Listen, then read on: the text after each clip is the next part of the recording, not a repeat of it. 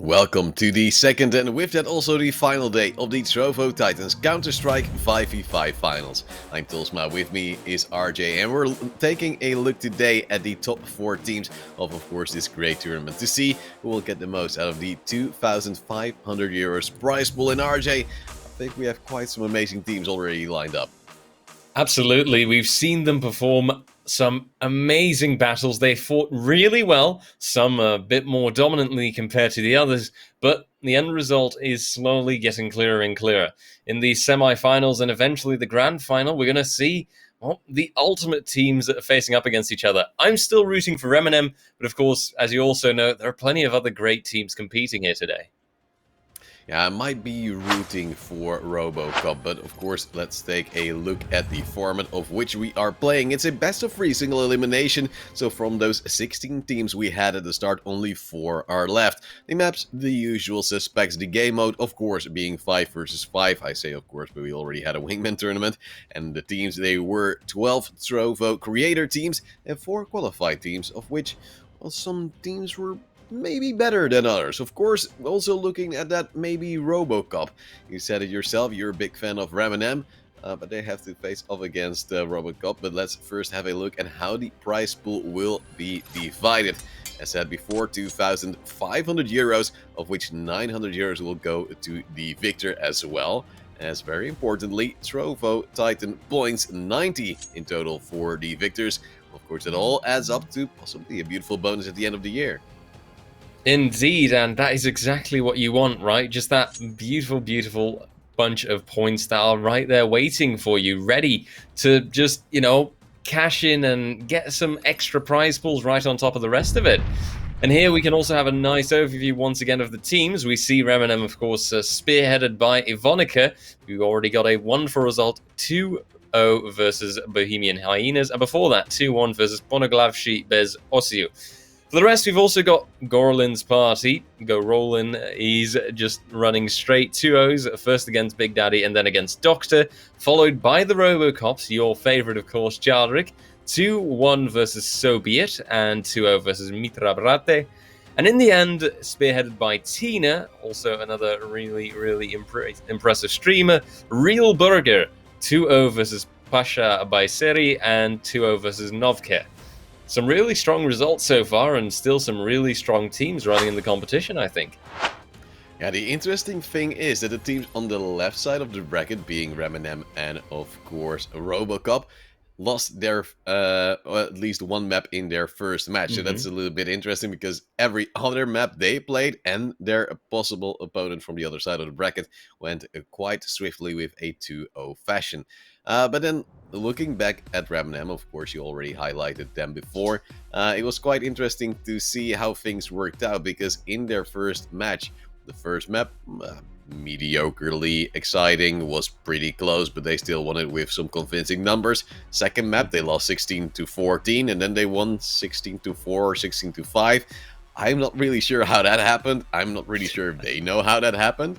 But I'm curious to see if they will be able to possibly get back up after disappointment again, if RoboCup really gets fired on early.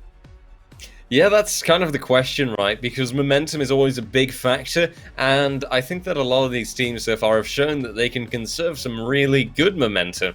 But maybe today they'll be finding, or we'll be seeing a case of the unstoppable force meets an immovable object. And we'll see these teams going toe-to-toe with each other, and eventually perhaps finding some really, really great battles in that. I think that there's a lot of potential for something like that to happen, based on the fact that the further we get in this competition, the closer match these teams should be. So personally, I'm also not really expecting any more of those silly 16-4, 16-5 score lines, and everything should be fine. Well, you never know, RJ. Things just do sometimes change around a little bit. I'm just really curious to see if, for instance, Flammes will be fragging wild again from the RoboCup side. I was already quite impressed the first time I saw him. I'm like, wait, this guy is actually really, really good. And then it became even more clear in a match or so after against Mitra Brate, where they were like, yeah, sure, dude. And then his teammate said, check HLTV, we're on there, 16-year-old prodigy, really good player, plays for Spirit Academy. And they were like, oh, yeah, that all makes sense now. I know why we're losing. These kids are the future of Counter-Strike. Yeah, it's something that we've seen before, really, in Counter-Strike as a whole. Just young CIS teams that absolutely destroy and decimate like no other. I refer to Gambit youngsters earlier yesterday. I think really, all in all, the CIS region has a lot of promise within itself, and definitely just having some of those players from the Spirit Academy in the running, it just is a very good and strong sign, I think, to see that team might just be destined for greatness. Well, it would be great to see, but what's also great to see is, of course, the referral program they have on the Trovo platform. And of course, we also have a referral code which you can use. It's Trovo Titans. And what are the benefits of joining the referral program? As a referred streamer, you will earn gems as you level up. As you can see on the right side, referred streamer level 1, 1000 gems, and so forward. And it actually gets to quite a big, hefty amount. And 100 gems are already worth $1. So it's quite easy to get some money going for yourself. And check it out on trovotitans.live. And of course, we also have some upcoming events where you can join us for all the action. Counter-Strike, of course, now the finals day is here, but we still have some amazing things coming up soon. In August, we'll also have the League of Legends 5v5 tournament for an equal prize pool, as well as the start of the Apex Legends Battle Royale. As the final event, also now in September, we have Clash Royale, a 1v1 tourney. So if you really want to make some big money, I'd go for, of course, Apex Legends, because then you're in a 3-man squad, or Clash Royale if you're really thinking you're the best player out there, because it's gonna be a 1v1. But RJ, we already have to disappoint people. We're gonna win the League of Legends. We're really good. So yeah, obviously, aside from the fact that we're CSGO casters and general shooter casters, we actually secretly are I think, what is it, Grandmasters in the league, right? I think that's the #1 rank. But I no, don't honestly, know. That's way beyond when I played. oh yeah, they're way they beyond didn't your have those levels of names. understanding. Yeah, no, fair enough. Let's be real. I think that there are a lot more skilled people out there that can compete for those prizes and probably beat us when it comes to a fair fight. So I think we should better just stick to talking about things rather than really just competing. Oh, well, sometimes there just has to be a small difference, RJ. We're gonna take that. But of course, that means there's still some great events to be played out for you, the viewers, and also, of course, the Trovo content creators that are out there, all those amazing streamers that are also partaking here in the Trovo Titans CSGO final. RJ, you said Reminem will be your victor, but then you just saw, of course, also the performance from, for instance, Real Burgier 2020 against also Novcare, who was a strong team. Are you already starting to slightly doubt, also knowing that RoboCop, their first opponents, are really strong? Or are you saying Reminem all the way? I've seen them play Victinho, best opera in the world. Yep, Reminem all the way. I'm sticking with them, they are my destined final squad. If I'm wrong, I guess I'll get on the RoboCop train, but let's be real here. I just believe in them. I've seen them play amazingly well yesterday, and I was speechless at times. They pulled off some things that I didn't think were even possible in CSGO, so I expect them to amaze us once again today, and I don't see any reason for them not doing so. Well, it would be great to see, of course, one of those content creator teams to do an amazing job and show us what they really have in store. Of course, we've seen from the perspective of some of the players and streamers from the Trovo platform, as of course we also have their feeds that we can mix in every now and then, so we hear some communication which awkwardly hasn't really been in English all too many times, so we have absolutely no clue what they're saying, but it gives us a good perspective into their life and, of course, where they live. Absolutely, you can at least get a look at the kind of battle station that they're playing from. Some of the people featured actually have ice cream at times. I think that's pretty interesting to see. And all in all, it's I think I always find it interesting, with streamers in general, to be able to see a webcam and see like their game face and how they respond to everything. Like, sure, you can listen to them, but I feel like just seeing someone's facial expressions and their reactions when, for example, they get a really good clutch, or they, actually fail a really important clutch, I think that's worth a lot, actually. So I am honestly just, sticking and enjoying with, those webcams and enjoying seeing those streamers just be their best selves. Well, I'm hoping we're gonna have some amazing action. Of course, the semi-finals will be played at the same time, so we'll be able to swap over in between those games as well. The grand final, oddly enough, just a single game, so there's nothing much to swap around. We'll just keep track of whatever action they will bring to the table. Of course, two teams currently undecided, but most likely very strong and looking for some cold hard cash, and of course those Trovo Titan points, just to see who are actually the best. I'm doubting, because I first was like, oh yeah, Team Robocop all the way. Flam is the best player in the world despite his age. But then I saw Real Burgir actually doing quite alright themselves as well. Their opponents that they took out also instills possibly their opponents with some fear, and instills me with confidence that they might actually make it to the grand final and be one of the possible victors. Are you going to change your mind? It almost sounds as if you're about to say, oh, you know what, Robocop, you just, stay as Robocop and I'll switch over. Oh, no, well, so let's just first take it one match at a time. Despite both matches being played at the same time, I'll just go two for matches Robocop. at a time. I'll just go for Robocop, and then the second one I'll judge whenever I see them play. I'm just gonna go on the momentum train. If one wins a pistol and they're looking good in the pistol, I'm like, yeah, I might go for that one. Otherwise, I'll need 6 more rounds to see if they have a 6-0 lead, and then I'll go for, yeah, that's my team, and you're probably gonna jump on the bandwagon with me, and we'll both be wrong. Oh, please. As if I would ever jump on the bandwagon. We've seen our predictions before, I tend to do the opposite of what you do. So, I mean, I think that there's going to be plenty of healthy competition here, and only one person that is destined to be the victor when it comes to the predictions. But at the end of the day, also, of course, the ones that win the grand finals, they've got those 900 euros waiting for them, and, of course, those Trovo Titan points. And honestly, just a lot of good stuff up for grabs, and well, to get that good stuff, they have to play some really good CS as well. So I hope that we can get to see that today. I'm really excited. I'm also really curious. We saw very dominant showings yesterday. How are you feeling? Are you thinking that we're going to be seeing somewhat similar, or are now things going to get completely broken open and get very toe-to-toe or very close to each other? I think there's a very, very big chance that we'll see overtime today. We were already really close yesterday as well. Of course, the 16-14 that Remnant lost. The chances of overtime ever increase the further you get in towards the tournament. Because logically, especially in a format we have right here with content creators and then qualified teams as well, there's gonna be possibly in that first round some skill disparity.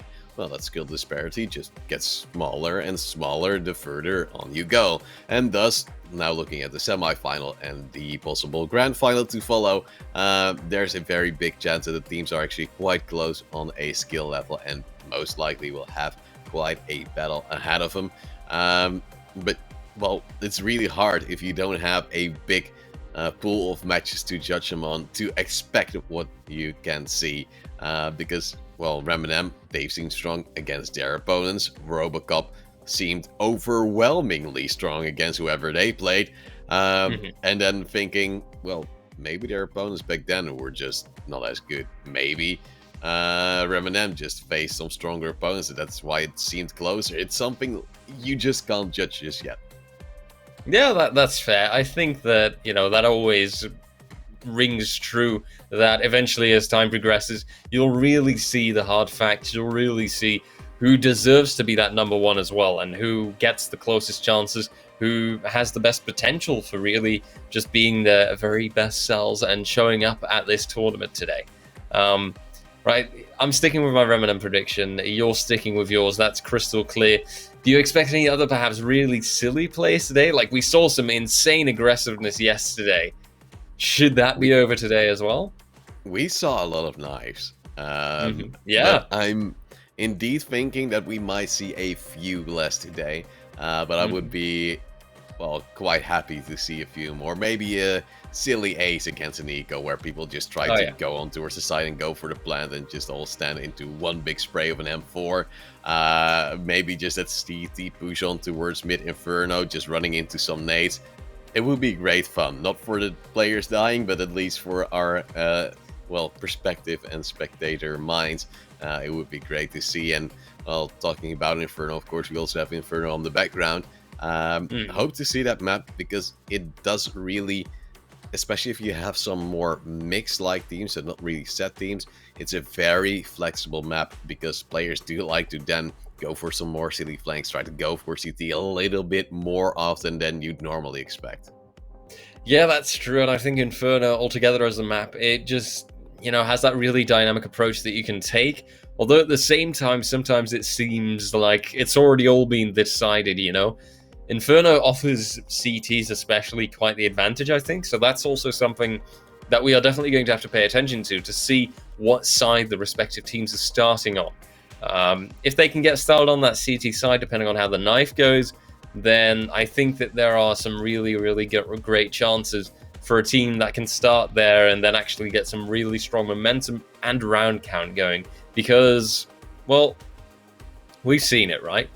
If they get up to like 7, 8 rounds and it's still 0 on the other side, then it's really clear. Then it's crystal clear that that map is almost guaranteed to be a win. But still, maybe a more realistic expectation is something like that 9-6 score or that 10-5. If you can still put that down on a first half on a CT side, that still means that you've done a very, very solid job, if you ask me. So, I think that that's going to be one of those indicators that we can watch out for if we are going to see Inferno. And I do hope so too. Obviously, I also just enjoy the beautiful Italian scenery. It makes me feel like going on a holiday again. But yeah, hopefully soon, once more. Do you have a holiday destination in mind coming up soon?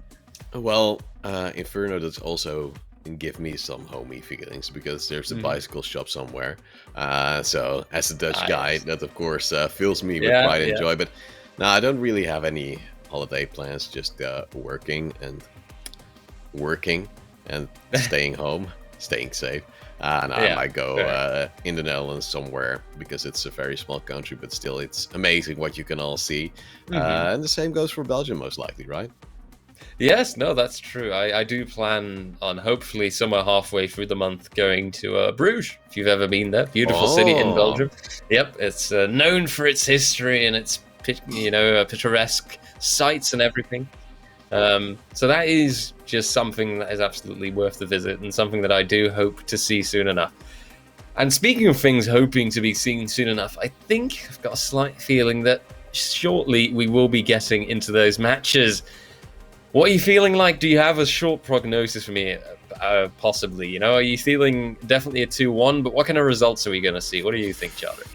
Ooh, you're saying 2-1. I might go for 2-0 for RoboCop. Oh, okay. I'm just gonna erase you straight away. Like, you're going for the safe approach. You're going for Rem and M. I'm just all in fanboy for RoboCop, my boy. Okay. Just hoping they bring it back. They're the qualifier team, and they're here for a reason. That's because they qualified and were better than the other qualifier teams.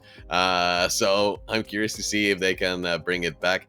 Map is really depending on towards the score wise. Of course, if you win the knife round, what side you start on. If you win the pistol, I'm thinking scores would be around the 16-10, 16-12 score line. And then just 2 times the favor of RoboCop, despite them, of course, being not as familiar on the Trovo platform. They don't stream as much as, for instance, Ivonica, Fixtinho and stuff on the side of Rem and M. And I have to say, I saw some Rem and M chants already in the chat. So the people in the chat are already with you, RJ. I'm just helping you with your PR campaign. They should know, right? That I have that good game sense, and I know what to expect. I know that Rem and M is not going to disappoint, and that they're just going to reign supreme again. Admittedly, maybe it will be that 2-1, but that will still be in favor of Rem and M. And maybe, just maybe, they'll surprise me altogether, make it a 2-0 as well. I don't know, but we'll have to see. Well, it would be great to see indeed. We're soon jumping in towards, of course, our best of threes of today. First, two best of threes, I have to say, because, of course, we first have that semi-final, followed Yep. by, of course, the grand final, where we will see who will be the champion of this Trovo Titans Counter-Strike Global Offensive 5v5 finals, and we'll take home 900 euros and 90 Titan points as well. RJ is banking on Ramanem. I'm banking on RoboCop. We're just ready to see all the action. RJ, despite Inferno, what other map would you love to see soon? Oh, I would really like to see Overpass again. I know that's a favorite of yours as well, but honestly, I really like the dynamics on that map. How also that CT side gets played out, but the chances that you have as well on the T side to play around, for example, the entire tunnels area, how you can push through, for example, a long. There's a lot of chances there and a lot of interesting plays that can happen, as I think are just hidden in the map's entire history, really. But I think, by the sounds of it, it's time to go. It's time to fly right into it. And Inferno, wish granted, my dear Chaldrick. And we will be seeing Reminem against Robocops, starting off, initially, by the looks of it, with a quick knife battle. Well, you first have to decide who's on what side as well, master. But it's gonna be Robocops having, I believe, one AFKer, so they're just trying to bunch up in that T-spawn just to make sure they're on the safe side. And even then, they're saying, you walked into a trap. And they just get all the kills. It's easy as that. They're walking into the funnel of knifing T's. And that would most likely mean that the Robocops will swap sides. And indeed, they'll go for that CT side as well. USPs favored on long range, but the closer you get, the stronger the Glock suddenly seems. And that's something they should be wary about, especially with all those Glocks having some armor. So they'll try to go on the aggression rather than the utility. But on the side of Ramanem, you actually do... Oh, wait, Ramanem are the T's. Haha, tested you. On the side of Robocop, you see the fuse get on towards Qatar, and Black will go down. Flamus, of course, with 2 frags of his own, but will be pushed in and most likely dies indeed. Runs out of ammo, and now Ramet has to go for a reload. Qatar is saying, oh, you'll still be on long, right? I'll just wait and play on contact of my teammate Cyclone as well, taking a kill on towards Ramet, leaving only Fixtinho alive. He's trying to tap around to the player on short. Cyclone just a little bit too windy for him, and that means it's now 1-0 for Robocops. Indeed, and that means a solid start for them. Okay, you know what? It is what it is. Not the end of the world for Reminem, and just that pistol round that they might have to give off for starters. But by the looks of it, we do see Reminem playing it relatively safe, even not going for that usual T-side buy that we've tended to see now whenever we started on that second round. And they're just playing it safe, tactical. And you know what? Sometimes that's also the right decision to make. Just let those deagles rock your enemy's world and steal a gun here or there where you can. Well, in the meantime, Cyclone just going forward where he was before. Just gets a beautiful kill. And that's already, of course, against an eco. An easy job to do. They might actually go for some more aggression, deep smoke, or at least util flying in from the Robocop side. You just see how they already control the map. They're not over-aggressing on certain angles. They're just trying to take what they can and then just go for some cheeky little fights. Once more, an opening kill, but then losing 2 players as well. Ivanika just a little bit too good as well as Ramat. But the great thing about great teams is that they can easily bounce back with some repositioning. And they are able to eventually get that 2-0. Love the little micro there from Qatar. Picking up a rifle and then throwing over another one, shooting it towards his teammate. That little micro could just save you $3,000. I mean, that is a lovely cash bonus right on top of everything, isn't it? And maybe it's just those kind of tiny little bits of micromanagement that can make all the difference for Robocops to reign supreme. One thing that also seems to be going quite well with them is their utility usage. Just look at the... Well, I looked at the path of flames that was put down on Banana. It's gone now, but it still shows that there is a very clear and decisive hold on their positions through the middle of... Well, through the usage of that utility. Reminem are somewhat slowed. Not sure if that flash was meant to go there, but, you know, it is what it is. But Reminem definitely can't seem to get a foot in the door. They're still struggling and waiting to go ahead. Some players now are making their way through the apartments, eventually going out of there. A danger zone because Qatar is waiting and ready to perhaps get one of the first frags of this round. Yes, it's currently Flemish just on the downside, and they're trying to, of course, go back towards B, because that's where currently, luckily now for the side of Reminem, just a single player is waiting to maybe go for the frag. There will be repositioning from Qatar, powerful. Might not have the most powerful weapon. Haha, see what I did there with the MP9. And Qatar will be flashed away. Might go for a cheeky spray. Could have actually saved his teammate or at least dealt some damage. Now gets one, but also gets a second. Didn't expect that one. Expected him to die. As Cyclone will go down to Fixinho, I believe, self-boosting on towards the orange boxes.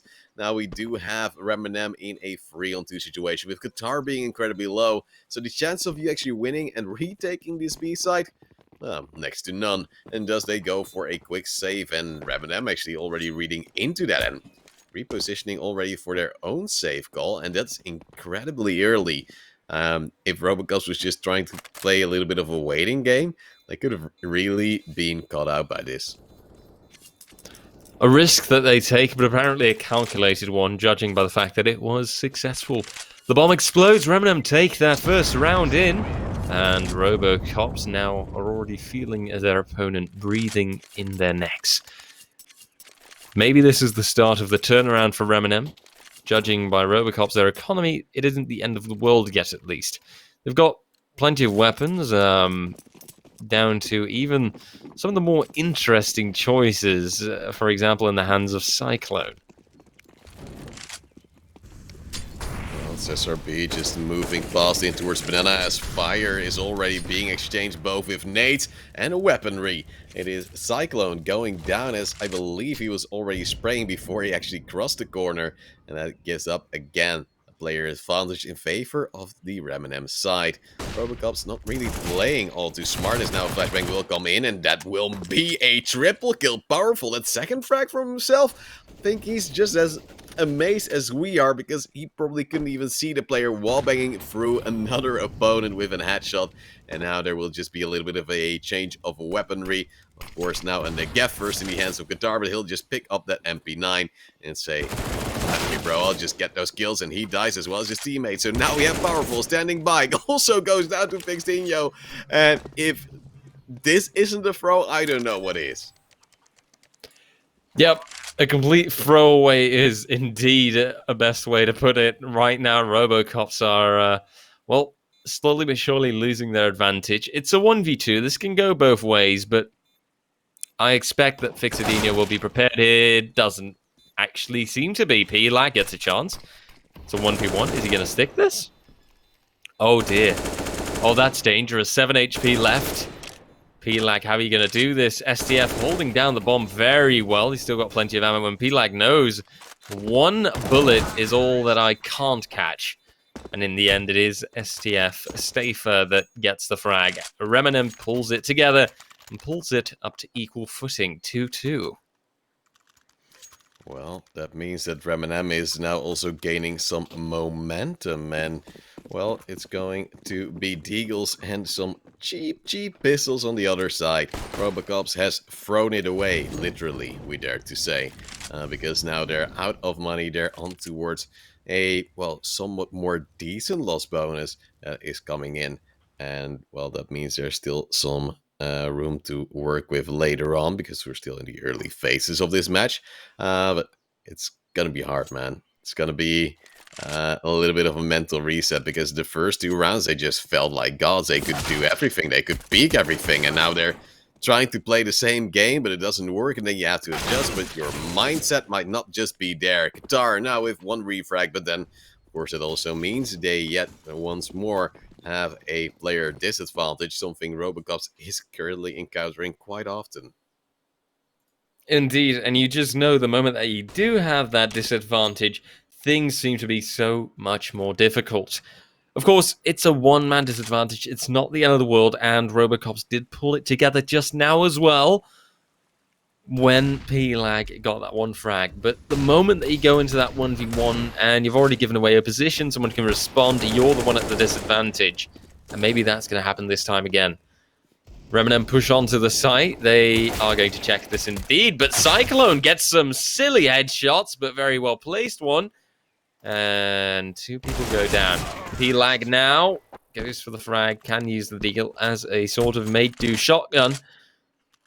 But still, a very painful round for Reminem, regardless of the fact that they got the bomb plan. They just lost a massive, massive amount of weaponry. But luckily, they still got plenty of money to work with. Well, it's gonna be some M4s and an AUG for Flammes, and that AUG has been the weapon he was even the most scary with. Nades will fly in, some small damage being dealt, but Reminem, they have lost a lot of their financial backbone. It's gonna be Flammes trying to get a kill, but Fixinho with a good flick and a good wallbang turns it around and still has quite a lot of HP. Dar, however, will then get one, will be traded out. Trades all around the map.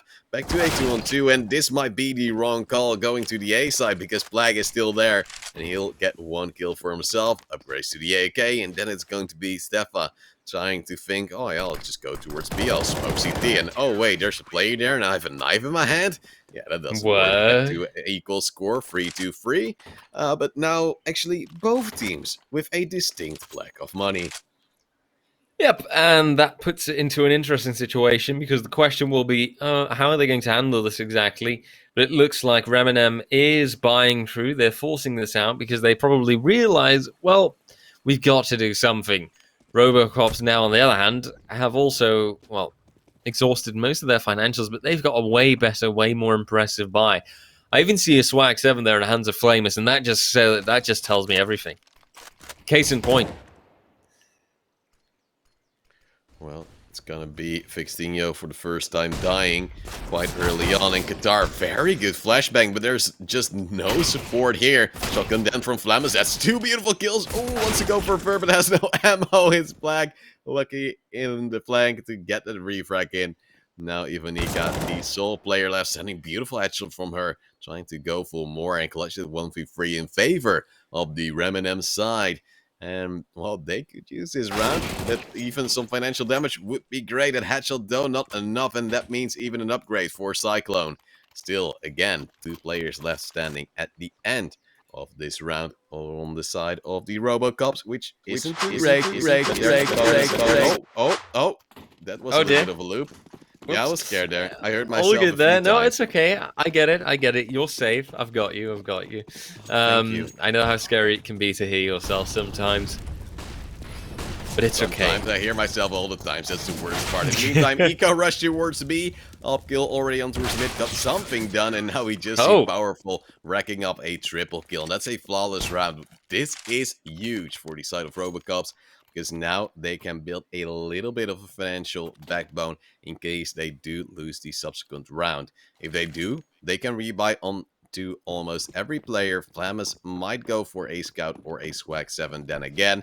But what also has to be said, that Qatar is still playing on towards a little bit of a bonus round. Oh, that's a terrible run boost, and they're already being rushed in. There's a smoke there from Ramat that doesn't really net him a kill. Black with a double spray down, though, before being turned around by Fixinho. The AWP of Flammes will be already on towards the side as Qatar is trying to get grouping with his B players. We're also coming down mid. Qatar gets one. There's a lot of trades going on, leaving only SRB alive, having to pick up that bomb, and he will then possibly going via mid towards B, because that would be the biggest brain play.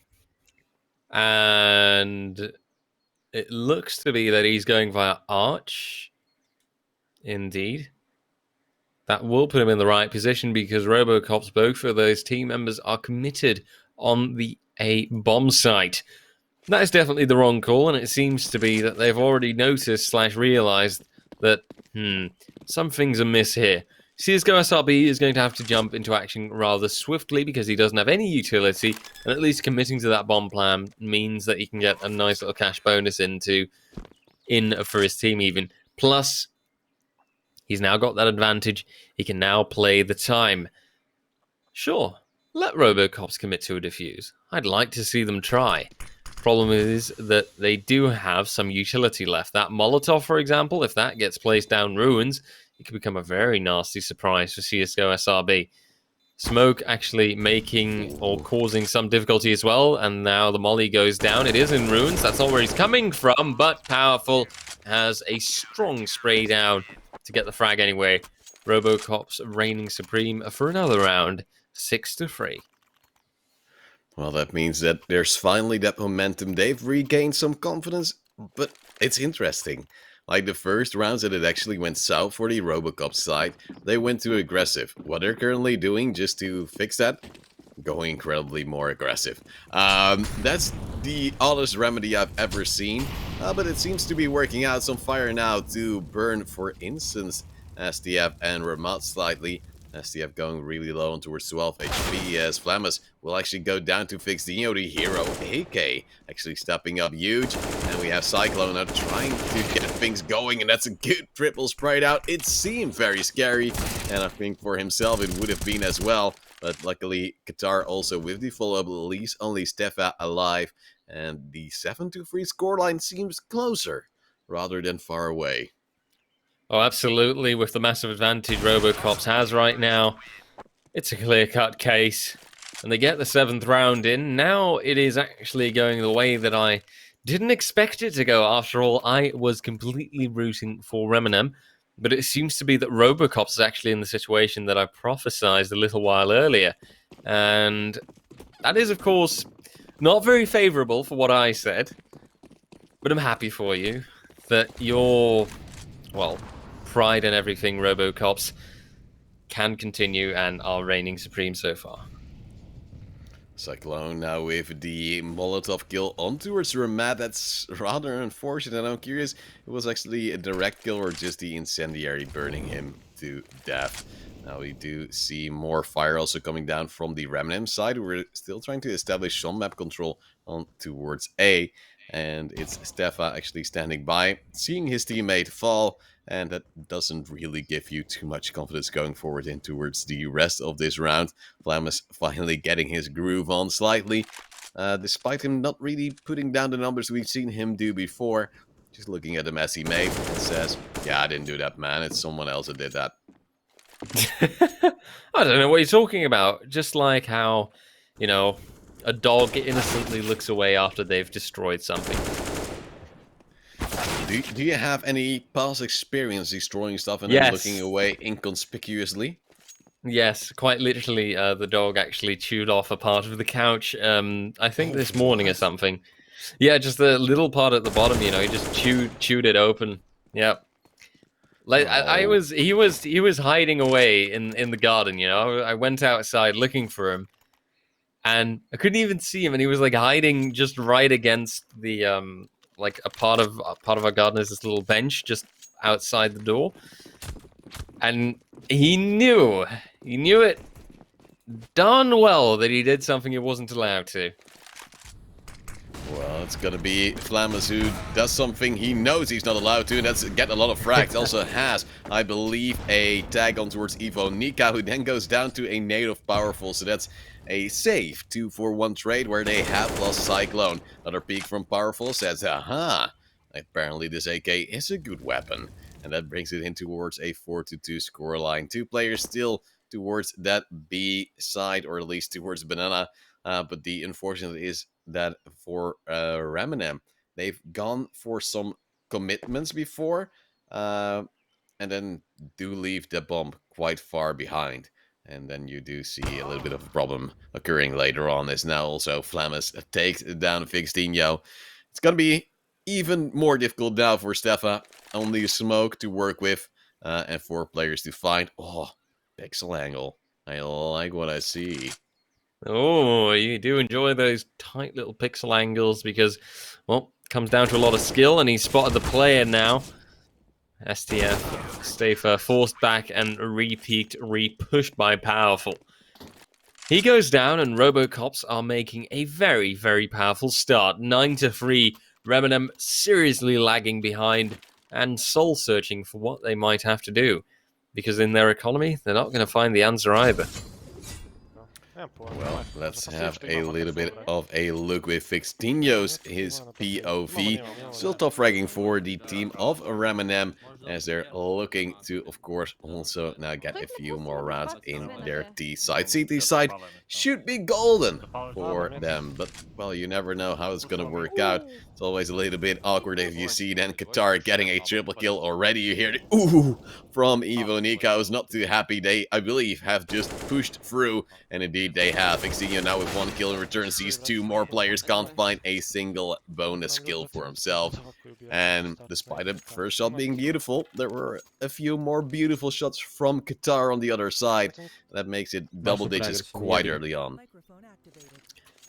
Indeed, and we see the perspective of Stafer right now, and, well, he just as much is on the struggle bus, I would say. Having a very hard time and seriously behind. He's trying to make his openings just along with his team where possible, but things just aren't working out for them. You can see the full focus in his eyes. Molotov down towards apartments, but now their bomb is down. Why are they all huddled together without the bomb all the way up there at mid? And you see these kind of situations and it just makes you wonder, well, what's the plan, guys? What are you doing here? And now Ramat stuck in middle, and the disappointment is real. You can hear it as well, I think, in the tone of voice of the teammates. Things just aren't going too smoothly. Well, sometimes it just doesn't work out the way you want to, and that's something I've been accustomed to my entire life. But let's see how it's gonna work out soon. So far, it seems like Flavus is again opening up the kills in this last round of this first half, and you see some despair, I think is the best expression we could call it, as Stefa is looking to then equalize something in towards apps. But Fixtinho, HP, already incredibly low, just a single nade would do it, and he's been their main man to get the frag, so that's not really the best position, especially as he also dies to Fixtinho. Yep.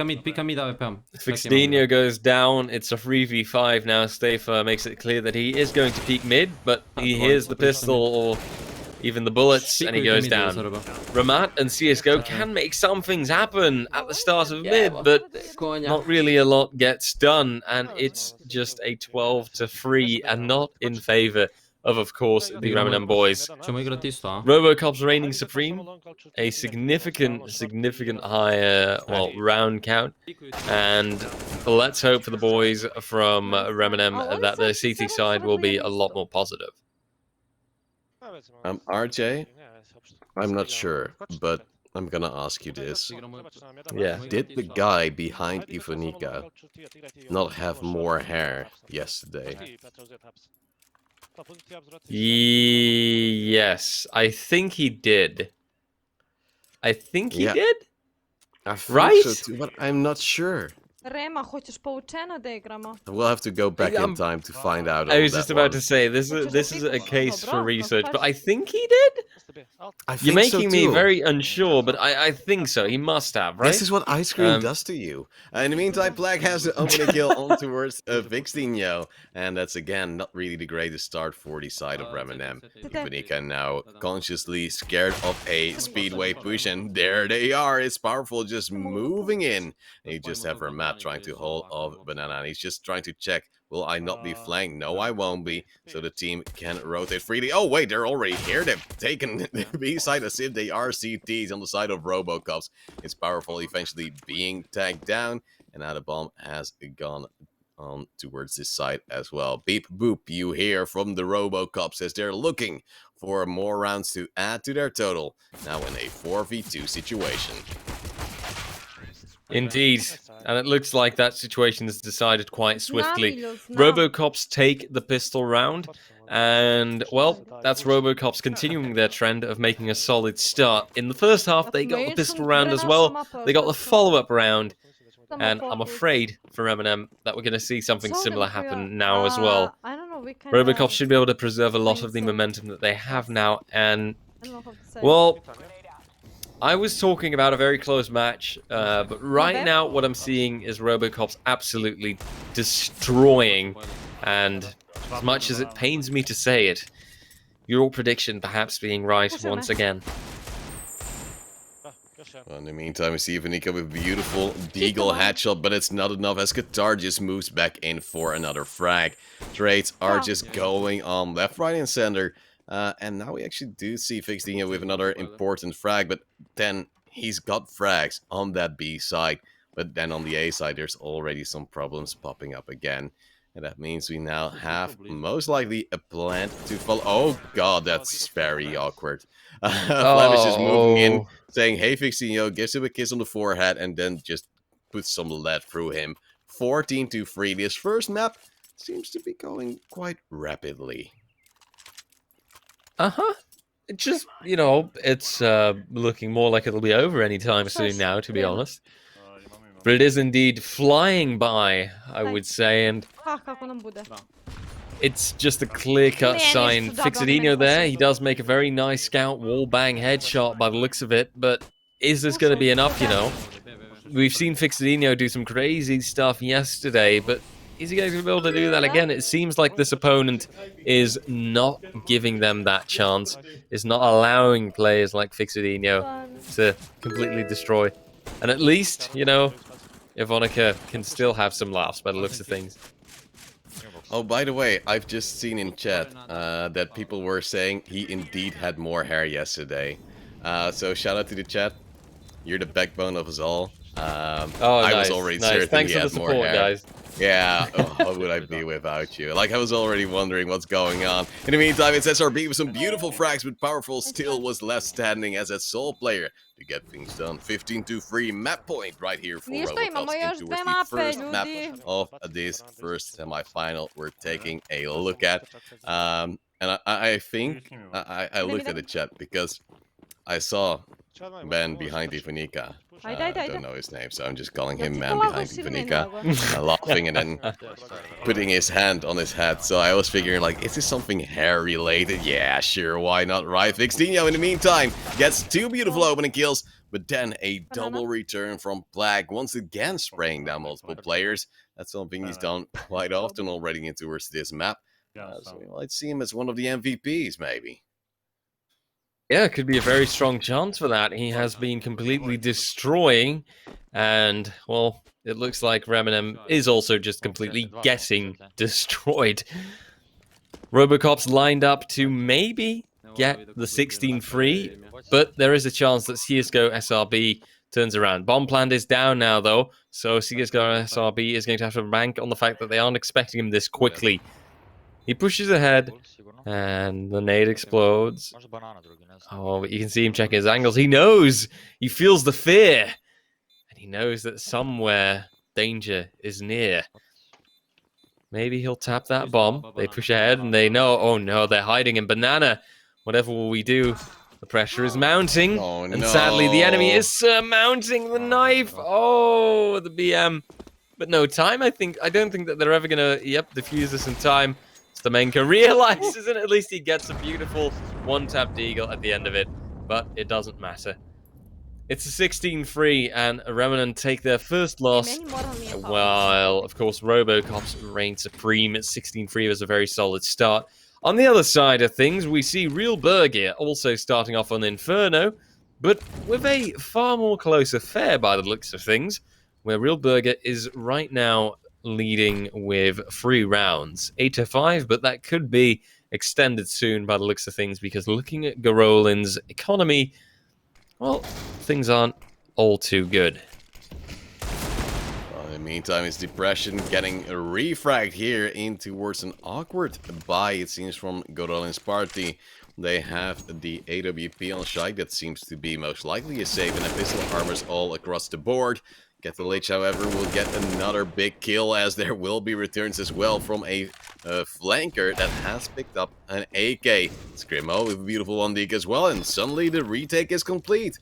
60 Rollins party, or Go Rollins, I still don't know, will get that round in, and it will be 8-6, so we might actually just have a round difference at the end of this first half. For Real Burger, that would be slightly unfortunate, because they are, of course, hoping to get some quick plays in their favor. But at this moment in time, seems like they're struggling quite heavily. Now also going in towards the last round of the first half, they at least have a full buy. Indeed, and you know, that full buy is sometimes all you need.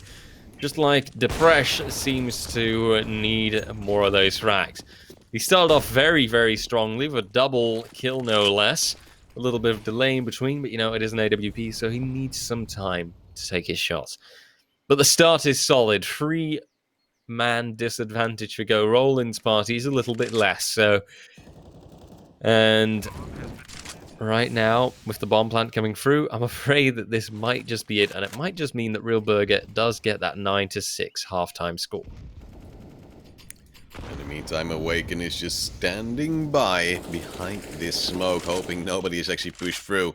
But of course, Real Burger already has side control, so it's not really a problem. And here we just see some more util flying out. They're looking for that 9-6 score here. And there's gonna be the spray. Tina and Holmes both getting a frag at the end. And that's just what you need to see. And of course, that will create a smile onto your face. 9-6, and it seems like they're getting things working. Curious, of course, to see if they'll be able to win that pistol round here in that second half. If you do, they'll be able to extend your lead. If you lose it, there's a big chance your lead will go down the drain, with, of course, the T's then possibly stringing together at least 3 rounds. Indeed, and I'd say that those 3 rounds can sometimes make all the difference in the beginning, you know. It gives you that edge, and it gives you that chance. And oh dear, guys, calm down. The CTs are just dominating at the start of this, and it looks to be that they did all that through some very aggressive middle control. They also know that one player is locked down in the apartments, and one is somewhere else lurking on the site. I'd maybe expect that they would be somewhere near the B site now, at least in some sort of weird lurker position, and that would be their best chance to maybe at least get a bomb plant in. That way they can get a nice little cash bonus for that next round, and then I would highly, highly suggest them to just buy and use all the pretty funds that they have in their wallets. Well, in the meantime, it's going to be just a little bit of a waiting game on where the last T will pop up. And then hopefully for Real Burgir, they'll be able to, of course, just tap him away with a swift fashion. Scary part is, though, Depression, Itzuo have been tagged up quite heavily. Catalyst might go down to a headshot from close range as well. So there's always a chance that they could still lose it if they aren't careful enough, if they're not playing together. Luckily, as we do now see, it's going to be a quick refrag to call me a little bit of an applause right here. RJ, I want to hear you clap as well. Very good. Very nice. It's 10-6 right now for Real Burgir. Or, of course, looking to dominate this map. Not in the fashion we've just seen before from a RoboCup. But, well, winning nonetheless is always great. Some aggressive flashes coming down for the push of the teammates of Tina. And it seems like they're just running through Banana, not spotting a lot of players. So that most likely will indicate it will be a play. And thus, a quick rotate will ensue. And quick rotates are exactly what you should need to put down a solid defense. But let's see if that's actually going to happen. MP9, lovely weapon for holding off these kind of angles. I would prefer a little bit of a shorter distance between our opponents, but who knows where they might pop out from. A solid smoke now to hold off that top mid position, delay T's where possible, and make them a bit itchy for time. Though I must say, in this competition so far, I haven't really seen situations all that often where the T is delayed until the last possible second. Now, by the looks of it, they haven't delayed, and they are pushing onto that B site. But look at that. One already goes down, and I believe he even dropped the bomb. The spray down from Tina is solid, and a triple to boot. A very well-deserved 11th round comes in for Real Burgir. And, well, if they keep playing like this, we might just be seeing the next Inferno win happening soon enough. Ooh. Well, in the meantime, it's gonna be that 11-6. There's still a long way to go. Tina will get an M4 for herself.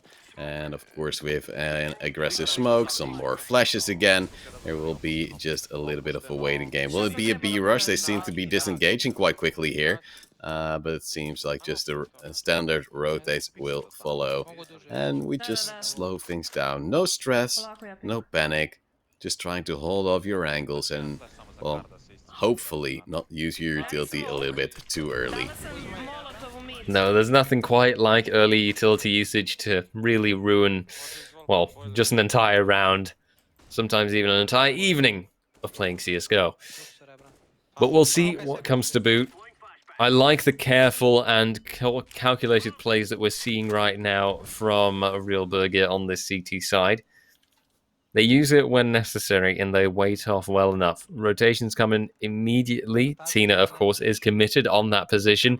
She can go through Arch and then towards the B site whenever necessary, whenever that call out is made. Now the T's seem to be the ones delaying, but we see the utility flying through, smokes coming down. So immediately as well, there's that push towards the short angle instead. And the first frags aren't really happening. Catholic, though, from balcony can make such a big difference that they might not be in time to prevent the bomb plant. They are saying some things in chat. Good job and easy. What the rest means, I dare not to say. In the meantime, Molly will fly in towards both portions of the pit position.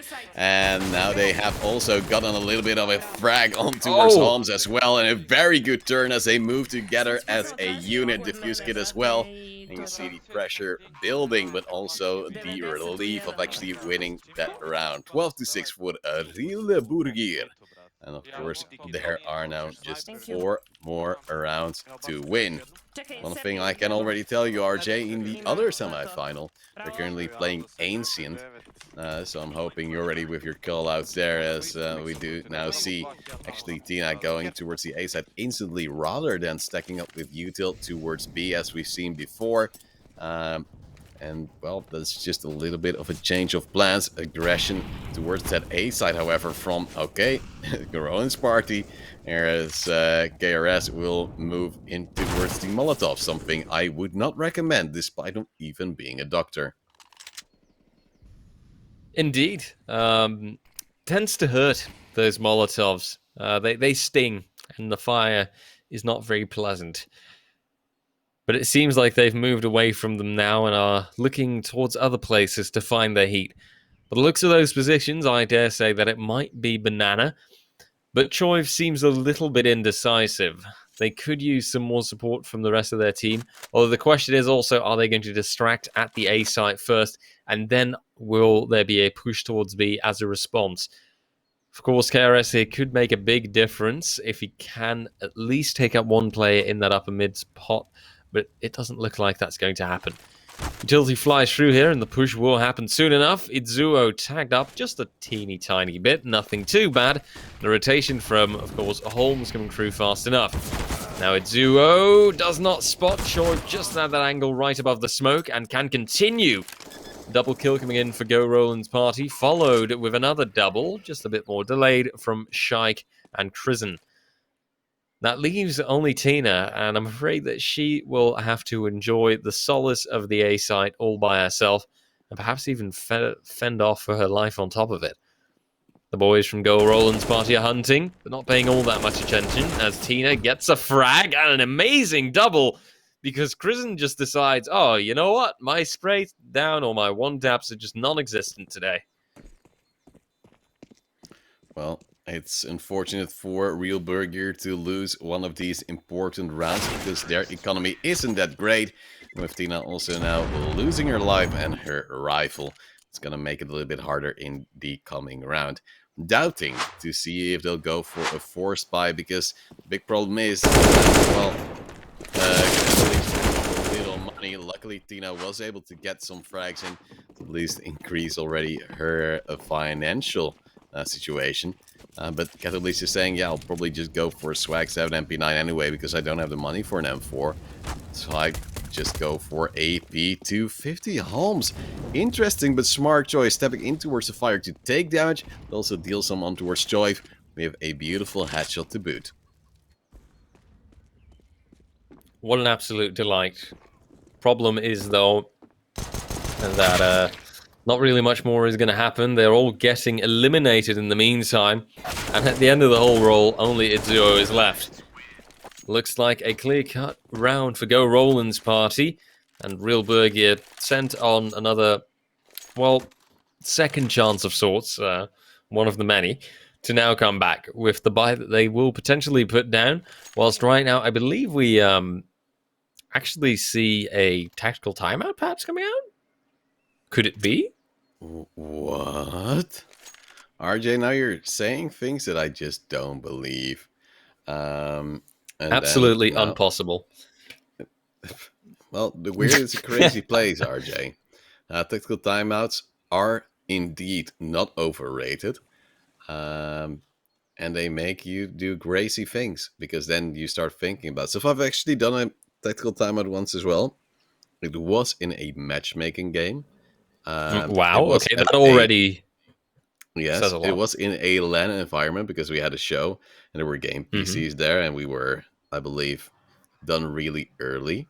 So we asked production, like, "Hey, can we just play?" And they're like, "Yeah, sure, man. We're just gonna chill out here, grab a beer, and go play." So we went to play, and then after a while, we were like winning big time because we had some former pros there as well.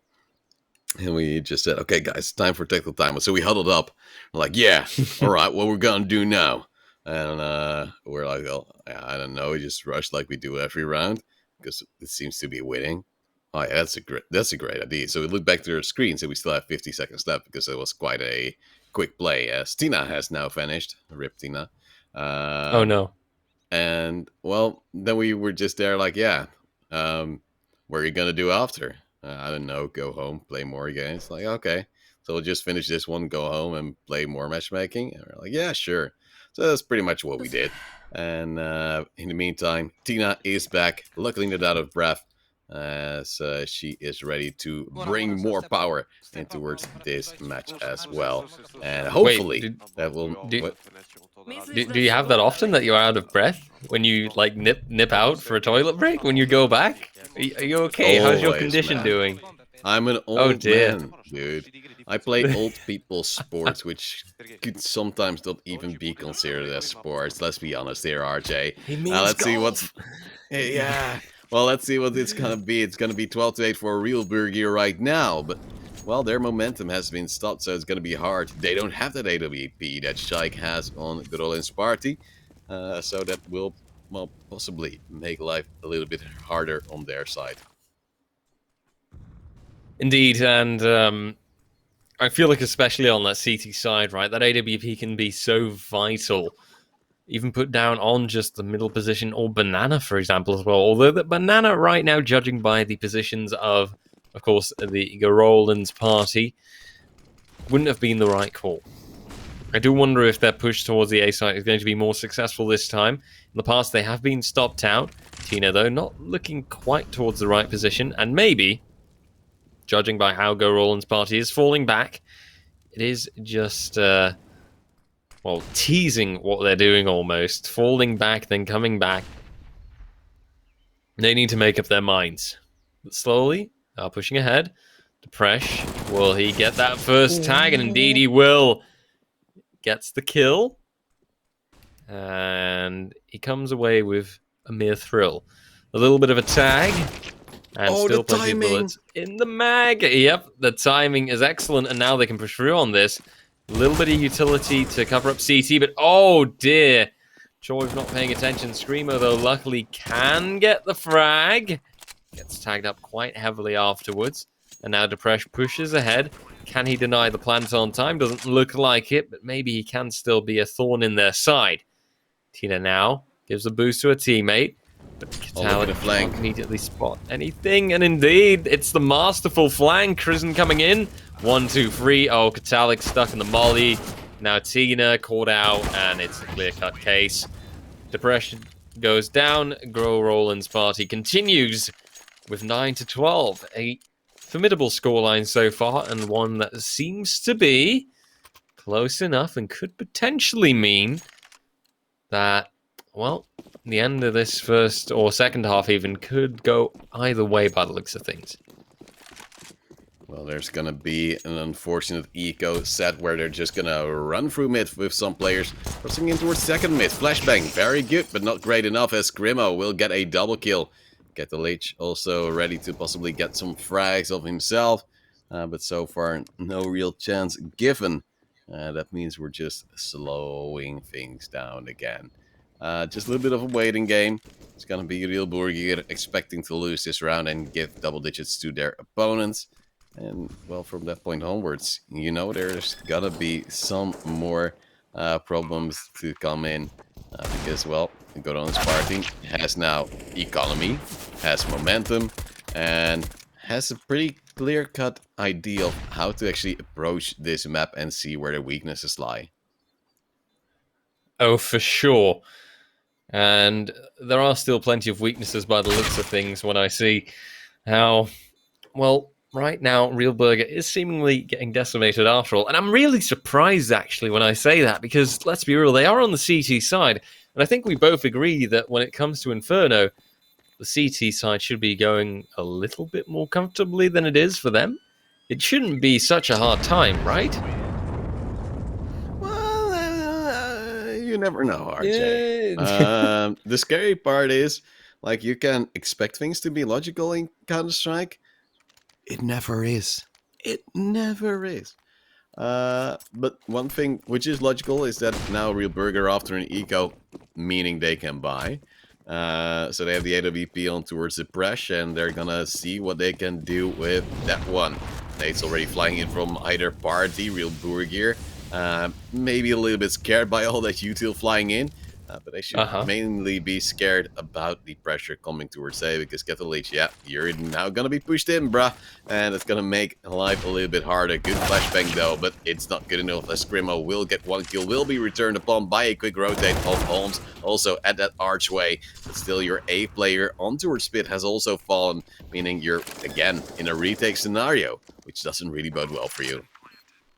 Oh, absolutely not, and it's just another added challenge on top of everything, and another potential indicator that Go Roland's party is strong and lined up for a very, very good comeback. We'll see, though, if it ends up being the case, as right now, Choiv patiently waits on the site, but Go Roland's party, they are pretty much reigning supreme. Wilburger already falling back way too far for them to even have a chance anymore to try this. And hey, fair's fair, you know, to them. Conserving those two M4s and AWP plus armor is all a lot more worthwhile, I think, rather than risking your life and losing the round anyway. Well, we do now see Holmes still getting at least one exit frag, but what is an exit frag if you're losing your rounds left, right, and center? They can rebuy, they've saved properly, so they have what it takes to, once again, bring at least the same amount of pressure. Let's have a little bit of that POV from Tina, who's now looking to hold down the AFs once more. Pressure building. If they lose this round, they lose their lead. And there's gonna be a big chance that, well, from that point onwards, they'll also lose more than just that. Oh, for sure. And, well, that's, you know, the harsh reality that they have to look forward to, and also a reason for a complete turnaround now. I want to see Real Burger proving that they've still got it in them, that they can actually win this, and, for example, that someone like we see playing right now, Tina, that she does have it in there, and that she can actually completely destroy her enemies. But we'll see when push comes to shove. Comms seem to be decent enough from what I can hear, and that's purely based on how much that they're communicating. Oh, that Molotov. I've never seen that one before, but it's quite a one to put pressure on towards two players actually playing towards short. They can't peek anymore. They'll go for a little bit of a retake there, and they see there's nobody there. Wait, they have four players here on towards the A side, and there's going to be a lot of pressure on towards B. There's one here on the balcony. That's Scrimmo going down. They've taken out a few too many players. Luckily, the Presh with the AWP going huge, getting 4 kills for the team, and saying, yeah, you can just leave me on B side, baby, because I have everything ready. Absolutely insanity coming from him, but a really good play that pulls the entire round together. So the scoreline ends up being 13-11, and I see a chance once again for Real Burger. This might just be their time to shine, their moment to come back. So they can keep holding on to this now, get it towards the 14-11, maybe even the 15-11. And then once you're playing against your opponent, struggling for overtime, then you just know that things will not be going as smoothly as they could want them to. Well, in the meantime, we have Itsuo just holding an aggressive angle here that a Molotov will actually get him. So he has to reposition, minus 50 HP. That nade also quite detrimental as he peeked in to throw in some counter util. Another nade, 25 HP. Now they're doubting, is he still here? Because that'd be crazy. So they just throw another molly. He goes back to his initial position. It's Holmes with 1 kill, but a return frag from the AWP of Shaik. But a refrag on towards Itsuo makes it actually possible to hold on for Real Burger. Problem is, they do overpeak on other grounds, trying to get some map control, trying to at least get a little bit of a feeling they are safe. But now I believe Tina has heard players move towards that A side. It's stuck between a rock and a hard place, and 3 players will be coming from a short support a long way off. And uh-oh, there's a player. Kristen actually getting quite deep before spotting out a sad player on site. And now we have Real Burger most likely opting to go for a save, despite Catalyst probably spotting Shaik or it being the other way around. Indeed. And I have to say one thing, this is a real back and forth, fight constantly. I hope for Catholic that he can conserve this AK and that Armor Plus Diffuse Kit. But once again, I look towards the economy. Okay, maybe Real Burger will be able to work with this. Now Catholic goes down, though. And yeah, it's not going to be the strongest buy. They're on that CT side, so they'll always have that higher buy-in, making things more difficult. Whilst when I look towards Go Roland's party, okay, they might have lost some team members just now, but that's clearly not a problem. They can buy once again. We even see Strimo going for the Mac 10 buy. That's a very confident move there. I guess, / assuming I'm going to have some unarmored targets, or well, unarmored, no head armor targets, and that means that I can get some easy frags. But even then, that's a very bold move if you ask me.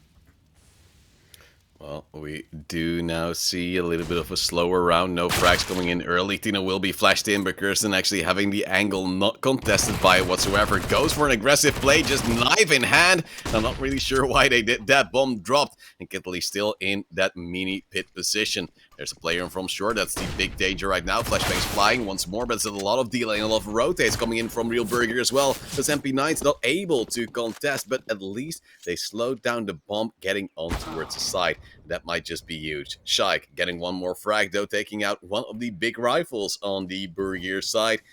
And now they're, again, in a player deficit. And there will just be a little bit of a delay, waving in some more util. And the players from Real Burger are trying to contest, but Awaken just standing by, getting important frags, and equalizing the score round-wise. Indeed, and that is at least a good position to start from for both teams. Although, once again, I look towards Real Burger and I see disparity, I see problems. Catholic now is the only person rocking a real rifle or a real weapon, I might even say. And, well, what are they going to do now, right? They had such a strong advantage, and that just seems to be gone now. Garolin's party, their entry is far too strong. Now as well, you see Real Burger, okay, they're forced back onto the site. And Garolin's party, in the meantime, can take their sweet time to actually prepare their entry, throw down another one of those impressive Molotovs. Plenty of choices and plenty of time still for them as well. You also see Shaik, he takes care of the flank, and oh, Tina, right when you really need to hit your shots, right when you can't afford to lose it, then it just goes wrong. It goes really south really quickly sometimes. And now we have a 14-13 scoreline in favor, of course, on the side of Garolin's party. They have slowly brought it back, and that's sometimes just what you need And that means that they now have a good chance of possibly also closing out this map. Of course, we also checked in Robocops and Ramanem. They're currently on a 7-7 score line on towards Ancient, so that's quite close at this moment in time. We'll get Yeah. back in towards that map later on, as now we do see Catalyst throwing in a good nade. Scrimo actually being tapped up to 76 HP. And we have the Presh actually standing by with the huge AWP we've seen before. Support currently rotating back towards the side, but the moment utility and players will fall, most likely there will be that rotate back from Itsuo. First frag here from the Presh though, and that means still some banana pressure there, and still a little bit of a cheeky peek. Nate Sack will be huge though, 11 HP left. Oh, spots a player, gets away, but also I believe has hit the wallbang onto its Curse. And I'm not sure if those were 2 incendiaries being thrown on. That would have been a small waste. But still, it's a pretty decent start here from Real Burger. Looking at the surface area, it did look like 2 incendiaries, and judging by the fact that there are none left anymore on the CT side, I think you might have been right there with what you saw. A potentially painful mistake, depending on the rest of this round, but we'll see. Go Roland's party now feeling the pressure mounting to push ahead, but they've at least got a good smoke down to reduce vision. But then depression comes in, and luckily Christian can actually return it. Now Choiv apparently being the main man, but Holmes comes through, denies not the bomb plant, but does still get the frag. And suddenly Choi feels the pressure to watch out. Of course, he was standing at a bit of an off angle, hoping to catch Catholic by surprise, but he was not successful in that endeavor. Now, Catholic can start playing a little bit of Ring Around the Rosie. He has to get the drop on Choi, but Choi also has to watch out. Is he going to check his flank? Choi? Hello? Okay, right. That's... Tunnel vision, Am I, baby. Yeah, I'm not silly here for expecting or thinking that that was weird, right? I mean, Well, it's pretty logical. Like, the position itself was a little bit weird, because I can understand you tunnel visioning on towards CT, but then you'd have to be in dark, because then you still have on the right a little bit of vision and warning if they do come from car. Of course, you knew that Catalyst would be somewhere else. But also, if you do get pushed close, you'll at least see them. And I'm not sure that Joyf was aware that his barrel was peeking out, because that's something that also often feels a little bit weird, and you just need to know because you can't see it yourself. Yeah. I guess tunnel vision is an easy thing to fall for. But oh well. It is what it is, and one thing that is for sure is that this is a very, very close matchup right now. Beautiful to see the first map start like this and immediately have such a tough fight ahead of us. But we'll see how this pans out now. It could go either way. It could even go overtime, depending on how things are played out.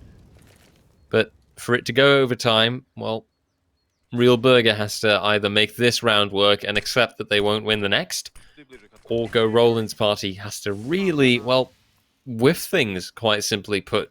Things would have to go drastically wrong for this to not go into overtime, and oh dear. The T-side push, yep, it is strong enough, but Catholic comes through. Oh dear. And he loses out right when he can't anymore. Now only Depresh left. 1v3. Dobro, or Dobra, I'm not sure what it means, but I guess maybe B-site or something like that, or behind you. He pushed it ahead. This is so tough. He's going to have to retake with an AWP. This seems nigh impossible. He pushes in, moves towards Banana now, but the moment anyone decides, oh, I'm going to have a quick look-see, see if he's already pushed up. But it's an A plant, right? Oh, yeah. Jesus. Oh, no. I was like, wait, am I so no. crazy? I don't hear the beeps, man. No, you're right. I was so confused. Dear. I'm like, wait, in what universe are you living? No, I for some reason I was completely convinced that it was a B plant, but was it because he was scoped? Yeah, I guess because he was scoped, and the beep is indeed not very loud, so it completely had me thrown. And I thought, like, oh no, this is terrible. There's no way that he's gonna win this, but he was just saving it. Ugh. Still, did though, you know that dobro means okay? Oh. Okay. The more you Yeah, know. because I believe in Russian it's dobre or something close, or at least in that Oh, region yeah. it's a little bit similar.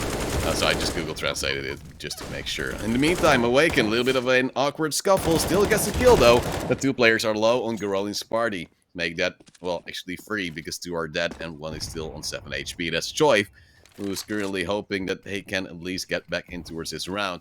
For Real Burg here, they'll be happy to make it to overtime. I told you, chance of overtime quite large.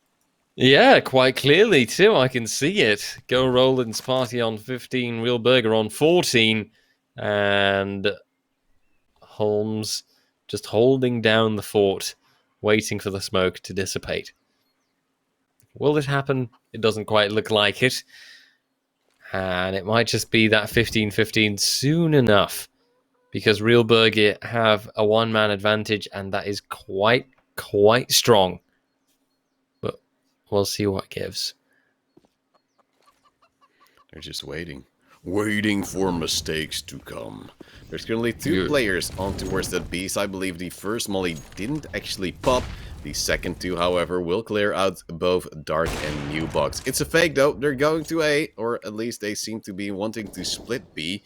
But with 25 seconds and now Shike actually going down, it's going to be hard for Choi, 7 HP and an AWP in life, trying to make things work. At least he's sneaking in, slowly but steadily, saying, hey, Catalyst, you here? Catalyst like, yeah, you molly this Oh, position, but I'll still die. But never look at this mind. Deep Rash, who makes it into 15-15. We're going to overtime. That last round, quite awkward, but it works out in the end.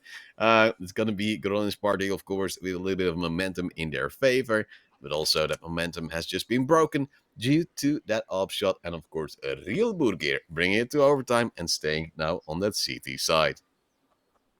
Indeed, and well, I would say that maybe that is just the advantage that Real Burger needs right now. They can preserve the CT side advantage, preserve some of the CT side momentum, even I would say, and with that feel a little bit more comfortable. But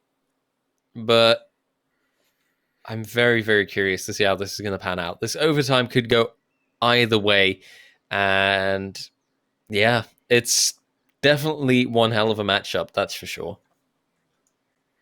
Well, it's gonna be a little bit of a quick peek towards the other game we currently have going on. Of course, we're doing both semifinals at the same time. It's currently 11-8 for Ramanem, despite losing that initial map quite heavily. So they had a good chance, of course, bringing it back now. Stefa in a clutch situation against Flemings. I believe it is a 1v1. Already got a kill in towards this round and could clutch out that 1v2, but well, time is ticking. He has a kit, but he has absolutely no clue where the last player is. And he does find Flemings. Let's go back to the game we just saw before. On towards Inferno. Currently, of course, that overtime situation with Real Burgir taking on Gronin's party. Yes, arguably, maybe the tenser situation of the two matches, and one that could be very decisive in regards to the upcoming map. Depending on who wins it, of course, they will have that one leg up. And, well, on 15-15, I really don't dare say how it will go. At least, actually, is it a $10,000 overtime? Yes. Oh, that's painful. Oh, oh, this is going to be But tense. Oh, this is going to be very problematic towards the second and third round. well, it just puts a little bit more pressure on towards the T's getting a plant, or the CTs actually getting the initial round. Because if that happens, it's gonna be easy, as long as it's another 1v1. But well, let's see what's gonna happen. It seems like a real Burrier is having to fend off an A take, with players now moving through mid. Oh, that's a big anti-flash, which doesn't really work out. 2v2 trade, and it's going to be eventually also Scrimo coming from the apps to take at least another frag. Through the fire and flames, he goes to pick up the bomb and goes for the plant, with Deep Pressure most likely saving the AWP. As said before, this is a 10k OT, meaning that, well, if you lose this rifle, you can't buy it yourself in the next round. So saving of that AWP will be vital, especially if you just take down Choice as well, just for fun, you know. It's how it is. Yeah, right? And hey, it's important to enjoy the fun part of the game just as much. Now, though, Real Burger with a disadvantaged start, although at the same time, Go Roland's party, sure, they get the round win, and I suppose that they'll need those financials to continue on now towards the second. Oh, but this is painful. Christian goes down, and that leaves this 1v1 situation at the end. Scrimo, though, he can at least, as the only one, recover that weapon, and it shouldn't be the end of the world for Go Roland's party, although, yeah, I'm very curious to see that third round after this Well, one. for the T's, it's never a problem. It's only for the CTs that it could become a problem. As long as you win the round, it doesn't matter what kind of money you take over on the T side, because they just can rebuy nonetheless. If you look at the reserves, just Shike has a little bit less because he's bought an AWP and an AK. And you just see them rack up kills because they had the momentum going for them. They just lost a round, which they shouldn't have, which brought it to overtime. Now it is already 3-2. They have some A-side control. They forgot also Boiler is a position, and that means they go down there. Now a 1v1, it's an easy pick. They'll go towards the B side with Scrimo, as the last player has just rotated from there and showed himself on towards Arch. Fortunately, that also left it in towards a 1v1 once more. But financially, for Gronin's party, this also greatly increases your odds for the last round. Because they will have little to no money. He sees the shadow, he misses the spray, so we'll get that last frag in. We'll take that AK as well and just a clear defuse. Luckily, due to Depression saving in that first round of this OT, he'll be able to buy that AWP, no problem whatsoever. So we'll be able to drop one rifle, and then Holmes will have to buy without helmet, and then a lack of util as well. Unless if he will get a FAMAS drop or whatever. He'll just go for an MP9. Whatever, man. Whatever floats your boat. Nice Eagle Rollins. It can just rebuy. No problem whatsoever. Indeed. It's all fine. It's all okay. And hey, that MP9, it's a very powerful little weapon if you ask me. So, I don't judge it. Just let it, I'm just letting it pass, letting it go, and hoping that he can still reign supreme. What I'm a little bit more worried about, though, is seeing this A-side push right now. Although, of course, Depresh is waiting for them, and I should know that that should be strong enough. But now Screamo goes ahead, he gets the drop on Depresh, and this A-side should be completely in their hands. A retake now will be very difficult for Real Burgier, and that does mean that, once again, it's another incredibly tense round up between these two. But let's see how it pans out. They definitely have to use whatever they can and give it their best shot, because obviously after this round, the money gets reset anyway. It doesn't matter anymore. But we'll see. The bomb ticks further. Holmes pushes ahead, gets flashed in, but he is quite active, and I dare say a little bit too enthusiastic. Itzuo, though, tries to make a difference, but Go Roland's party ends up tying it together. They take 2 out of 3 rounds on this overtime. And now moving to the second half, it's of course the chance for Go Roland's party to find themselves a bit more comfortable on that CT side and then decide to turn things around over there. Well, Real Burgier at least having a chance to come back still now on towards the cheaper end of the stick. Trying to at least have that T-side momentum. Mac 10 on towards Itzuo, I believe.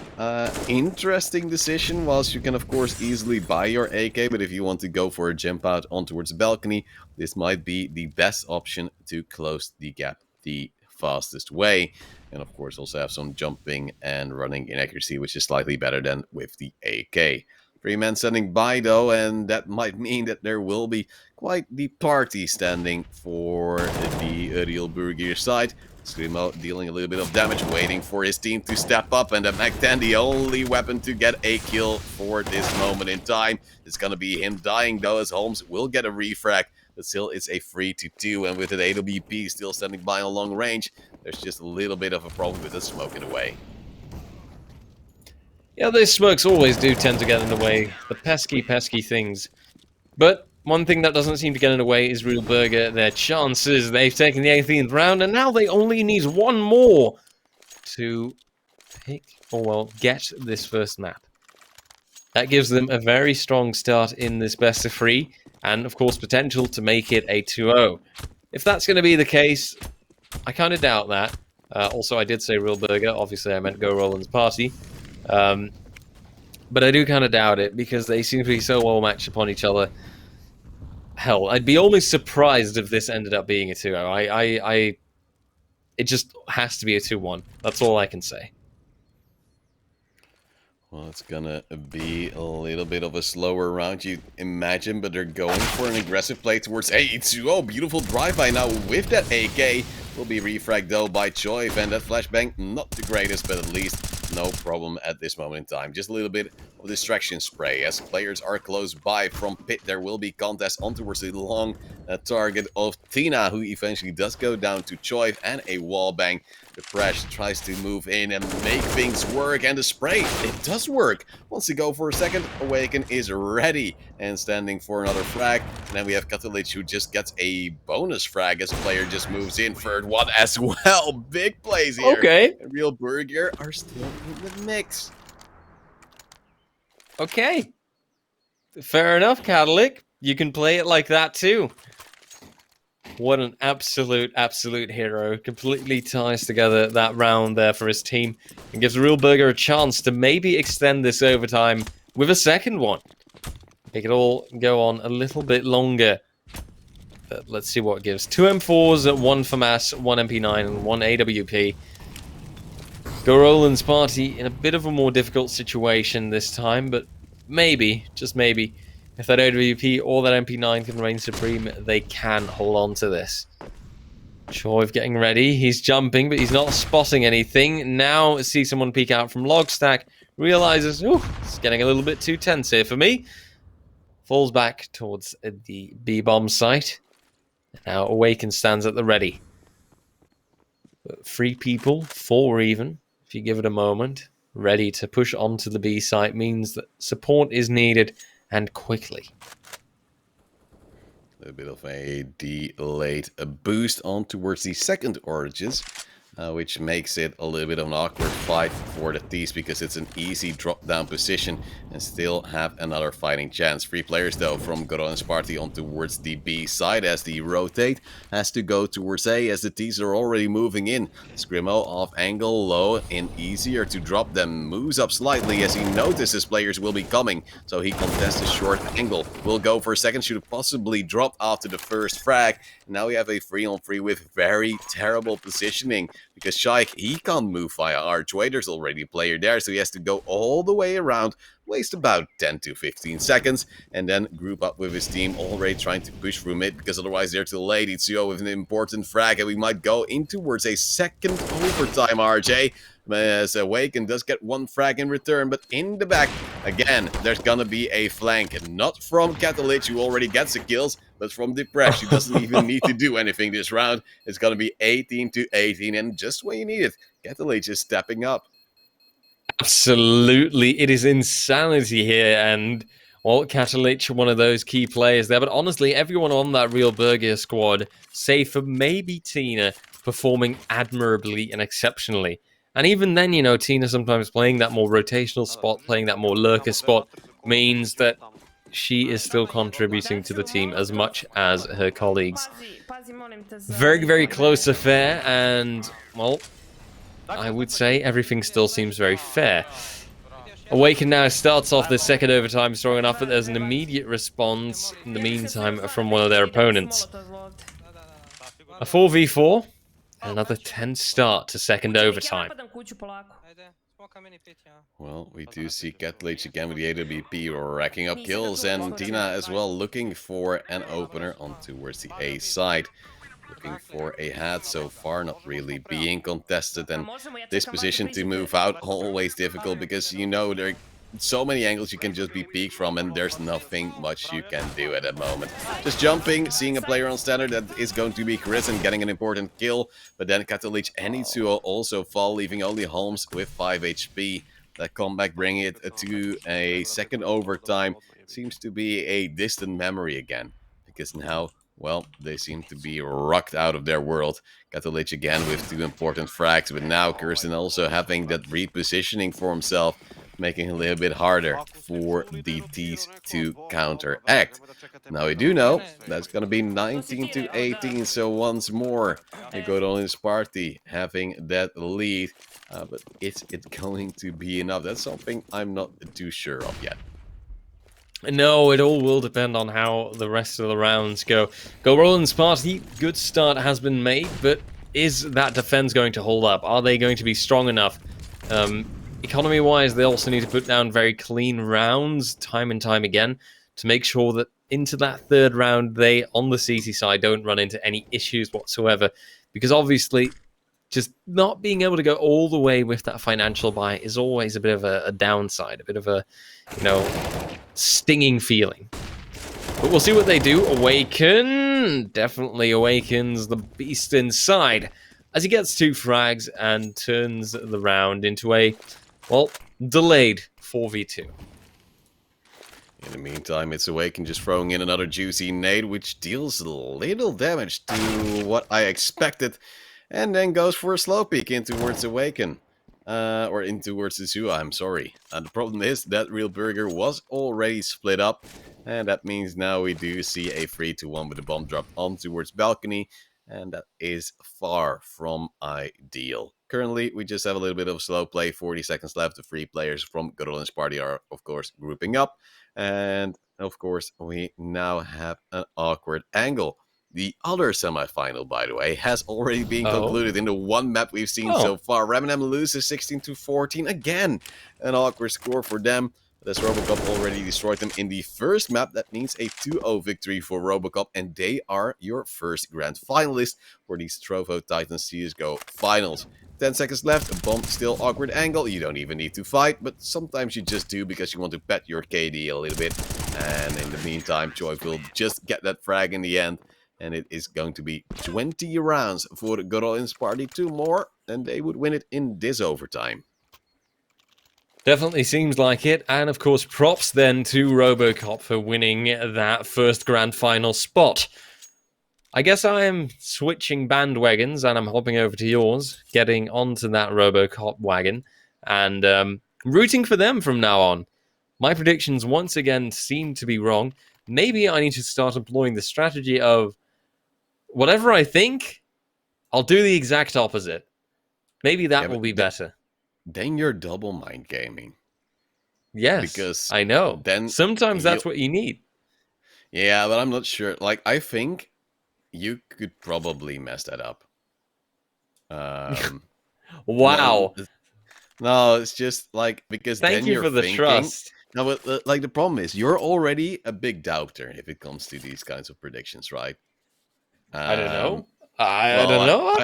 I've seen you, and you're like, oh, yeah, I'm not sure. Maybe this one, or maybe this one, or maybe this one, and then you're gonna say, oh, yeah, I'm gonna go for this one, just to then do the other one. But then you've already made up your mind, right? Because then you're subconsciously already messing it up because you're saying, yeah, I'm going to go this one because I actually want to do this one. Because that's how it's going to be. And then you'll still be wrong. And you're like, I don't know how this went wrong. And I'm like, ah, yeah, sure, I know. This is starting to sound incredibly complicated and it's starting to make my brain hurt. So let's get back to some simpler and more clear-cut things. And that seems to be CSGO, where we see a double kill trade happening. 2 kills on both sides, but Krisen continues it and extends it to a triple. Maybe a 4K. Okay. Is he going to ace clutch this? No, it doesn't quite look like it. It is only the 4K Tina who denies that ace. But my lord, Awaken finishes it off, giving Go Rollin so far a clean overtime, a clean first half. 21-18. And Go Roland's party, right now, very, very strong lead. And they only need 1 round in the second half. Well, it's gonna be Gorelin's party hoping to make it happen at just that single round, but let's be honest, they had match points before and they didn't manage to actually get something done with them. Now we just do see some early util, Adil Burgir are having to hold off whatever aggression will come, and Depression will actually get a double with a collateral. Good nade as well from the long position archway. Catalyst will fall back as Itsuo also with a big frag, and I think it seems like it's happening again, unless if Curson could get 2 kills. He can't. Now it's going to be a 1v3 for Choice of the most awkward and isolated angle on the map. And he moves out. There's a player on side, and that should indeed be a swift kill for Ketelich. It's going to be 21-19, and Real Burger still not out of the count. And that means Realburger can still win this, or well, can still push this to third overtime, I should say. But they are going to be feeling that pressure mounting up time and time again. Financially, things are still looking okay. Of course, in this overtime situation, usually not a big problem. But they are on the CT side, and depending on how hard they lose, or depending on, well, how close they win, it could be a problem. Now Holmes decides to push ahead, aggressiveness that he might get punished for, and it looks like it by Awaken. Now, if Go Roland's party capitalizes on this and they immediately push through, there would have been a very nice chance for a bomb plant. But they don't. They decide to play it safe and they wait. Now, Tina, oh, this is quite some aggressiveness, but it succeeds. Catholic with the strong flash support gives them a chance. Makes it 4v4. Another close-cut call. Well, in the meantime, it seems like they're trying to push in towards the B side. And, oh, wait, B side is undefended. I'm actually so flustered as to why the CTs are completely leaving the open. Because it just makes no sense.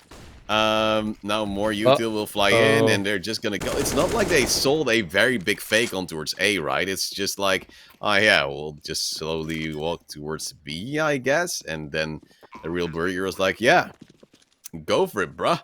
And they went for it. It seems like we're just seeing a little bit of delay util as well coming out. Just a frag grenade left on Grolin's party, though, and some smokes and flashes from Real Burger. So their retake, it might work, it might not. Let's just see what they are able to bring to the table as one nade flies in. Tina slightly tagged up, but not all too great. They're moving in slowly. They have the fuse kits, they have the first kill, but they have some deaths as well. Scrimmo overcommitting on the spray, but luckily having Gerson as well as Choi to support. But time, it is ticking away, and Scrimmo will go for a cheeky peek, but I think there's too little too late. Nope. And Depression knows the time is up. The match will go, or at least the map, rather, sorry, will go to Gorelin's party with a 22-19 scoreline. So Real Burger, they were close. It was double overtime. They were able to take away a lot of those match points that they had to face. But unfortunately, it wasn't enough, RJ. They are now one map behind. Indeed, and honestly, I have no idea what that second map is going to give.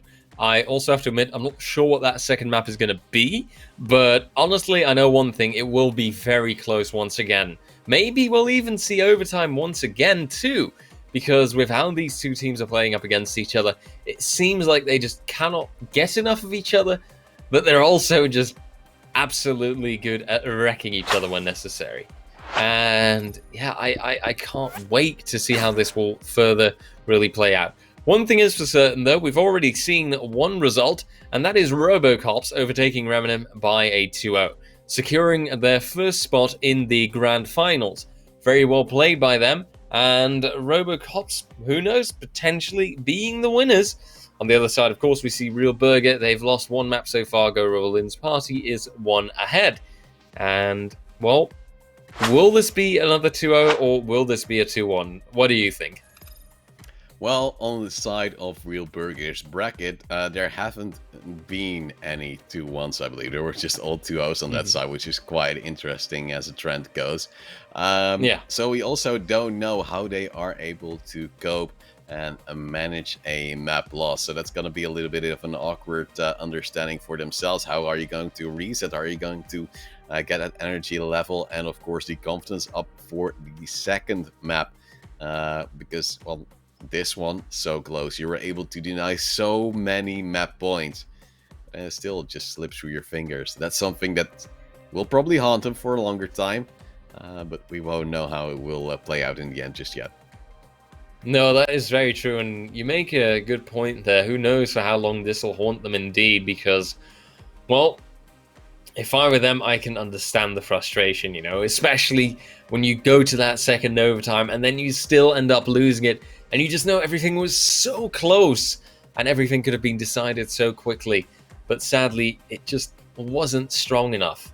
It's a darn shame, but it's also the harsh reality, and I'm very curious to see how the Rollins party will perform now in that upcoming second map, and how maybe Real Burger will make that comeback. Well, I'm hoping it for Real Burger. Tina, of course, was trying her hardest, but her and the team were unable to make it work. And losing in overtime, it's probably one of the hardest feelings, especially if you have that comeback already going on. They were up against a few map points already. They were really close all the way down to the end of the regular time, and they forced it into overtime. And you're like, okay, brought to overtime, this is our moment to get it. And then the problem occurs that even in overtime, they were unable to do so. Again, Girl's party in the first overtime took some match points. They were able to take those away on the back of some amazing individual play as well from Depresh and Catholic with the AWP, despite Inferno not really being the most AWP favorite map. And then in towards the second overtime, you just saw a clean sweep on that first half from Girl's party. And that is really already telling us a lot of momentum. And they were able to get something in return from Real Burger. But every round could be your last. And that pressure and also fatigue will be a big factor then. And did you know, RJ, that you can have chickens to follow you if you press E on them? It's not working in real life, by the way, but it works in game. Oh. Yeah. Really, though? No, I didn't know that. Yeah. I've never noticed. Huh. Interesting. I'm wondering how you could work that. Have you never tried to lure chickens with you? In real life, I wonder how you. In real life, no, not particularly either. I'm just wondering how you could get chickens following you to work in a competitive game.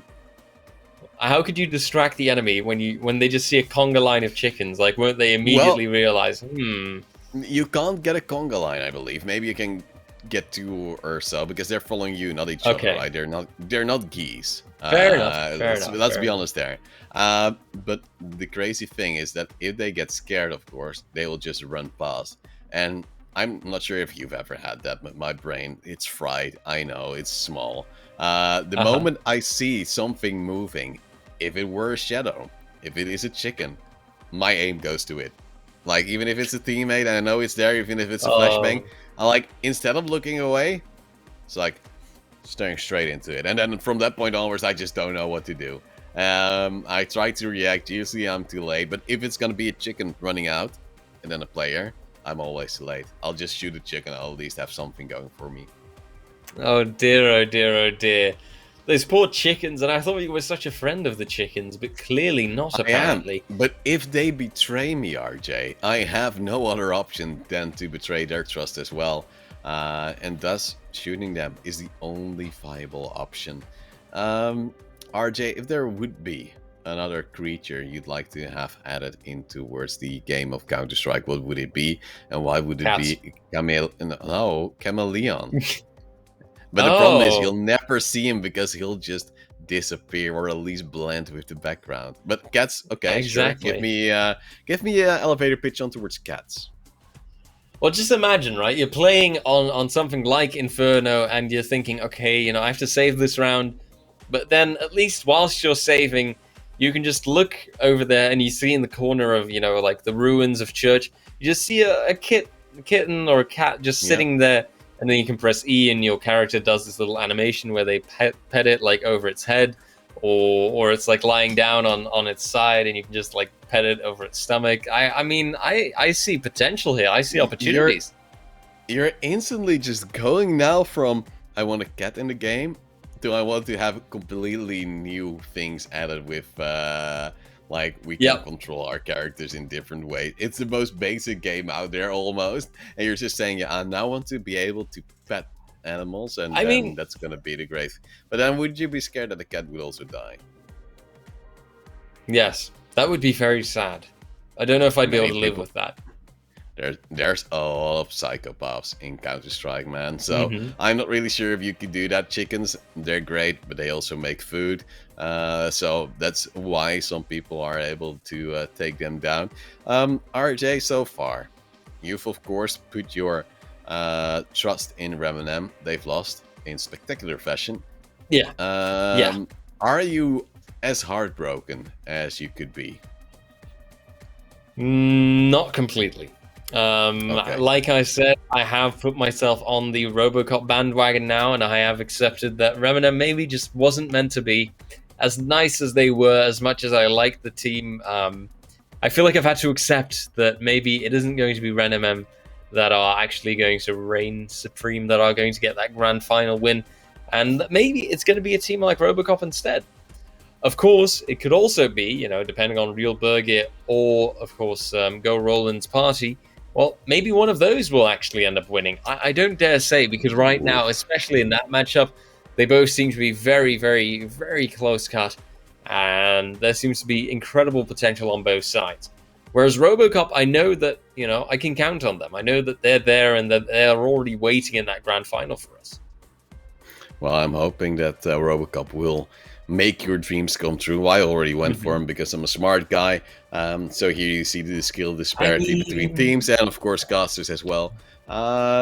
RJ, you'll get there in the end. At least finally you've now seen the light that Robocop is amazing. Um, I'm just not sure if they'll be able to win just yet. They have a lot of individual skill, but then going from, I believe it was a 16-3 on the first map to a 16-14, that's a very big difference. So that yeah. inconsistency does scare me slightly. But then again, we just saw an overtime match, so that also showed that some teams might choke on towards match points, might also have some inconsistencies, something we just don't know just yet. RJ, if you now have to predict who will go towards the final out of the two teams we're seeing right now, will it be Real Hmm. Burgir of Goron's party? Hmm. Hmm. Hmm. I am leaning towards Garolin's party. Based on the fact Okay. that they did win that first map, I think that they should be strong enough and that they should be able to do it, depending on how they've played so far. Um, I think that there should be a chance for them, really. I think if they can just hold on and maybe make it a little bit less close this time. Also depends on the map that they're going to be on, of course. But I think that there's potential and that there's a chance where they can actually, win this and show themselves from their best side. Well, for me, it's also that Goron's party was way more consistent than the Mm-hmm. side of Real Burger. Real Burger, towards the end of the map especially, you saw they were banking on highlight reels, getting a few Yeah. multi-frags from one or a few Y- players every now and then would Yeah. enable them to get around. Whereas execute-wise and just a general playstyle, it seemed like Goron's party was way better suited on towards Inferno. And then sometimes, indeed, you find the pressure Catalyst with an AWP somewhere, and if that player gets to get 2 or 3 kills, that's going to be a very big momentum changer in that round. And then, yeah, if it's a vital round, pressure is on. You don't always know how to use your utility anymore because brain goes boom. You might lose that round, and indeed will make it slightly closer. Big question still remains, though. I'm not really sure what we're going to see in the next map. I'm not really even sure what map we're going to see regardless. So Mm-hmm. that might mean that we're going to see some interesting stuff later on. RJ, score prediction. Do you have one yet? Oh, obviously 16 for Go Roland's party, or maybe I shouldn't say 16, maybe 19 for Go Roland's party. Yeah. Ooh, Yeah, make that 19 and 1917. That okay. that's yeah. I like the way you work it. The map actually will be Vertigo. Oh, I okay. have I I can have my intel, RJ. I wouldn't I can say live with incredibly that. smart, but I know what's up. Because I just checked Tina her stream, and she's currently on Vertigo waiting for the last player of Godolins Party to be there. And if they'll be ready, they'll be heading in towards the action as well of this second semi-final. The first one already going in favor of RoboCup over Reminin. And that's unfortunate for Reminem because they were actually quite strong. They had a lot of streamers, including actually the most viewed Counter-Strike streamers of today. But unfortunately, you just can't always be a winner. They've already won our hearts, RJ, forever in our minds. If we see their names again, we'll most likely remember them. I can't say for certain because my brain is very small, but I'm not too sure. Vertigo, though, I'm getting more and more into the map. How happy are you that we're going to go all the way up a beautiful stellar sky? I mean, I remember that you used to have a really big problem with it. Yes. It was like something that you were always looking up against, you know? I know, I'm terrible. I think that Vertigo actually does have its place nowadays. It's been in the running for long enough, and maybe it's also due to the fact that I know that Ancients is now an option that I appreciate Vertigo all the more. However, I am still waiting for the day that they decide to get rid of Mirage and replace it with Cash or something. You know? Ooh. Well, it's time to jump in towards the knife round of this second map of this series. It's Godolins Party, of course, with a one map advantage, and they're going towards Vertigo as said before. It seems as if Godolins Party is doing some work with the knife, but then two players are low, and Holmes is the man of the hour. And that means that Real Burgir will have that side choice. And usually you'd still go for that CT side as well. And, well, most likely with those USPs, they'll have an advantage going in towards this pistol. But, well, I'm not too sure if they'll be able to make it work because Godolins Party, they've been strong on towards the knife round. Or a pistol round, the Real Burgir, sometimes slightly struggling. Yes, it's seeming like just an impossible burger to actually, you know, envelop, process, digest. Just far too big of a challenge, really, to work through for them. But let's see if it gets to that now. Godolins Party are rolling away, but not immediately succeeding per se. Chov goes down, but they can at least commit to a bomb plant. That's a solid start and might just be what they need, even if they have lost one of their team members. They are playing with those Glocks, so close range works well. That was almost a team kill, but okay. Holmes gets a triple to finish it all off, and now Shaik can get to play some ring around the rosy. Oh, please don't expose yourself like that. Just let them commit to the bomb plant, but never mind. It's already too late. Shaik did not survive. And so Godolins Party, their attempt gets thwarted. Bomb defused and Real Burgir grabbed the first round. Well, that's a very good start, of course, after losing the initial map. And maybe, just maybe, of course, we have to take that into account. This might be the map pick of Real Burgir, so they would have a better chance at this one as well. Well, they do now have a Masses and Force everything to work with, and then we see a Force buy on Godolins Party side as they had the bomb plant going for him. Of course, now to Galil's, AK, Deagles, a little bit of utility, just a teeny weeny bit. And they're looking to get things going. Ooh, great dig on towards Catalyst, but a nade might deal some damage, but it doesn't. Not really, no. The only damage dealt so far is on Catholic, which means that Real Burger at least is making a bit of a worse start compared to the previous round. Although, even there, the fights did get close at times. Real Burger can just wait it out. They are on that CT side, and as always, that does give them the slight advantage. That does give them the luxury of time and getting your enemy to come to you. Now, Depresh might have the luxury for a nice spray down, although his opponents do have 2 Galils and 1 AK. Clearly, something to be afraid of. Case in point. Screamo starts off well, Takes the first frag of the round, pushes ahead for the A site now. Smoke's popping off, and more frags popping off too. As the plant goes through, the site gets claimed, and the fence is shifted a little bit further ahead. Now, rotations are happening, although it looks like Tina has already decided, yeah, you know what, this ain't it, Chief, along with her teammate. She moves towards the middle, but as she does, she could be making a big mistake, because Shaik gets into action, but sadly his shots do not quite connect. Tina survives, gets to fall back on the B-bomb site now, and take her teammate Catholic along with her.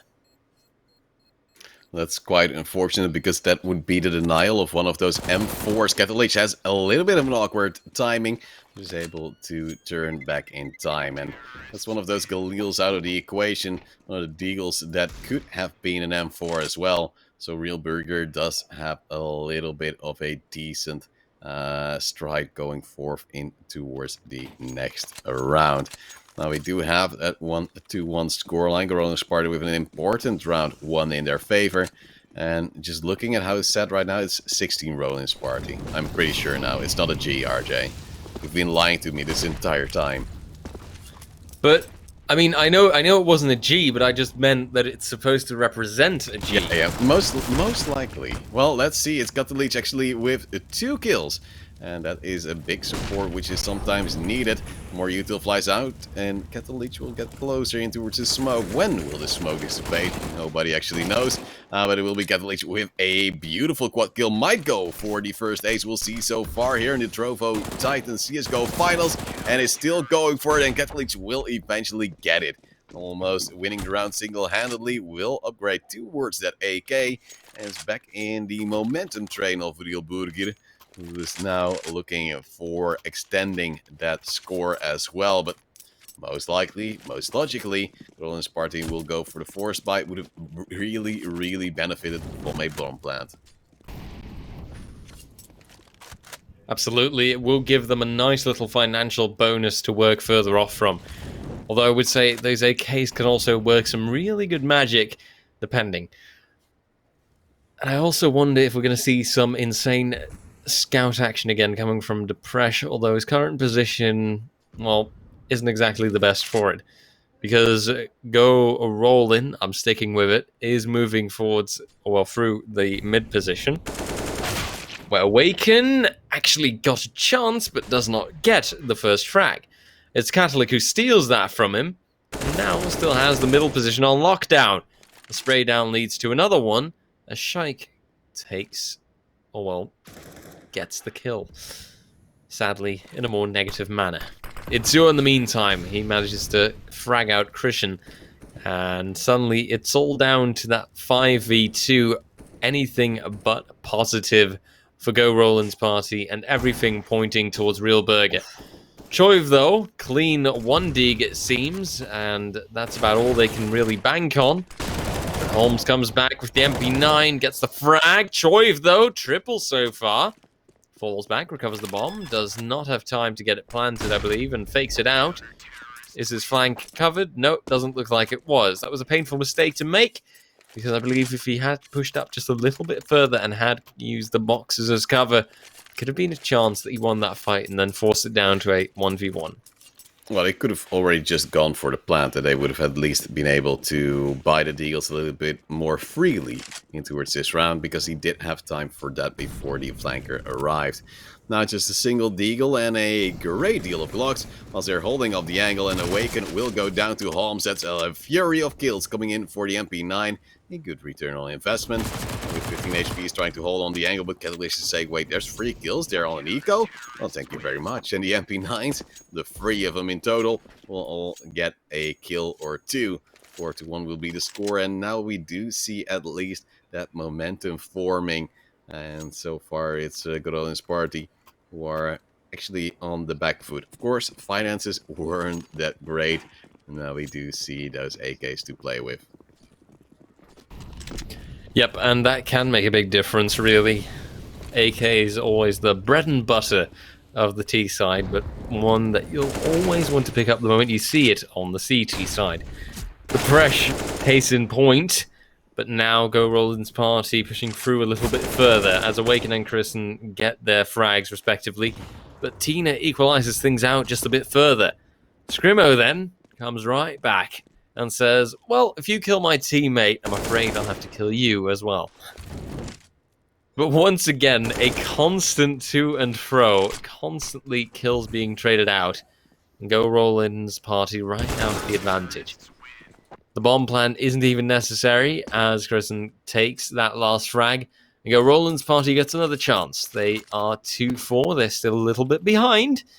But normally speaking, it looks like they're, well, having a pretty good time. That did not rhyme as well as I wanted it to. But you can at least believe, that's what they say. In the meantime, it's gonna be a Galil for Awaken. No, for Scrimmo, sorry. As we are looking with Awaken, who does have that AK. Not the most favored weapon. It might just be what they need. As long as you just get the frags in and you're hoping that your opponents aren't that quick on their trigger. It's Tina just going for a spray out to see saw the head of Scrimmo. Well, at least now the Galil is gone, so they don't have that problem. As Joy just moves in. Beautiful shot, but the pressure also with the refrag back to a 4-on-3 in favor now again of Real Burgir. They've lost a round and they need to win this one to at least stay economically healthy and preferably with as many players as possible. The bomb though, it has been dropped and currently not really moving quickly towards a side as the Fresh is just dodging out on towards those flashes but not really on towards the headshot. The problem is there's now two players coming from the flank, so Shaik and his teammate really need to focus on the front and the back as it seems like they're just slowing it down. They've spotted the bomb, Ketelich and Itsuo. And with those nades actually not dealing damage, just slightly off, it's gonna be a big slowdown. And Awaken is moving in to support his bruh.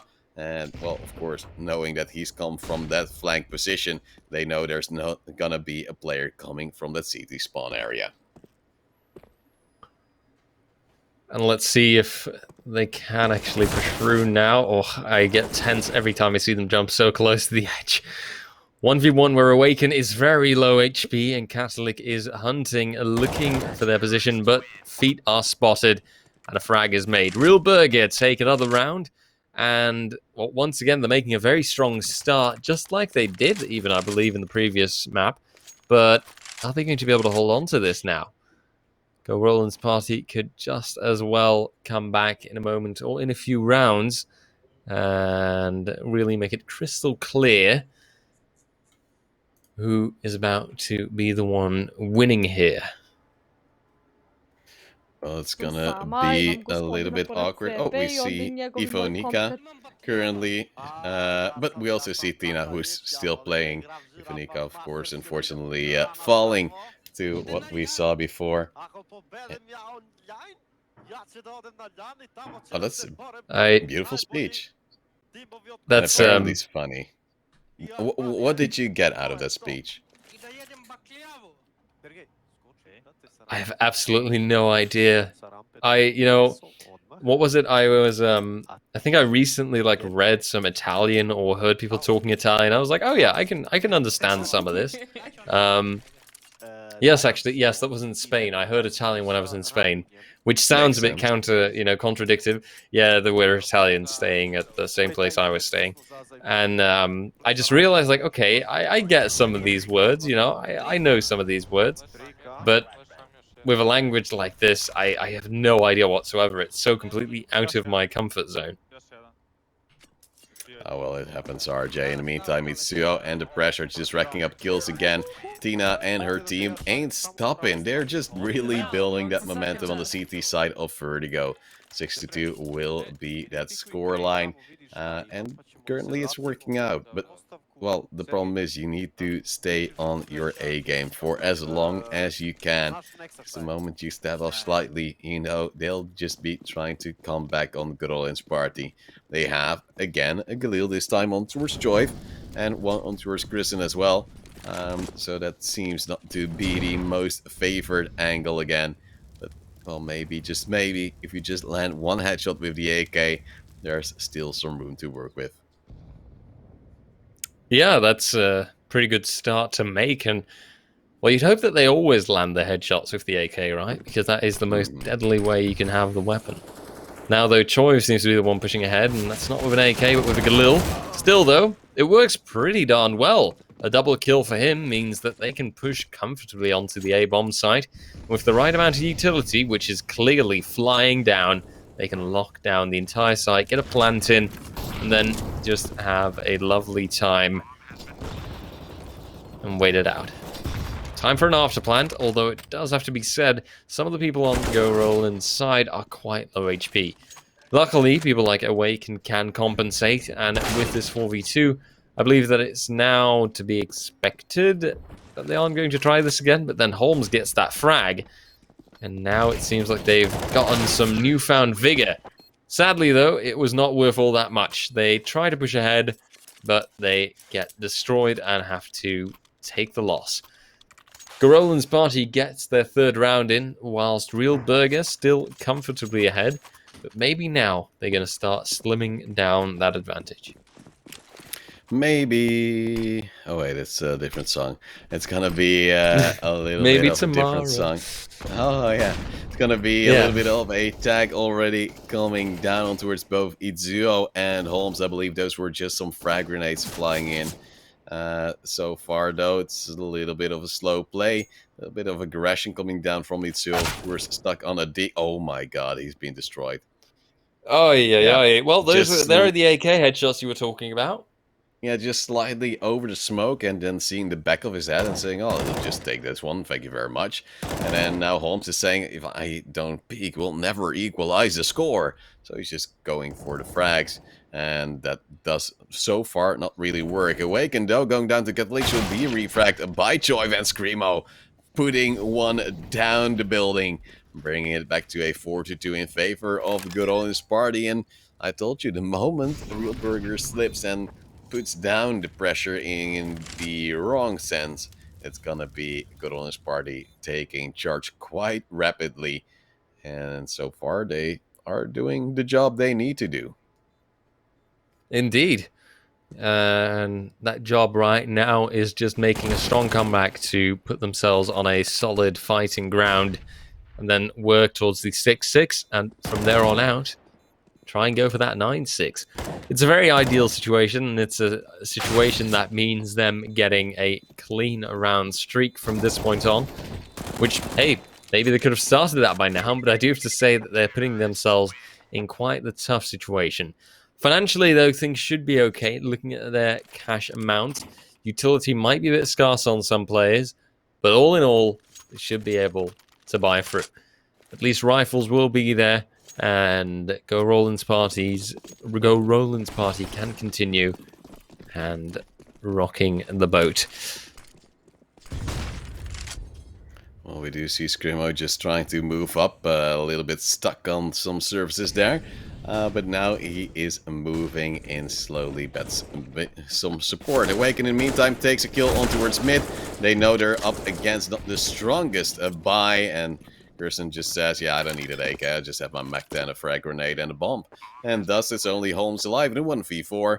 Does not know where the players are, at least, well, he knows there's one on the B side, and that's pretty much everything. Not really sure why Gerson hasn't picked up that AK from his fallen teammate. And now we do see a 6-5, and it seemed like such a strong lead. It was 6-2 at a certain point for Real Burger, and you're like, yeah, man, 6-2, that's actually quite a decent stride. And from that point onwards, it's just a little bit of a quick comeback. And here again, we just see some stuff going for Screamo going down. Kobe from Gerson. It's almost as if it was calculated. The small bounce on the box and then the big boom on towards the head of his opponent. Very clean and very good utility usage indeed. Now, though, onto a next round and onto a 4v4, it seems, where Catholic can turn things a bit more into his own favor. Grison goes down, and Choive also quite low HP, if you ask me. Means that Go Roland's party is facing even quite the tough offense. Shike, luckily, seems to be on fire well enough today to make everything go his way. Now Catholic, though, right there. And he might just say, well, I'll be no longer. Nope, I can't finish this rhyme. Oh, so painful. I was trying so hard. Oh, well, at least you have a fan in the chat, so don't worry, RJ. It's Do gonna I? be 7. Yeah, it's Brocken who says, Aww. I love Trovo and I love Robert Jan Cortome. So I think you got things going for yourself. But Nice, maybe, man. Now my just evening maybe. is made. Ah, that's Yeah. cute. In the meantime, Joyf does get the opening kill on Torchitsu, who wants to go aggressive once more, but with a lack of a smoke already in place, it's going to be quite easy for his opponents to get the frag right there. Now Scrimo, Kirsten also getting kills. Now losing one player though on Garoling's party, but still that's a 4-on-2, so as long as they move together as a unit, they'll be able to trade, and they don't even need to, because Scrimo makes it in towards a 1v4 for the Prash. And he feels lonely, but, well, not for long, because he has a little bit of a stalker going on. This peeping Tom in the form of Curson is saying, I'll just catch you off guard right here. Oh, wait, he's already gone past. I'll catch you off guard right here. Right And yes, here. and Oh, the timing of the knife, it's a no. classic. Yep, I saddened, but not really surprised there, because what always happens the moment you pick out your knife, the guy just turns around and says, hey, what up? And that means that's at least a little bit of extra financial damage on the side of a real Burgir. But still, not really the outcome they were hoping to see. Anything but, right? That is just so disappointing and so incredibly sad. Depresh, in the meantime, can continue happily enough, but one thing's for certain, it won't get him the round win anymore. That was for Go Roland's party. With 6-7 right now, they're only one behind, and depending on how they pull things together now towards the end, if they go for example, that 8-7, then maybe, just maybe, on that second half, there's a chance for them to rock this world on the CT side and actually show real Burger who the real bosses are. But I'd like to see it first, and then I'll believe it, because it seems like quite the tough challenge. Well, we do have Get-the-Leech, going for the juicy peaks, but so far not really getting anything done. There's no real reason for Groen's party to peek too much if you know that you might die and give up an AK to your opponents, but they're still doing just that, which is a little bit sloppy. Now it's gonna be Choiv who will deal a lot of damage on Torcicio with his Incendiary. And then we have a little bit of a slowdown, you know. It's gonna be that a little bit of peek here, a little bit of a cheeky frag there. And then some mistakes from Real Burgir where peoples are out in the open with their USPs, which are of course still valuable if you do team up together. Most certainly so. Sadly, it all doesn't really quite end up working out for Real Burgir as they get eliminated one by one, piecemeal, shot down, and Go Roland's party now on equal footing. The 8-7 is starting to become a possibility, and of course, seeing as Go Roland's party right now are on that one-map advantage, they have decent chances to move ahead now. We'll see what gives as, Real Burger going, Go Roland's party going for a very rapid play, and mid-control is everything, it seems, but then Depresh, Catholic, they come in, but not completely clutch, as their vision is denied, and with a very, very quick B side push, Go Roland's party does seem to reign success. They have the bomb plant, and now all they have to do is just wait it out. Play out this. Timing looks away at just the wrong moment, but Shai comes in with a beautiful double kill to finish off this first half and still get Go Roland's party the advantage for the first half. And now on the second half, time to see how things will turn around, and time to see how the pistol will be played out, and how maybe that will mean who gets to keep the momentum. Yeah, this is a very sad situation for the side of Tina and friends on the Real Burgir, because they had that big lead. We said it before as well, and now you just notice that there's no real pressure anymore because they're now around behind. If they lose the pistol as well, with the open kill going in favor of the side of Grolin's party, it is not gonna make it any easier. Got the leech luckily with one in return, make it a double. So the T side, they are getting on towards the B side as well, going for the plant after just checking every angle. And that little bit of a fake did sell out well. Zizio gets another follow-up. Only 2 more are alive. It's Choive together with Awaken who need to step things up for the CT side. Well, damage already being dealt. That's a good thing. Ontowards Tina. Choive will finish her off. And that is Awaken falling off the Oh, map. Oh no, it's a suicide. And there's only 1 player alive. It's Choive in a 1v1. After he also took down Holmes. Has spotted Catalyst who was low. But Catalyst luckily having the aim of an animal and takes it in towards equal numbers again. But this round, if Awaken didn't fall, or if there was just a little bit of a stronger not wallbang shot from Choive in the end, could have easily gone in favor of the good old Sparty. sadly for them, it didn't go that way, and now it means that Real Burger comes back onto the equal footing themselves. They start off very well too with a clean nade kill, and then Depresh continues as Kristen goes down. A Galil kill to get things started, and apparently Galil Carnage that continues. Whereas right now, Tina slowly moving ahead, moving up the stairs, and before you know it, might just be on the site. Doesn't have the bomb in hand, but you can always use this position to move in as a lurker. The question is, though, will it still be necessary? As right now, it's a 1v4.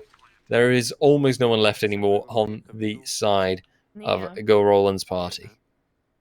Well, we do now see Depresh also getting the last frag just to clean things up quite effectively. And now we do have, luckily for the side of Real Burger, again that lead 9-8. It is still close though. They shouldn't really be too confident just yet. But at least they've now regained some momentum. We see that Grolin's party has no economy, so they'll just go for the save. 1 frag grenade, 1 CSAT, and a deagle. And a P250, I believe. So yeah, is it great? No. Is it terrible?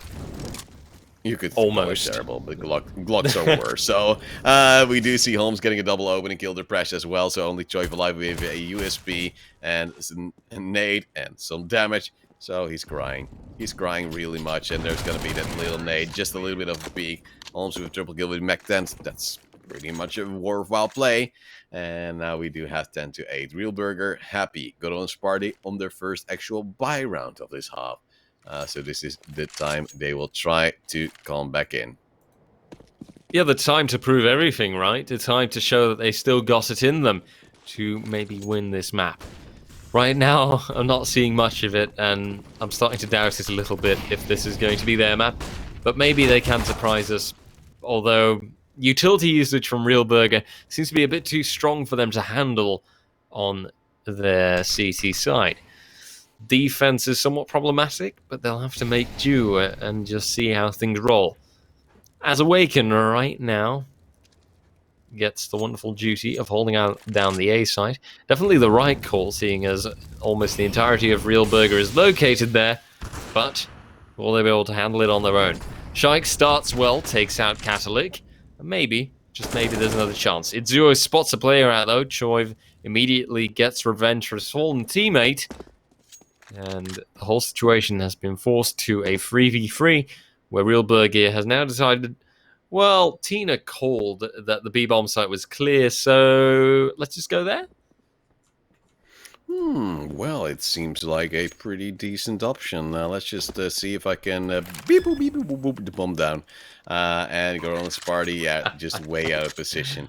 They're trying to go for the big flank with 2 players, but Shike, he just can't do anything with the AWP from that other direction, so he'll just go for the save already, hoping that his teammates might go for exit frags, and they're already positioning to do just that, because, well, Real Burger might actually exit via this position. A little bit of a timing play, Scrimo with a good frag, but time is already extended too far in towards the wrong direction. So Real Burger already banking on that 11th round. Grolin's party not going for more exit frags because they need the weapons they have right now to play in the subsequent round.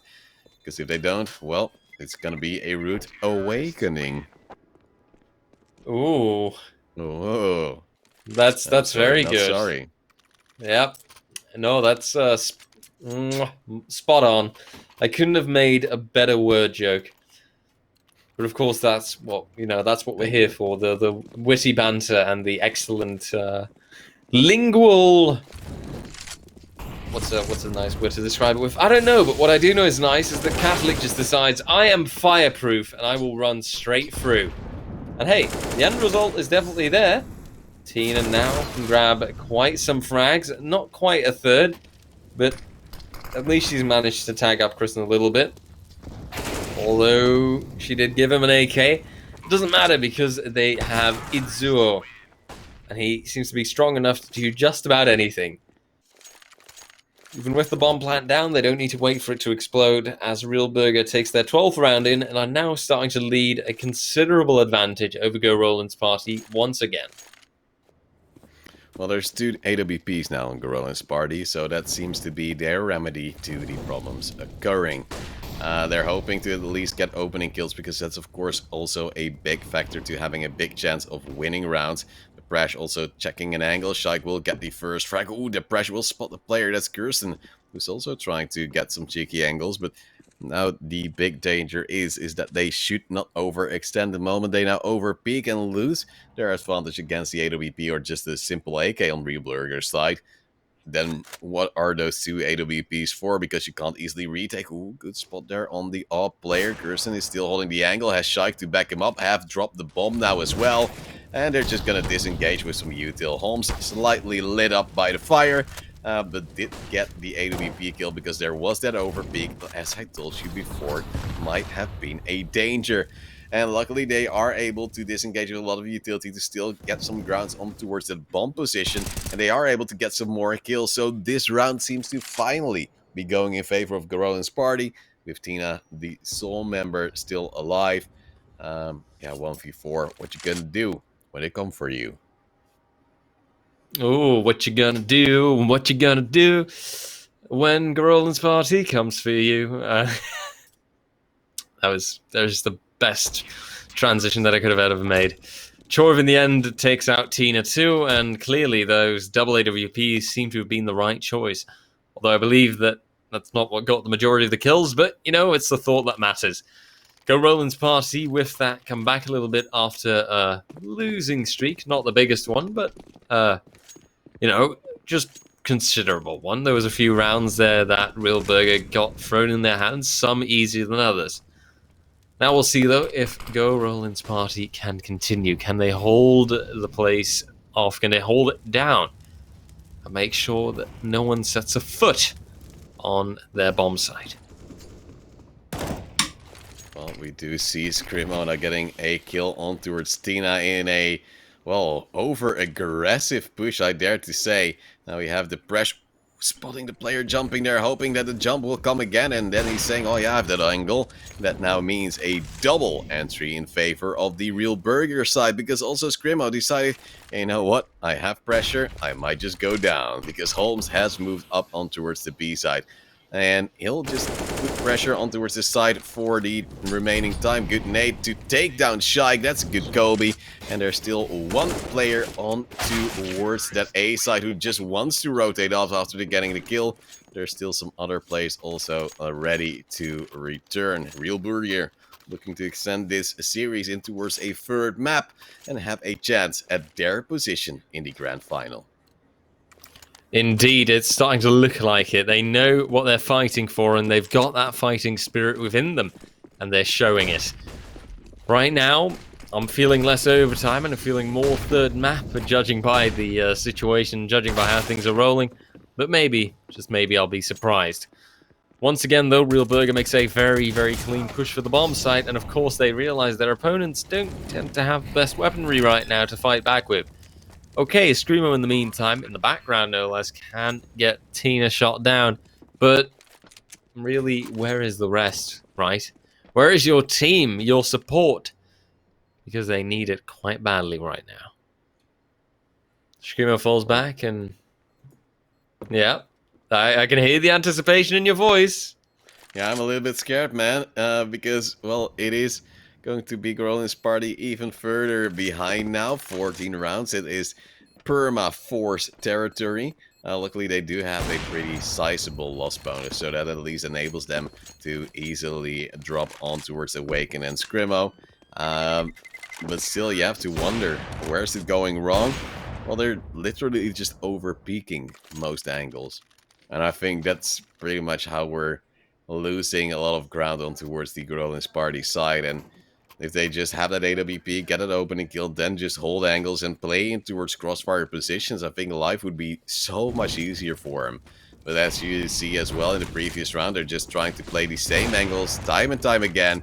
Now they're going for more aggression, and you see Depresh already having a better spawn than Scrimmo, getting the opening frag. Good molly on towards one of the default positions you play on towards the B side, so Shaik with the AWP also forced back. Full rotate from Goron's party, investing heavily on towards his B side, whilst the bomb is actually now rotating back towards A. A missed call? Maybe no, it is a gamble call, hoping that things will work out for the better, because if they lose this round, they're up against a map point. And they realize how dire that is. They realize that that is a massive problem and not something that you want to be facing up against. But we'll see what gives. Real Burger right now still have the potential to seal the deal rather swiftly. And I think that's their main focus right now as well. That's their best chance. Geralden's party though. Choiv making a good start. Gets that frag in. Depresh in the meantime though turns it back around, and Tina here surprisingly uncontested. Sure, there's a spray down there, but it doesn't really connect. What is a darn shame, of course. Shaik then takes the frag himself, but Tina now pops off, shoots down. Only Shaik is left stuck in that corner. And Tina plays with it and is a little bit too risky, but it doesn't really seem to matter all that much. Real Burger are the ones leading ahead now quite comfortably, and they are standing on that map point. Not something Go Roland has been able to prevent, and something that now they have to do their absolute best to prevent. And that with mediocre utility and, well, not the best armor in most cases. Who needs armor nowadays if you're just gonna get headshotted by an AK? Itsuo has the opening kill already, as it's gonna be back to a 5-4 again in favor of Real Burger on that map point for this moment. Well, that means that it's gonna be Real Burger looking to where they want to plant the bomb, or even if they need to plant the bomb, because who even does that nowadays? And in the meantime, Screamo, though, with a refrag of his own, actually got lag shotted, I believe, by the Prash, and it's gonna be quite saddening for him. Nate flying in might deal some damage, but now we have Shaik also with a long angle and that AWP, getting a 1v1 against Holmes, who had the bomb also moving to his back, checking if he'd be able to get there. Now you have Catalyst actually standing by, getting a smoke in front of him again. That figures I answer your smoke with my reverse Uno smoke, and that will really show Roland's party what's up. It is a 4-3 favor for the CTs, but of course they're up against a match point. Shaik is standing by and hoping to get more out of this AWP, and he will. A second kill, bomb drop, and now he notices that there's people running in, but he doesn't actually convert on towards a third frag. Should probably rotate it back to the side, get some support reverse, and ready to refrag as well as on towards a second. 15-10, and now they do have a sizable amount of weapons to still dish out in the subsequent round. Yet the one thing they are lacking and brought with them a lot of times is an AWP. Indeed, a sorry state of affairs, and something that won't make their life easier right now. They'll have to make do though, and so far they have been putting down a respectable effort. Speaking of respectable though, maybe just as much Depresh his aim skills. Wallbang headshot for him, no problem whatsoever. And Real Burger once again off to a strong start for this round. All they have to do is convert this one round, and then they can start once again with a clean slate on the next one. Of course, that is their ideal situation. That's what they'd like to do the most. But gotta see it to believe it. Choiv now causes that turnaround. Catholic goes down, Catholic being one of those better players. Then Holmes follows, Depresh 2. And suddenly, it's a 2v4. And, well, I'm not feeling it, man. But maybe Itzuo will change my mind. Well, he won't. It's gonna be No, him against free. Sorry to be a negative Nancy here, honey. But the bomb it's somewhere okay. else entirely in the lower depths of Vertigo. Um, and that doesn't really help you all too much if you are now not really able to go for a plan, not really force the players to come to you, and the players are split across the map. Well, we do have Awaken here handling the angle, getting the frag, and that's a 15 to 11. RJ, there is still a little bit of money on towards Itsuo, but I do see a distinct lack of money on the other players of Real Brew here. So it's gonna be a pistol buy. That's not the greatest of the latest buys they've put forth, but maybe it's just what they need because we're from the Benelux region, and there's a certain setting that we know that as long as you get a pistol round in, or at least a pistol buy, you're always winning. Yep, seems to be a true fact. And well, a pistol buy plus 1 AK, it seems, still works like magic. Problem is though that AK against an AWP is a bit less effective. Deep Rush though comes through, has the Deagle, that works well. And now he's dodging around this pillar, but oh dear, timing. Awaken peeks in right at the wrong moment, causing him to lose his life. Tina now realizes, uh-oh, I better save this AK because otherwise, or besides that, not a lot is going to happen in this map. No, you should lose it. Because you Oh yeah, know due to their your loss bonus. opponent. No, well, that's And one of the factors, but she also has no armor. She could still oh buy yeah, full util, but still, it's yep. better to indeed with a loss bonus to get things going. But your opponent also has low money, so the moment you get their money away, it carries more value than saving that AK for yourself.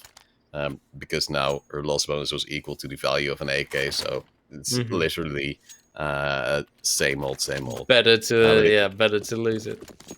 yeah, well, it's better to invest it into trying to take away one of those rifles from Goran's party, because Bill Burger is already on the match point. Like, their economy is either saving or buying. But you want to have the weakest opponent possible against you, and if you're able to put down their finances, you're able to do a little bit of a better job there. In the meantime, we see opening kills being traded to pressure with a lucky shot on towards Kirsten as well. They now have B-side control with the bomb going down. Good nade though. Tina on towards 1 HP, the pressure on towards 22, but Awaken pushes solo as he decides not to wait for Shaik. Shaik, unfortunately, didn't have a nade. Would have been great to actually get a double kill here. And now we do see a little bit of a trade coming down, and Real Burger getting the map with a 16 to 12. Eventually, they were able to close things out just by going to B in a rapid fashion. And sometimes it's just what you need to do. So I think they'll be quite happy to bring it in towards the third map, which of course will be the decider. The map itself, we don't know just yet, but we're going to be very, very looking forward to it. RJ, are you going to say that Real Burger now has a very good chance of winning here? I don't know, to be honest. I think right now it could be either of them. This decider is going to say everything, and this decider is going to decide what's going to happen. And yeah, I'm really curious to see how that third map is going to be. Well, so am I. But before we're going to jump into towards the third map, we're going to take a little bit of a breather as well. Give the time to the teams to prepare themselves fully for that third map. We'll be back after a 10-minute break here in the Trovo Titans CSGO Finals. Don't go anywhere.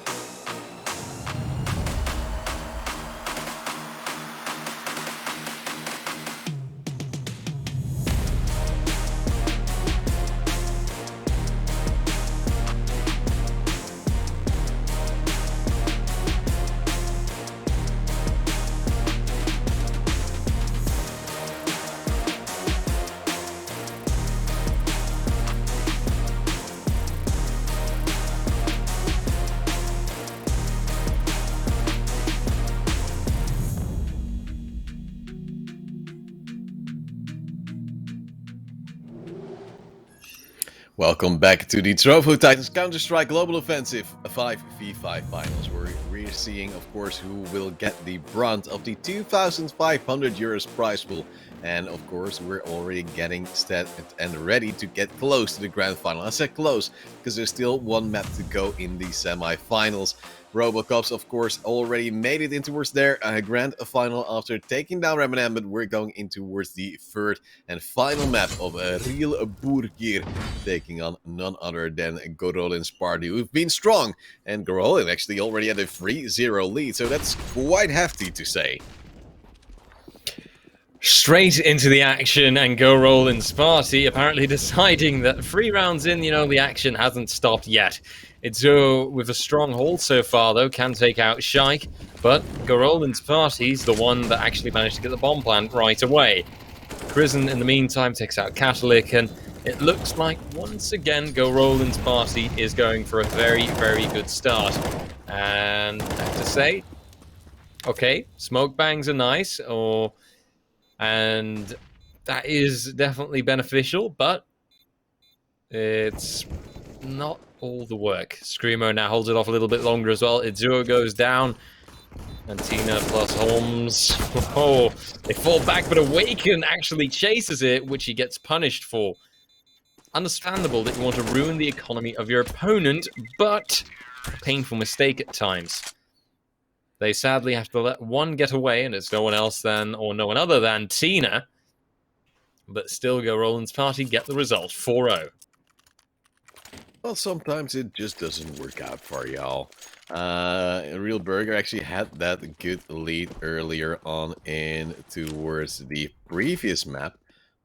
So it's actually quite interesting to see them actually falter and have a little bit of a struggle now. Garolin's party are doing the work. But, well, are they getting close? Not too sure just yet. Of course, it's still in the early phases. We now see Tina at least still having that M4 to work with. Could do wonders if she's in the right place at the right time. And she's currently on towards A short. So with the push currently coming, I think that is a vital position where you can just have multiple angles of engagement. The big thing is, though, she shouldn't walk in towards that AWP of Shaik. Nope. That's definitely quite a big thing, but it might happen regardless. We'll see it now, though, as the scope is being held down, but the smoke pops, and that makes things a little bit more difficult. CTs take away some good vision from the enemy. Tina eagerly awaiting. You can just see that they, at the same time, want to be eager with their defense, want to make sure that they don't even give the enemies a chance to get near the bomb site. But still, you see that that's quite a challenge. Awaken takes the first frag. Tina goes down, but Holmes immediately comes in with a return. And Screamo fights back.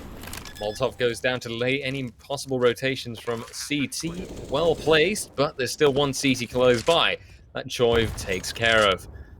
Only Itzuo left, and his Deagle skills are clearly quite on point, but he's still fighting an impossible battle. Gorolin's party take the 5th round, and their strong start extends a little bit further. Well, in the meantime, it's going to be Real Burger, at least with a buy AWP on towards the Presh. And, well, if they don't win this round, they'll be back on towards a pistol armor. And pistol armors, they can be strong. People just play a little bit more freestyle YOLO, you know how it is. But it's not really the situation you want to be in. Choive now using a smoke to disengage from that Molotov. I believe it was actually Awaken. I thought it was Choive because he was slightly hit up. But now the rest of Gorolin's party is just taking advantage of the map control given, because Real Burger leaving mid completely open. A short completely open. They're just banking on the press with the AWP from the A side / ramp position to be able to deal with that. I much rather would see actually Tina and the press swapping places, where the press could actually play more from the car position, because they already have long control, so you won't be mollied out there, and that car position is so incredibly hard to take care of if you're a T-side player. Now he's just smoked off. There's more mollies coming. What you gonna do now? Oh yeah, just wait and hope that they'll actually move into your scope, because they're actually trying to rotate back towards a B-side take. Tina goes through the smoke and goes through hell as she gets a headshot headshot as Shite will get a second as well. Joy just goes for the volley, gets another kill, gets a bomb plant in. And if everything works, everything just works, RJ. And it seems as if there's nothing they can do on the real Burger side, apart from, yeah, just trying to get a kill every now and then, and even that is not enough because Shite just has a big flick on towards the Presh. Holmes also tagged up, will go down. Almost a clean sweep here from Go Rolling, just a single player that lost his life. That you can take those, right? Absolutely. And seeing as Go Rolling Sparty is on such a roll, I've actually got a riddle for you, if you can take it. Oh, yes. Which one of these players is the best prepared of them all?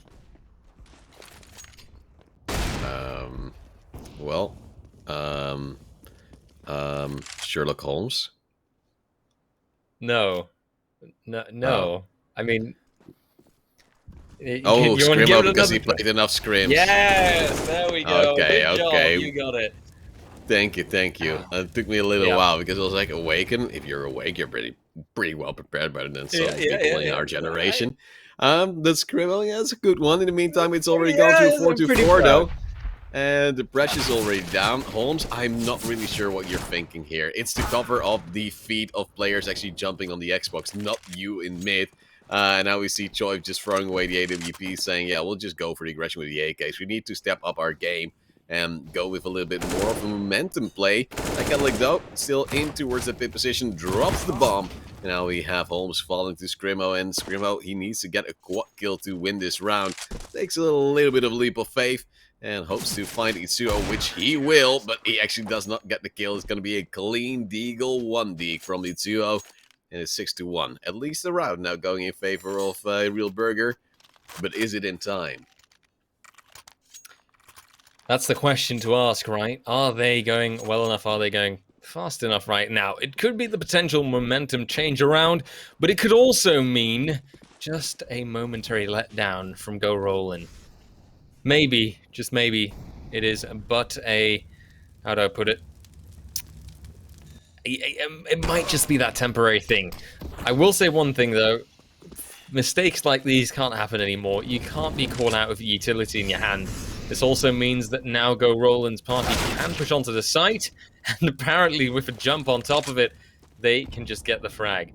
Tina goes down 2, and a 3v4 means that Go Roland's party leads the advantage, and they can now gradually work on the bomb plant. Even Shaik is standing ready for the potential flank, but he misses.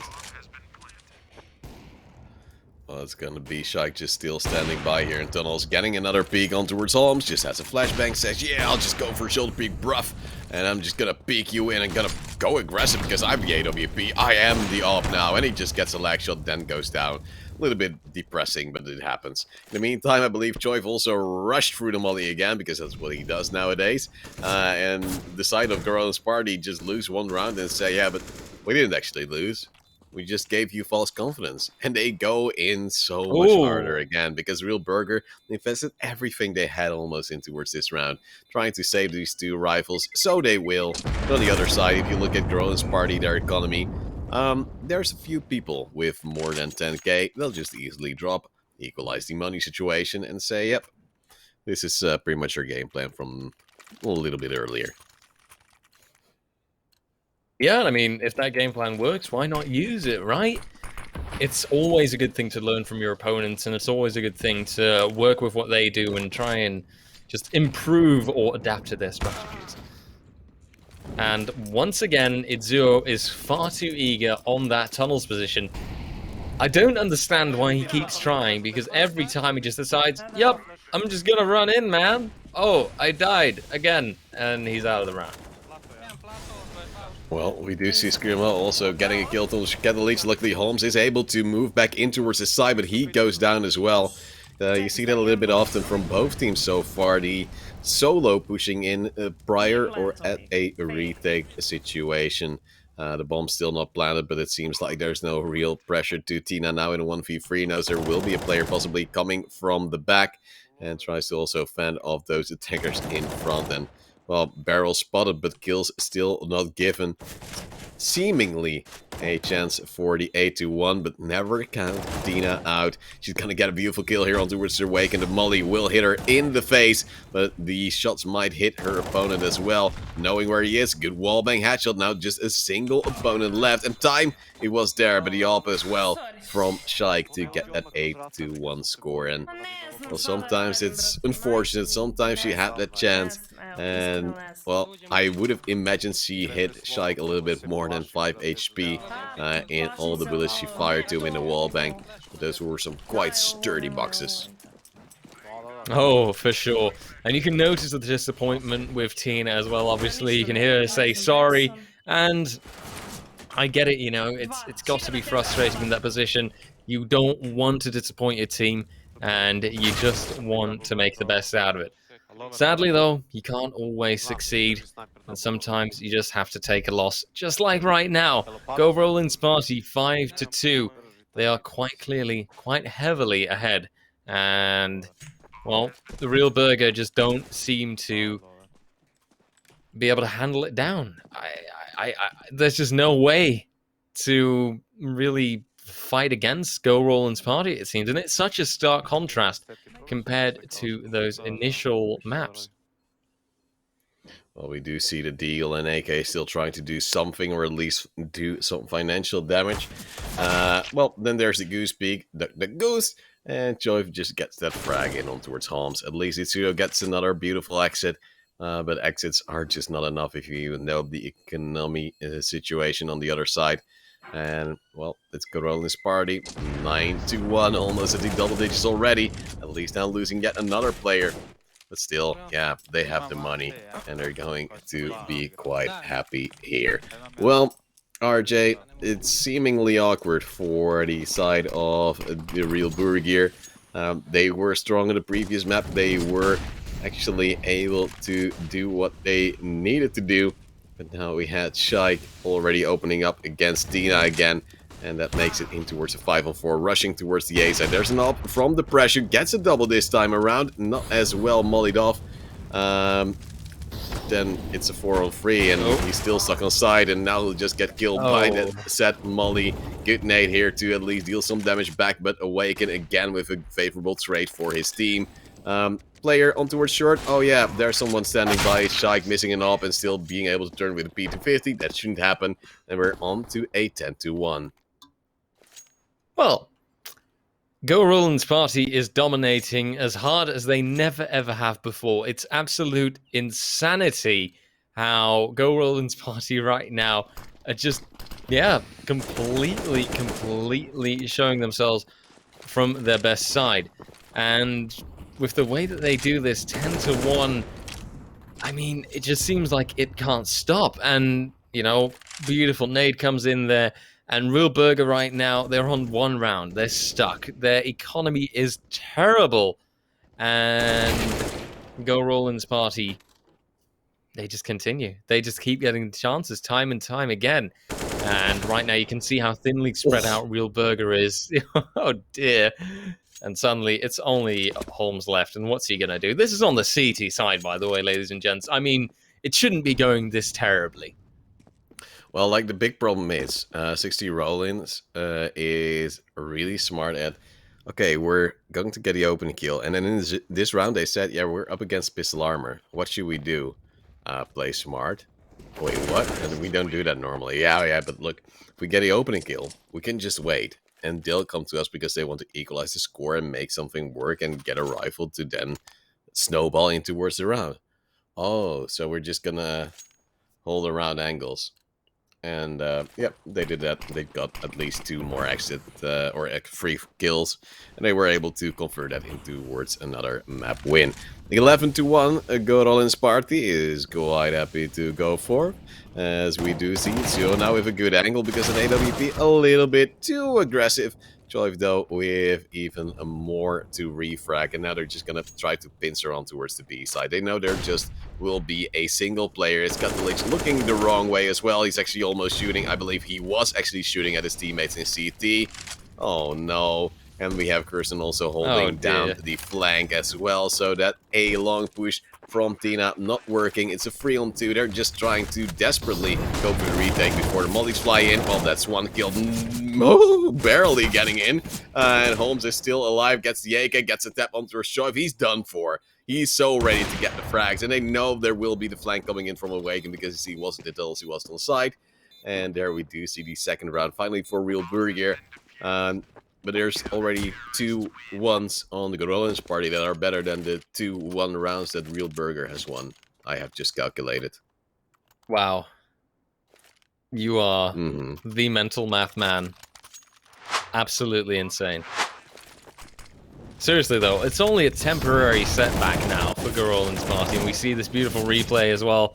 Look at Holmes coming in here. Oh, challenging, but he does pull it off. And Gorillaz party still 9 rounds ahead though. Screamo now opens it up very beautifully once more. But Tina can throw it back a little bit, but Shite continues. And it's a true back and forth, and it once again shows Real Burger very divided because they just can't hold as strong positions anymore. Now the rest of the team moves up. And now you've got Shike Awaken, both low HP. Bomb plant down. And now it's just a waiting game. They're both bunched up here together. And indeed, they are in a relatively good position. But now it's the molly indeed that takes away Awaken's life. And Itzo is just going to stick it.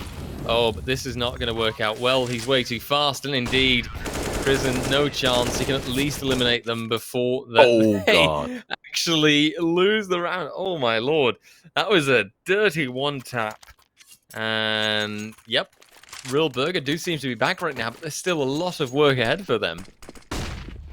Yeah, that was juicy and eventually fruitful.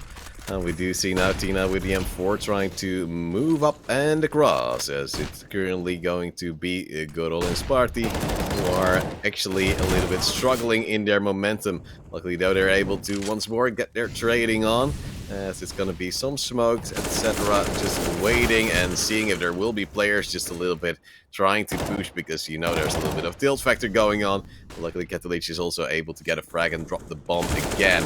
Real Burger is just in a different world at this moment in time. They're all just pushing, peeking, seeing what they can do. And unlucky for them, they sometimes do get traded out. It's now Awaken in a 1v1. That molly, great, but a little bit of attack coming through as well. He's just saying, yeah, I'll just go back towards the A side. And then we're just gonna check it out, you know. But, well, it's gonna be weird. It's awkward. Holmes is sitting at the doors. Awaken is saying, yeah, he's probably moved towards the A side, but he's probably also still at the B side. He's like Schrodinger's opponent. He's somewhere in the box, alive or dead. I don't know until I see him. He's somewhere, that's for sure. But yeah, the thing is that Awaken now, bomb plant comes through. He's going to sit down all the way in long. With the bomb plant, the way that it's positioned like that, he can go down in the pit. And, well, I'd like to see Holmes try this, I'm dead honest. Maybe I'm too critical or something, but I don't see this going well for him, to be honest. Statistically speaking, no. Realistically speaking, no. No. Hopefully speaking, maybe. Maybe. It's gonna be at least an awkward fight. His head has been spotted. Uh-oh, tappy tappy toe. I love yo, says Awaken, as he gets him down with a 12-3 halftime, of which most of the rounds were in the past 3 rounds for Real Burger. So, if you just look at the last 3 rounds, I'm just holding my hand on my screen so I didn't see the other ones. It's actually Real Burger's momentum right now. Boom. It's clearly them, you know, just dominating and succeeding. No, you're absolutely right. I cannot argue that for the slightest. On a more honest note, though, it's Real Burger that now have to get this business right. That's just it. That's my, like, the basic start of my win condition here. If you can't get that in, things will go terribly wrong. Just like how they're going terribly wrong with this side push. Admittedly, Holmes was still alive, but Shike has decided, oh no, you won't. Catalyst now with the Glock going for a long-range engagement, in which he does succeed. But let's take a quick look at the end result now of that entire B site push. The bomb is down on B, and Shike and Awaken are both deciding, oh, let's have a look-see. Are they somewhere near, well, through mid-doors? Nope. Let's just wait here. The bomb's right here. We've got the time. And they've also got the additional bonus that Catalyc is low in HP. And the moment that Shike goes to that first engagement, the repeak is going to be there. And there's just nowhere that they lose this. If they lose this, then I'm all out of ideas. There you go. Clean, calculated, boom. Well, it's gonna be good old Sparty happy as ever, because they said, yeah, you know, previous map we lost that one. But do you remember? Because we don't. 13-3, baby. And they're quite happy just to bring things home. They're up against Force by, of course, with Deagles in hand of a real boot gear. That's a scary place to go against because, well, they have a lot of weapons there that aren't one-shot against these armored targets. But at least their nades already deal some damage. And, well, you do now know that Godola's party just needs to slow things down, get some angles. Could have maybe benefited from a scout themselves, but at this moment in time, they're just hoping that the short rush won't work. Okay. Maybe. There's a chance. But right now, I don't have the highest hopes for it. Never mind, maybe I'm wrong. Depression, he starts out well. Holmes follows up strongly. Smoke is good. Commit can be there for the plant. That is something that they've got locked down. And now suddenly, Go Roland's party can play it real safe. And that's what I almost expect them to do. It's either playing it safe or it's playing it bold. And they decide to play it bold, which means that they just gave their opponent 2 free weapons. Leave KRS-7N Crescent right there by car, and that's a done and dusted deal, really. Real Burger get a lot of free weapon upgrades, and Go Roland's party can go for an eco. Where one person has already bought an eagle. Oh. Okay. Fine, I guess. RJ, I'm a little bit... sometimes shit's just a little bit crazy, man. Clearly. And if you just want to win like this, you can win like this. It's like they traded buys from the previous round, which I truly appreciate. Shike just getting over the kill towards Catalyst. Choice will go down, though, to the FAMAS on range of Itsuo. He'll be able to at least close things a little bit easier. And as Depression is also getting a kill onto the Curson, there's seemingly a decent player lead. But the Real Burger still peeking Shike. Big mistake, could have told you that before. But luckily Holmes is able to eventually finish things off and bring it in towards a 3-2. One thing they have lost, though, is a short control because they've pushed off. And that means that they're now having to fend off the attackers from that position. Or actually the defenders who have to re-attack the site. And with the Molotov, they'll be able to stall. And that might just be what they need now. Screamo going in, not really booking a lot of success. And Itzuo, in the meantime, also takes out Awaken. Only Screamo left now, and even though he might be very well prepared, sadly, it won't succeed. Real Burger working on their comeback. And at this rate, maybe that will be there. Maybe if they can hold on to this, you know, hold on to this feeling and don't stop believing, then there is a good chance, but I still want to see it first. 8 rounds is far too much to overcome. And Go Roland's party only needs 1-2 more for things to go well. Well, sometimes you just need the cards to be stacked in your favor. At this moment in time, it's just a simple eco where they get a single kill. Single kill is something, you know.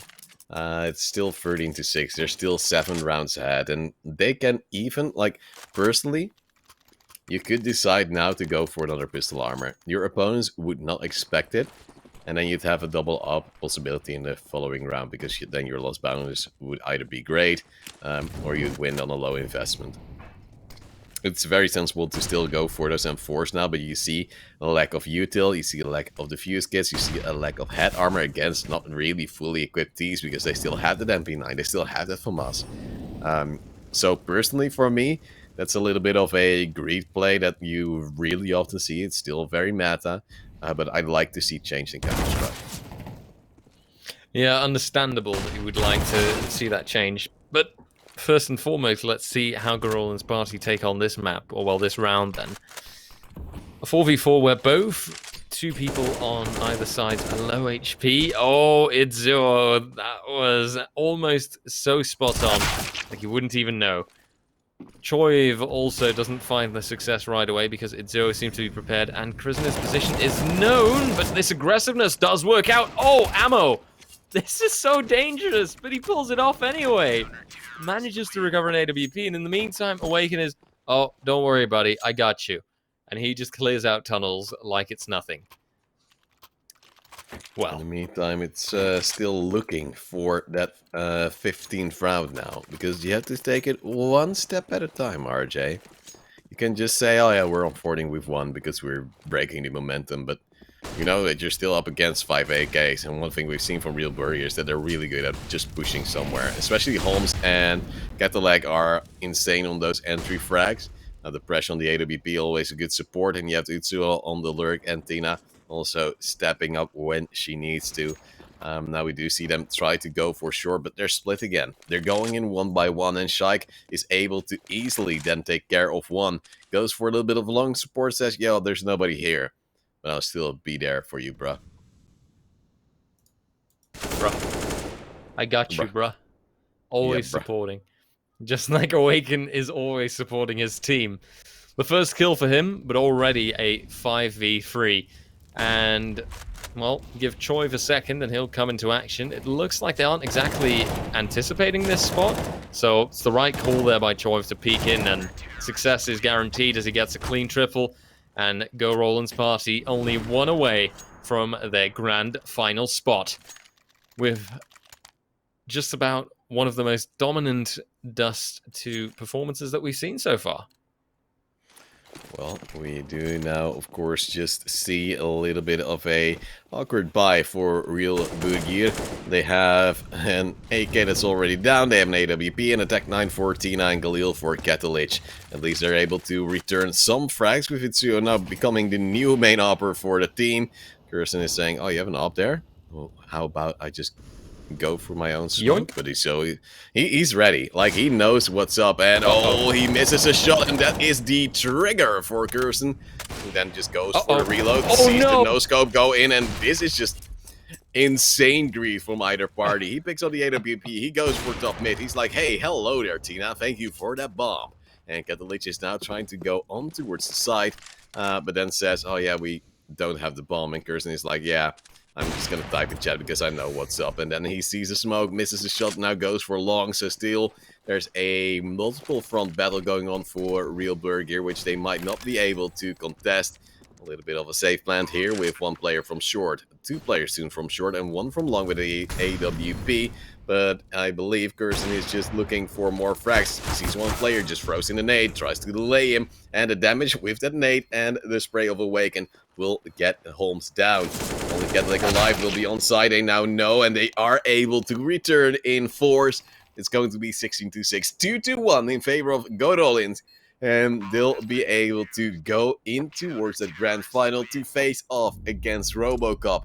And RJ, I'm quite sure that might be another free mapper. Oh, absolutely. By the looks of things, everything is close enough. And seeing these teams face off against each other has proven that they are teams with power and fury and strength of 1,000, it almost seems. They've played really well, but Go Roland's party has deservedly gotten the win here. I'm still a little bit baffled by how dominantly that they came back, and that on the third map. I suppose that they must have realized, okay, guys, you know what? Things have been good so far, but now it's actually time to start rocking this world and get that grand final spot. Yeah, we're going to take a break as, of course, we have to give a little bit of time for Go Roland's party to get ready for that grand final against RoboCop. In about 10 minutes, we'll be back for, of course, that grand final. Another best of 3 to decide who will be the winner of the Trovo Titans CSGO Finals. See you soon.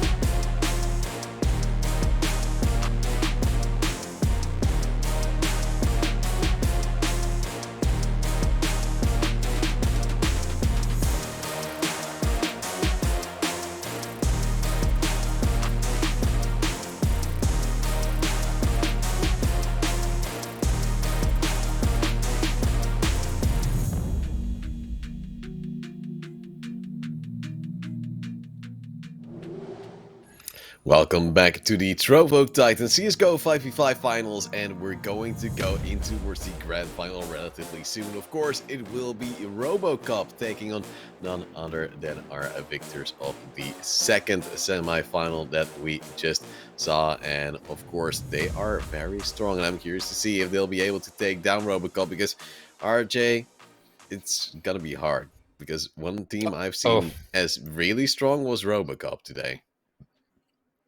Absolutely. And I mean, at the same time, we shouldn't underestimate Go Roland's party too much. I mean, they are also incredibly strong, but they are very hit and miss. It seems to be that they are just constantly fluttering about, and they seem to be unsure about how they want to play. We saw utter dominance from them in the last map that they played today, but then on the other hand, in the first and second map, it was just insanity. We've also got the leaderboard here once again, or the bracket even, and here you can also see RoboCop's, of course, won from Reminem with a 2-0, and Gorlin's party won from Real Burger with a 2-1. Clearly a more close-sided affair, and, well, I'm very curious, because RoboCop seemed to have been just on an absolute streak of dominance. No way to stop them whatsoever, and just destroying all the way through. And I do wonder, you know, will they hold on to that? Is it going to be RoboCops that reign supreme and that are just going to be way too strong even for Go Roland's party? Or are we going to see Go Roland's party just actually turning it completely around and showing us, okay, you know what? This is finally the moment to take RoboCop's badge off him.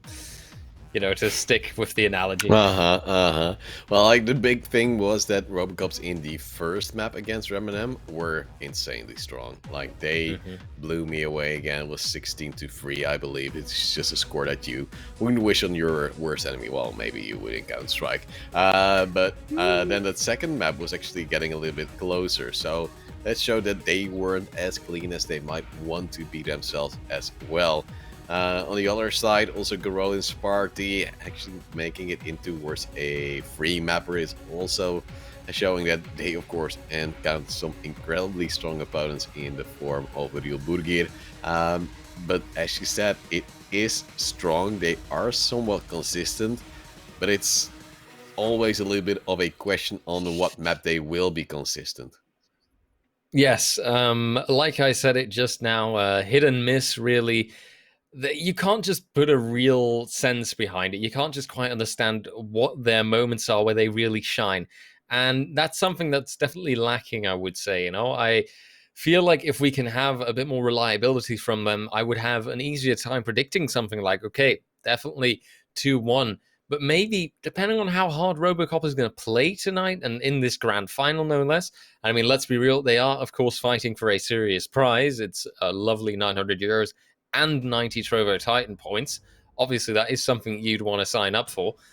But, you know, are they actually going to be able to fight for that now? Like, are they going to be able to hold it out against RoboCop? Or is it going to be that dominance once again? I really can't say. And I'm leaning towards RoboCop. After I saw Reminem get destroyed, I have to admit it, you know, RoboCop definitely seems like the stronger opponent. Well, the big question now also is, like, RoboCop's had a 2-0. It's not really the quickest 2-0 we've ever seen, but it's a strong 2-0. And then you say, okay, we now have a longer break than our opponents, so we have maybe more time to have some food, some more time to prep, some more time to read into what they're doing, because of course they can watch a stream. But then they also cool down. And on the other side, for the Goodlands party, they've just played 3 maps that might be fatigue, because they've already been at it for some time now. It was a grueling match, and then also going forward in towards this one, they're at least warmed up. So it has its pros and cons for either party. And what we do notice in all of the matches so far in this Trovo Titans tournament is that momentum is big, as always. If you manage to get 6 to 7 rounds early on, then there might be trouble for your opponent soon. Oh, you can say that again, right? The momentum does everything, but indeed, I think it's also a moral a psychological aspect, right? That if I see an opponent and I see, you know, I'm playing myself, I see that we're 0 to 8 you know, if you're 7 or 8 rounds behind, even 6, it's so demoralizing. You just feel like, okay, well, what does it matter anymore? We're never winning this anyway. And I've had situations where I did win it, you know, after just thinking, okay, honestly, this is going nowhere. But those are rare. And that's not something that you should be banking on, something that you can expect. So, honestly, like, Go Roland's party has to be on their A game from the get-go. That's the main thing. They can't slack. They can't just lose too many rounds, because if they do, it might be the death of them. It might just be too much, and it might lead to that one map loss that they aren't waiting for. Well, it's a big question we can't answer ahead of time, but just to go back into why RoboCop should be the favorite here, they were able to breeze through most of their matches going towards this grand final. They have some incredibly strong young players as well. For instance, Flam was playing with Spirit Academy for a few times already in recent times. That just shows that he has a lot of potential and is currently also working at improving and possibly making Counter-Strike his full-time profession later on in life, because as a 16-year-old, I'd probably advise you not to go working full-time already, but if it's your dream, he's currently working at getting there, and he's doing very well in this tournament. Today, though, bit more quiet than we've seen him play the days before, so maybe encountering a little bit of a more strategic place that it really comes to haunt him. So not really the big bug running in everywhere, just get frags. But well, it's gonna be a hard fight nonetheless, because of course it is the grand final. Let's take a look at the veto as well, just to make sure that everyone knows what maps we'll be playing. Because of course it will be a best of 3. Both teams, of course, initial ban, then an initial pick, and then 2 bans to force the decider upon us. The first ban seems to be Inferno, blown to the smithereens by the RoboCops. And RJ, is there any map you would be expecting?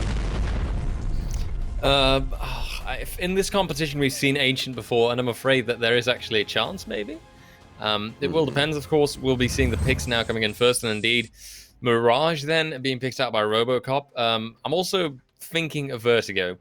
That seems to definitely be an option. Dust 2, though, okay.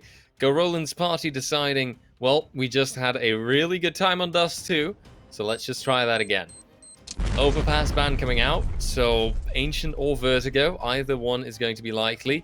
And I'm afraid, knowing how that the rotations go, indeed, Ancient will be the decider, because Go Roland's party decides to ban out Vertigo. An Ancient to decide things, Ancient to show us how it will all work out and how it will all pan out. Yeah, I'm not super surprised by this map pick. You know, by this map really get up. This seems to be both teams playing to their strengths, and then the decider is just one that I think both teams say, you know, we'll just see what gives. And I think that there's a really good chance that maybe, depending on how Dust 2 goes for Go Roland's party, that we might actually be seeing Ancient. Well, there's a very good chance, but it all depends, of course, as we said, on momentum and how players and teams will be able to bounce back after possibly a map loss. Real Burger was able to do so because, as said before, in their match against Go Rollins, they lost that first map, and well, they weren't used to losing maps because all their matches so far had been 2-0s. They were able to bounce back, get a map for themselves, and eventually lose in the third with some convincing scores. Of course, that was Dust 2, as you said, a very good map for Go Rollins party. But then you're thinking, hey, Dust 2 is a pretty aim-reliant map. We haven't seen any big strats come out. That might also be a map that could favor RoboCops, because I believe they're also a mixed team. Of course, some players that know that each other for some time now, playing together most likely quite some many games. But then, well, Dust 2, if you face a strong AWPer, which Flamus actually showed that he can also AWP quite well, you might be in trouble yourself with that pick.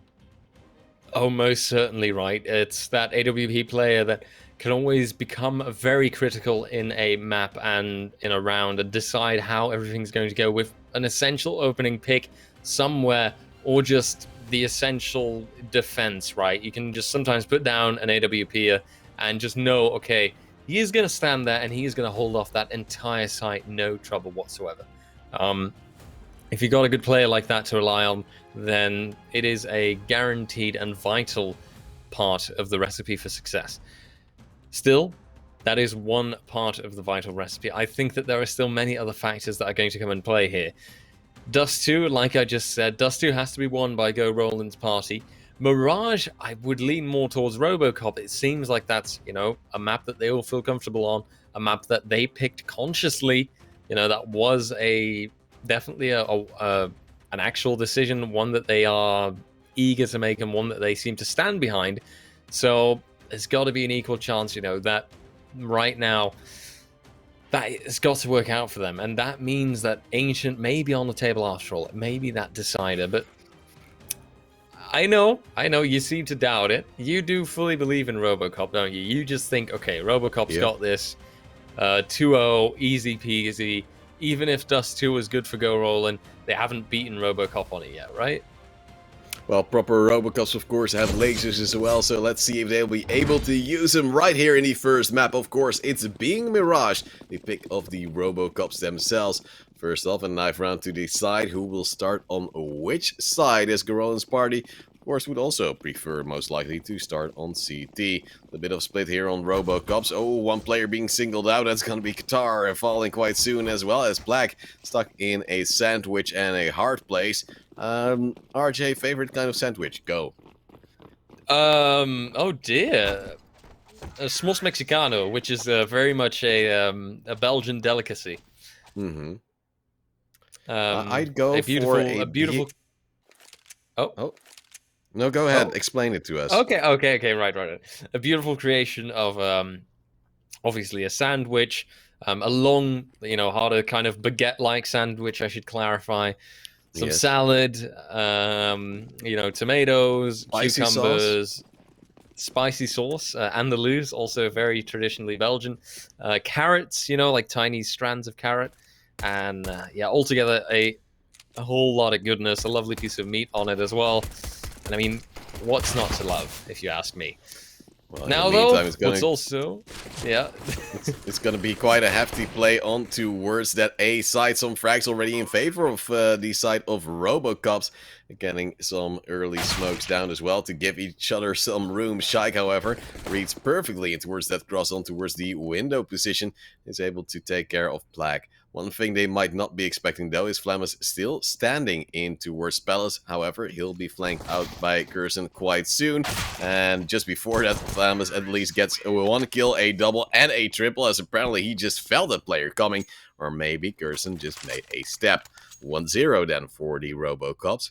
And coming back on the discussion of sandwiches, RJ, your sandwich covers some deep fried meat. Always good. Yes. I like a club sandwich or a BLT. Ooh, bacon. Because they both have bacon. Yeah.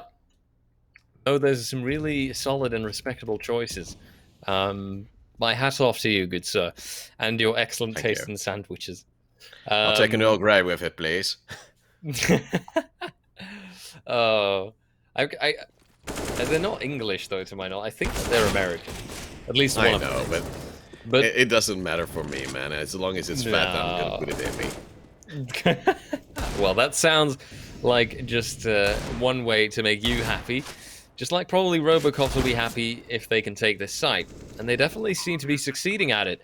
They're already fully located on it, and all they have to do is beat out one or two more players, and then they can keep this complete site locked down.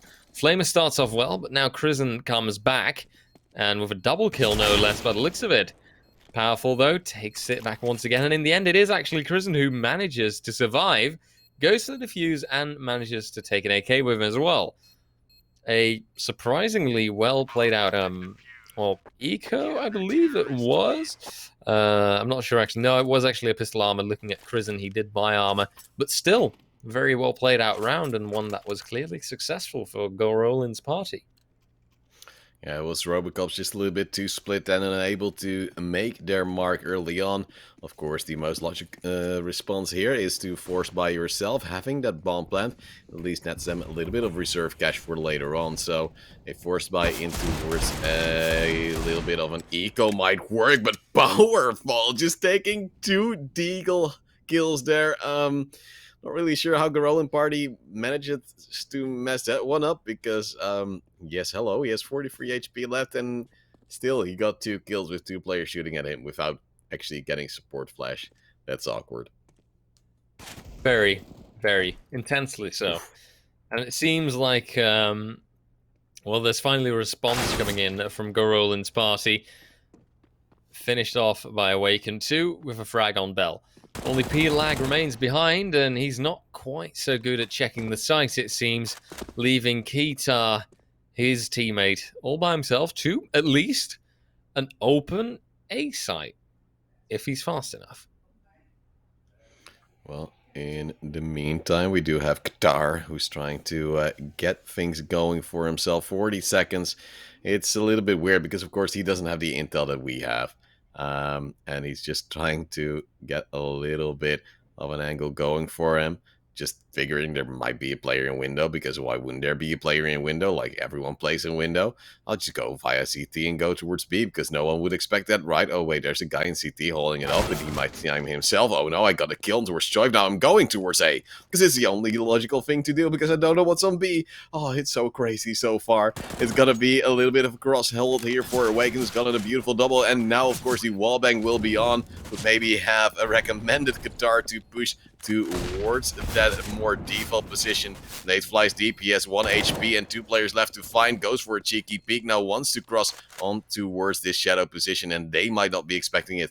The moment they cross together, this might be the frag, and there's 1 player. Ooh, still not checking, 2nd player, and he's going for the frag. Now he has a little bit of a jiggle on towards the player on towards the side. He doesn't know he has the time because Awaken doesn't have a defuse kit, and I believe he might have peeked a little bit too soon, and there might just be a little bit too much time here for Awaken to get that defuse in, and barely, just barely, he gets it. But of course, it's easier said than done from our perspective. Absolutely.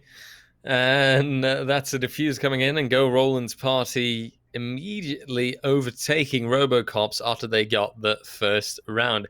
And I have to say, we also see some sort of timeout coming out. This is a surprisingly strong response from Go Roland's party, but just basing it off these first 3 rounds, what I see is just a really, really closely matched couple of teams here.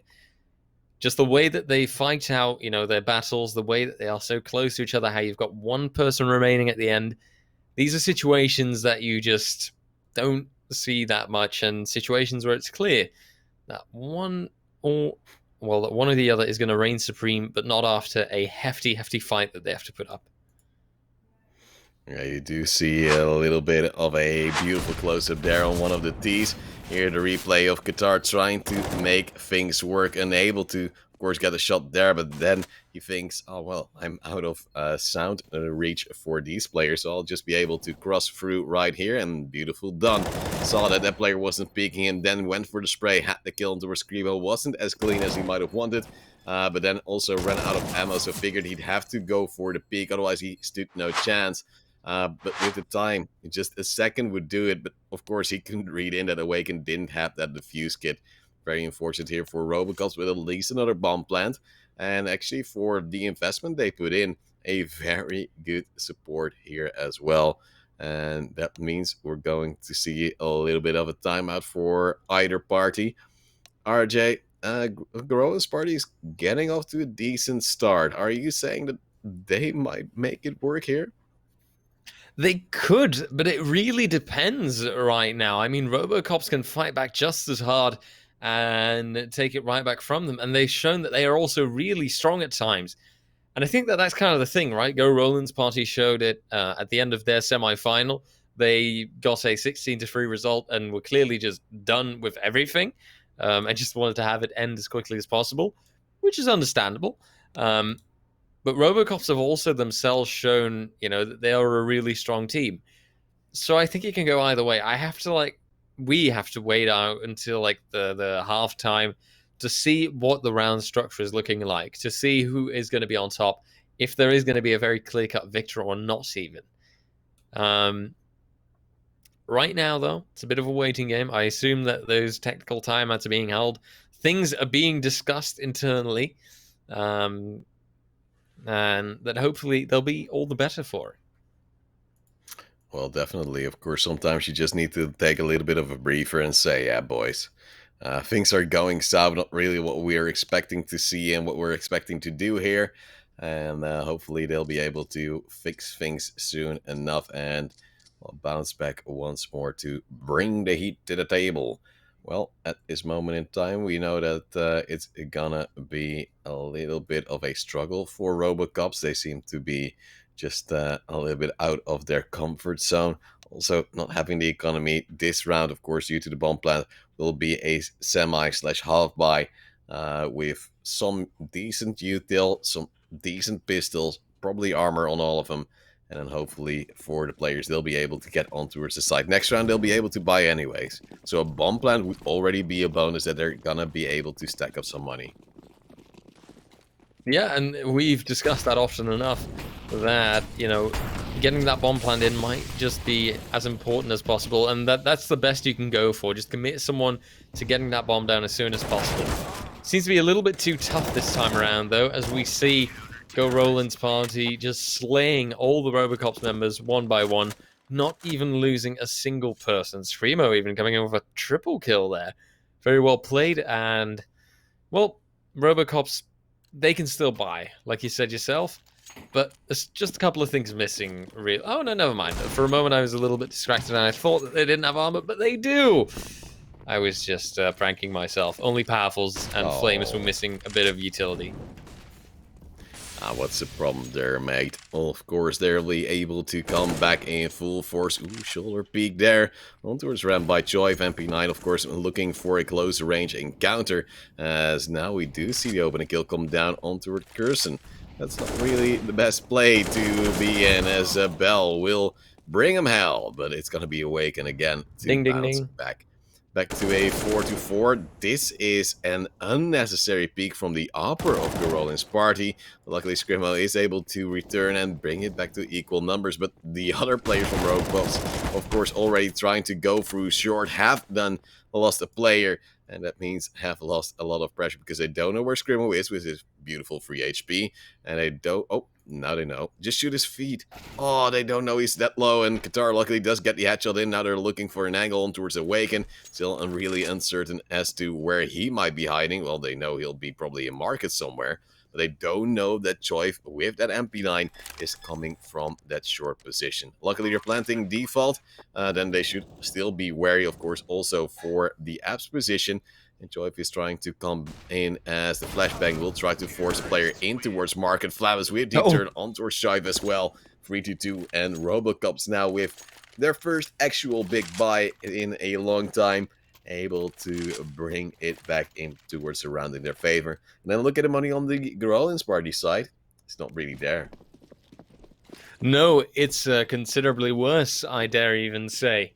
Luckily, the lack of head armor isn't a big problem, but the lack of defuse kits might end up breaking up sourly for them, depending on how the bomb plant goes, if it does even happen. If they can prevent that in the first place, it might not even matter at all.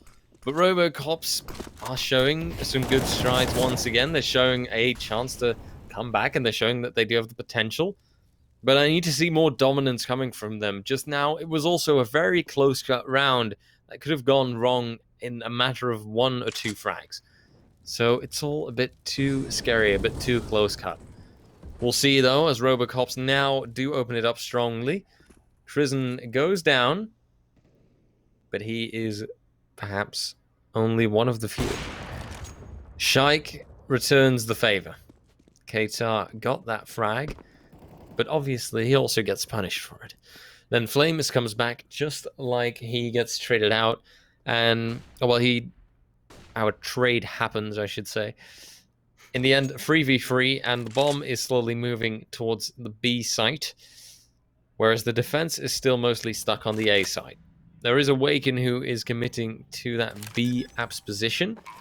He won't run into any T players directly, but he could become a very nasty thorn in their side the moment that he decides to jump out, because Powerful is committed on that market angle. So depending on how much noise Awaken makes, he could get the drop on Powerful. Well, we Looks do like now see Shy Powerful. Yep. get a beautiful kill, and then we have Powerful actually still on site in that 1v2. They're on the side, but they don't know where he is, probably dancing around somewhere, and there he is. That's a good turn, but there is no defuse kit. Are they just about in time Yeah. again? Because otherwise it's gonna be awkward. I think Awaken just about has it on the millisecond time and time again. That's a little bit awkward Yeah. for Robocops, because they should actually, theoretically, if they managed to stall a little bit longer for 2 times now, they would have been in the lead, and probably quite far. But how would he have had to duke it out there then? Like, would you, Just if not you were peek. in his position, just Yeah, challenge but it, like, keep peeking it? the problem is he peaked on the initial tap, and if you just wait a little bit longer, they're already at like 2 seconds, and then either the player is committed or he probably taps the bump again. And you know there's going to be another player. That's always going to be like your biggest problem. But now you do see that, well, with that initial peak, time and time again, it shows that you can just have a little bit of a non-defuse kit situation and get a defuse going. Yeah, it's all a case of time, and I'd assume that the boys from Go Roland's party do have that music indicator set in as well to give them the knowledge of when exactly they can still defuse and when it's too late. Some frags fall, and conclusion of it all seems to be 4v2. Go Roland's party with a clear advantage, and Robocop's, Katar and Powerful, now left, and going to give it their best shot over on the A side. But do they anticipate Awaken standing right there waiting for them? Doesn't look like it. It's actually Choi, but he did run out of ammo. A little bit awkward, but Katar can push through. And it's Awaken who gets the final frag, and perhaps also the final laugh. 5-2 now. Gorolin's party reigning supreme, and perhaps, perhaps it won't be Robocops. Perhaps it is just Gorolin's party who are a bit better. No. No, that can't be, RJ. No. I'm afraid so. Maybe they're just giving them a chance. It's the only thing I could think of, right? In the meantime, it's just gonna be a little bit of a scuffle here, as Scrimo is standing by with the M4, waiting in the ladder position if they go short again, which Robocops has done many of times so far in this match. That might be a chance for him. Katara is standing close on towards that short position. Ooh, that flashbang is actually working in his favor, because of course he has a little bit of a wall standing by as well. Flebus goes down to Choi as he was covering off Curson. That makes it into a 4-on-4, but players tagged up all across the map, and aggression also coming in from both parties.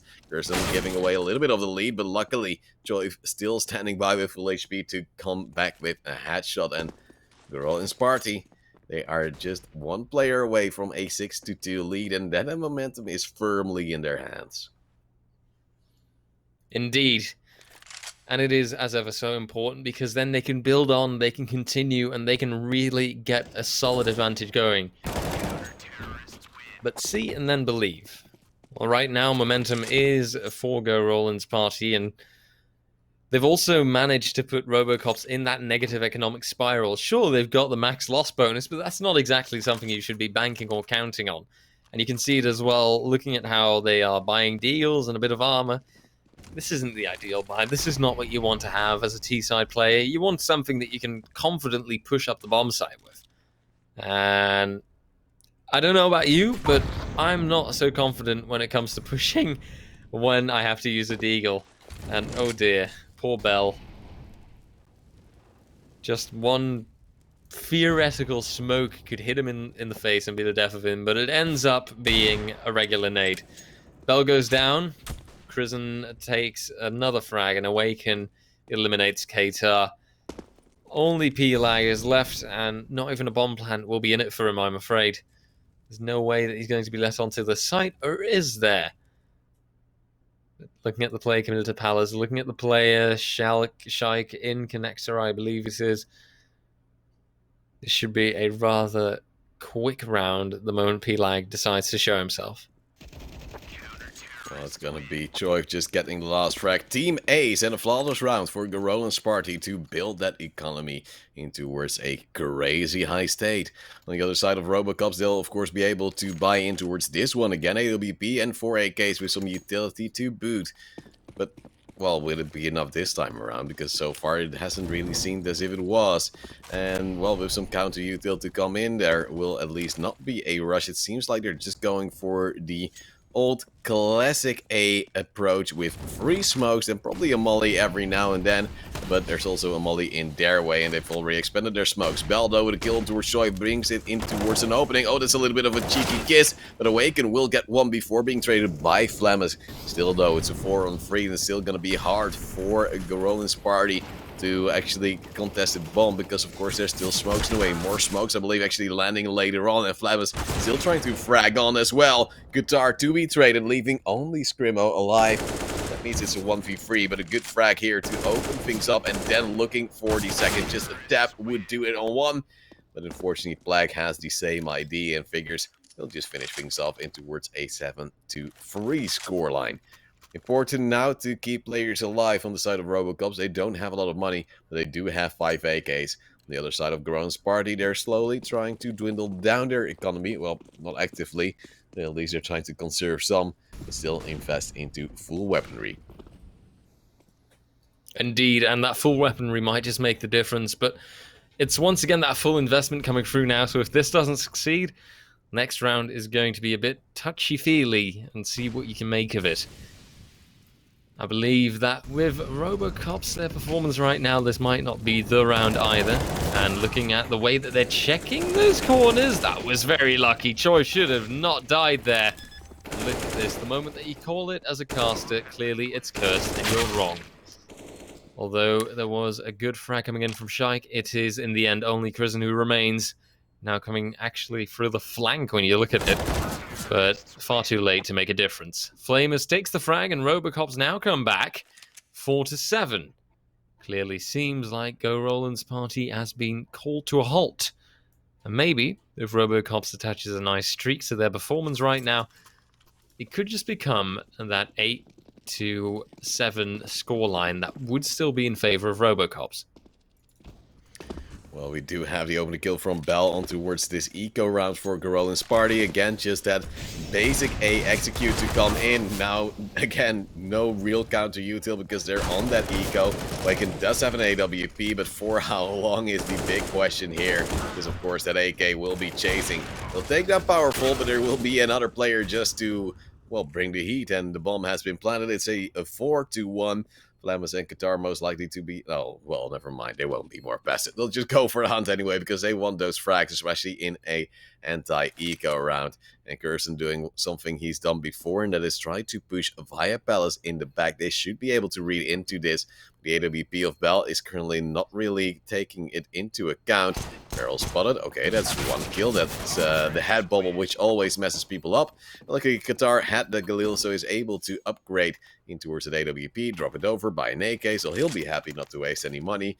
Apart from, of course, his teammate wasting money by dying. How dare he? Just completely leaving himself exposed like that. Unacceptable. It's going to be an angry discussion with the IGL later on. But we'll see what gives, and if Robocops can keep succeeding. Because that is the main question right now, and that is what they need to be doing. They have to get their hands on at least equal footing, 7-7, and make it a somewhat respectable T side. Then once they're on the CT side, they could work that to their advantage. I think that the main thing is they should watch out, because Garolan's party was very powerful on Dust, and they have to be able to have one map ahead of them. Now it's Robocop still being the powerful ones, it seems, though. Qatar not with the strongest spray down, but a no-scope from Bell. Hello there! But there's not a second one in there. A beautiful no-scope smoke bang to get a wonderful frag. But sadly, for Bell, there wasn't a second waiting for him. It's sometimes just what you need, right, to get a little bit of confidence going. AWP was recovered by his teammate, though. There's still not a lot of money on towards the RoboCop side, apart from 2 players. The one thing we do like to see is that Zeus from Choive, a pistol armor for Gorolin's party, and maybe a zap to bring a little bit of pain in towards the RoboCop side, but they're actually going for a short play, finding Curse and then trying to go further as Scrimmo is standing by in towards Abs with that Deagle. Will try to get a shot on towards one. Yes, he will, but there will be more players and... oh wait, no ammo. Flemish just with the frag, Plag, and Bell also with the follow-ups, only Choive alive. A little bit too far away for the Zeus there, my friend. But with the USP, he'll still be able to almost take down Bell and pick up the AWP. This time around, though, we're going to a 7-7 scoreline. Now in favor, possibly, for RoboCops, because they're actually going ham. They're streaking, I believe, already 4 to 5 rounds together. And on the side of Garon's party, you just say, no, we say for this last round of the first half, we'll just go for double up and see what that will bring to the table. Yep, and right now what's being brought to the table is a freshly served meal of equality by the looks of it. As it's a 7-7 scoreline, and Shike decides to twist and turn things a little bit further, so that now it could be Go Roland's party that actually end up on top after this first half. Utility flies through, and the defense is strong, as we see Choive get some more frags in. Shike doesn't succeed all that much, but that's not the end of the world, because the 2 players that are left from RoboCops are stuck on the A side, pinned down. And Bell can steal a frag, but no more sick no-scopes from him, as he goes down by the hands of Screamo. And Go Roland's party take an 8-7 halftime. But look at that, a 5-round streak that came in from RoboCops. Very respectable. But the question is, how are RoboCops going to handle the CT side? Yeah, of course, it's also very dependent on that pistol round. If you do get that one for both teams, it's going to mean a little bit of breathing space, or at least, again, an equalizer. Scrimmo and his team seem to be wanting to go towards A, where it's going to be played on towards a retake situation, where of course the defuse kit is playing passively in towards CT, saying, hey, they're coming, I need support, and then they're saying, okay, good luck. And they're hoping that they can at least bring something back. Bell with the opening kill. Bomb to be planted, though soon, you'd say, indeed, and Bell already has a double kill. Black knows where the planter is, knows where a second player will be at, and in the meantime, just all those frags come together, and RoboCops do manage to win this second pistol round. Back to an 8-8, back to an equal score, and possibly with some financial gain they have on the Garolin's party, they might go for a force buy. There is a good chance for that. I'm looking, I'm waiting, and indeed we see the scout, the Galil, the weapons indeed all pop up. A force buy it is to make the change that they might want to see. I believe, was that Flamus there by that window position, heavily tagged up? Looks like it, because he's now running back from jungle, AUG in hands, and waiting for some mid movement then. Go Roland's party right now will feel the pressure being on, and they might be having a considerably harder time trying to get onto the sites now. Tristan will have to deal with the dink, and Awaken responds well to the cue of those shots. Flamus, though, gets the first frag so far. As Tristan goes down, and Awaken responds with a, what I believe is a smoke. Oh, that Deagle shot almost could have actually got the kill, but Shike will get a second chance on towards Black. That means they now have the opener on towards the A side and will be able to go through. And 4 in hands of Shike will get Bell as well, meaning that it seems like RoboCops are out of this round, possibly. Powerful though with 1 frag, but there's still a flank coming in from, I believe it is Awaken. And he has a Galil and a good position on towards Flamus. He'll just be having some trigger discipline, eventually gets the kill and leaves Powerful alive in a 1v3, which of course he won't go for. They already decided to go for that save. And now you do see that, unfortunately for RoboCops, that one pistol round is unfortunately instantly countered again by a force buy. So we're back at a little bit of a scuffle, where we're going to see a little bit of a tennis match. Yep, one of those classics. Choive being very dominant there, I would say, with the way that he gets that frag, hopping and hippiting about to still frag out that last remaining enemy in the market. We've got the beautiful replay here now with Shike's clean 1 dig. So calculated. And he handled it like a champ with a nice follow-up. A spray down on Bell. Well, we do see now that it's going to be, of course, Robocops back in a unfortunate situation. A little bit of tapping coming out as it's gonna be Goron's party forcing their way on towards B, splitting. Qatar getting cleaned by Screamo with a beautiful flick. We still have Powerful here on towards the stack side. It's gonna be a little bit of a spray, and with some crossfires, with a lot of craziness and an early stack towards the B gamble, it seems like Robocops is able to force back themselves and pick up some good rifles. We have an AK, we have an AUG, which of course then goes to Flammes. And on the other side of Goron's party, there wasn't a bomb plant, so there is little to no money. The big problem meaning that they have to possibly invest in towards a force buy, and they will, but slightly split, slightly late, so not really the best situation to go for an aggressive play, you'd say, as Flammes is again trying to bring something back, overcommits on the double spray down, loses his life after a single frag. Sometimes a single frag can make all the difference, but this time round, it's a lot of them that make the change. Robocops on the 10th round come back nicely and do slowly but surely extend their lead after winning the pistol. I think that Robocops right now, well, they've found themselves a really strong opponent. But all they need to do now is keep Go Roland's party locked down into that tight negative spiral. Make sure that their economy stays right down. Flamers, you madman! Beautiful 4K to quickly put an end to a round where, of course, Go Roland's party had no economy to begin with. Yeah, it's gonna be a little bit of a unfortunate setback for Goron's party, but of course this was one of their eco rounds, trying to just force their way in towards this connected position, and Clem is showing why we've been highlighting him for the entire event so far, and let's see if he'll be able to play the same position to great effect again. Now we do see that buy, we see a Galil. A little bit of a lack of utility in a glass cannon AWP on towards Shike, so he'll have to hit a short first, or otherwise he might have a little bit of trouble with aim push. Very good nade here for Flammes and a good opening kill to boot. The problem is he's of course under pressure as well, knowing that he's out of utility, and luckily he gets some support with a deep smoke in. Just goes for the aggression, because why would you wait for a deep smoke? Just go for the plays, as Shike does get a wallbang, and he's not expecting that push to come in. Flammes with the triple, 22 kills already, and luckily Screamo is alive to get 1 refrag. He still has 3 more to find, and will deal some damage with the nade, but that's not enough to get the round just yet. No, and things just don't seem to be working out for Go Roland's party right now, as Robocops is entering a bit of a streak of their own now. And the problem being, of course, the streak that happened earlier was nice to have, but a streak happening now means it could potentially break the map. Robocops only need 4 more rounds to actually win this one.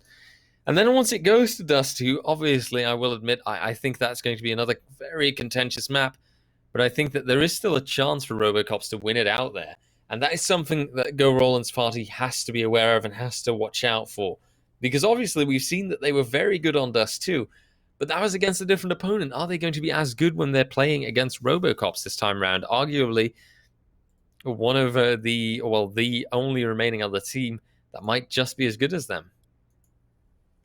Well, so far it seems as if Robocops are building some economy for themselves. If they lose a round, they can just rebuy. And the economy they're facing, it gives you a lot of room to work with. And MP7 for Choi, congrats. It's like you're cosplaying Chris J, hoping that it will get you at least something done. But it doesn't really bode well if he doesn't have armor, so I think it might have been a mispress rather than a conscious buy. And you see just that economy for Goron's party, there's little money, and they're just a little bit split on what they want to do. Well, they do know they want to go for that B play. There's a molly, there's a smoke, there's a little bit of delay. This is the rhyme I'm currently spitting. Of And then I don't know what rhymes on that, so never mind. It's gonna be Qatar just standing by the AK. The push will soon come in, has support from short, but I'm not sure if he'll be able to see anything because there's gonna be a lot of flashes. Just goes for the spray, gets one, will be turned, of course, by Choi, who's close by the MP7 and no armor, so aim punch never existed. Gets the AK, there will be the trade frag, but bomb has been planted, so that's already one objective done for the Gorillans party. Get Incendiary then on towards the bench. I don't really know why you throw your nade after and then rush through like a madman. Apparently flashes are non-existent on the side of Robocops. And now they have a 2-on-3 against a eco round. This has gone south really quickly and they really need to get some kills. Well, there's one from Flammers because of course he's still alive going for the 30 bomb. And they know that Scrimmo will be in Eps right now. They know there's a player at bench that's Awaken who's going down to Flammers as well. Now it's just easy to go in. They have more than enough time. They just don't have Scrimmo with the aim, or do they? It's going to be Gorillin party getting that kill in. And of course now also their double digits. But as said before, there's money to rebuy on the Robocops. And, well, on the side of Gorillans party, everyone has to rebuy as well. Yep, and that is also a painful little dent in their economy, as you can see, really. But still, Gorillans party did get the round win there. In a spectacular fashion, I should say, in a hard challenge of a round. But still, it was there, and they've got the result. Now, Robocops do start off well enough once again as Bell gets his opening frag and takes out Screamo. I have such a hard time seeing if it's an O or an A. I have to get my eyes checked out once again, I think. Maybe one day you'll get there. In the meantime, it's just a 1-for-1 trade right now. And Shaik is still with the AWP. Lack of head armor might be a little bit gruesome soon. But so far, it's just going to be a little bit of a slow play. Again, going for that B side. It seemed to work the previous time around. It seems like they've already forgotten that you can also die to pistols there because they ran into a stack. But, well, it's going to be a little bit of a slow push to come in. A little bit of a slow pull. With Qatar just repositioning at the wrong time, being killed by Awaken. There you have Powerful also standing with the rifle not really in his hands. Also manages to mess him up. Now we do see the bomb plan. We see 2 players against 3 as Flammers has gotten the single kill, but with the flames and the lack of teammate, lack of room to work with, they should most likely go for the save. And it seems like they're indeed going for that call right now. The tactical decision, I'd like to call it. Going for a smart save and preserving weaponry for another round to reign supreme there. I gotta say that right now they're having a hard time. The Robocops had a very nice advantage going for them, and it is slowly but surely dissipating like snow in front of the sun. With 12-11 now, Robocops still lead, but they are so close to giving it away.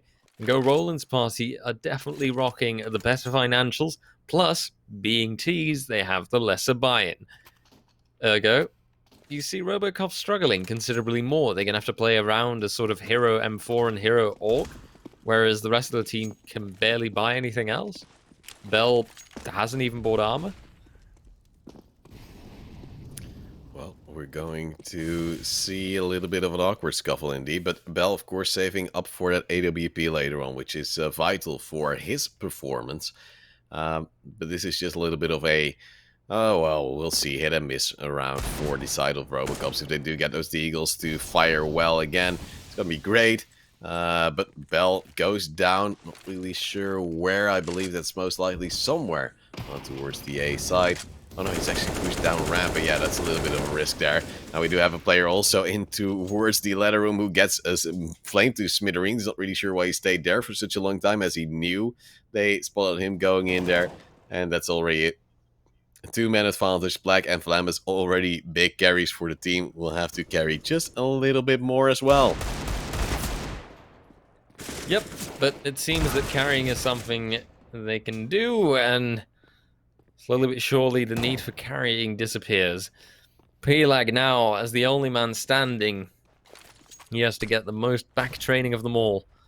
The flash there does delay well enough by window, and is Pelag fast enough to deny the plant? It doesn't quite look like it. Adam's shame, and he's given away his position, so a double peek is to be expected. Case in point. Go Roland's party take the first map, and Robocops and now Go Roland's party almost take the first map, and Robocops are now fighting an enemy that seems to be of equal force compared to them. Yeah, well, we'll see what we will find in the coming round. It's gonna be Garolin's party, of course, now having a lot of momentum, having those 12 rounds going quickly towards the B side. Not really sure why you want to go for aggressive play in this round. Well, now they've been spotted out.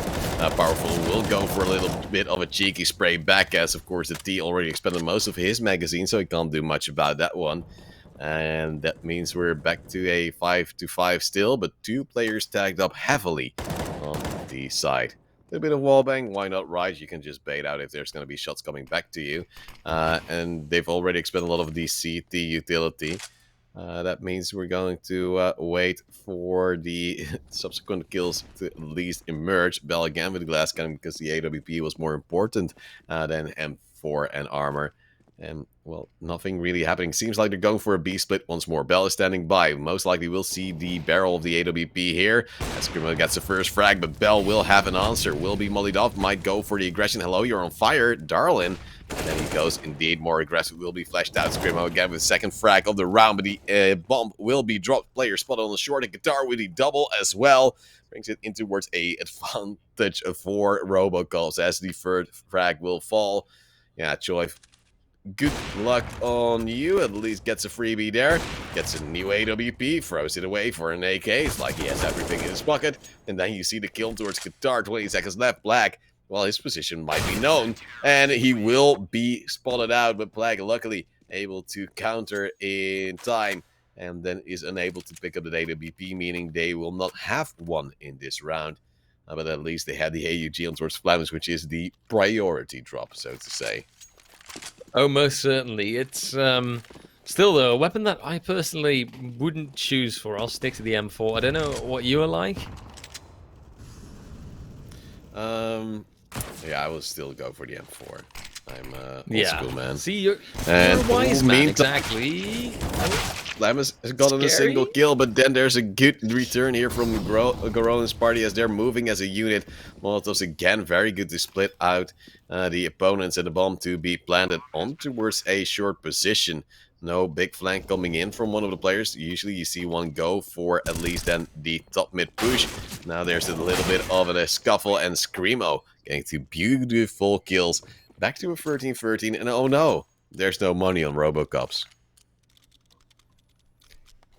And that's quite problematic because that means that for Go Roland's party, it's just going to be a case of, well, you know, easy peasy, lemon squeezy, let's just continue and frag them out.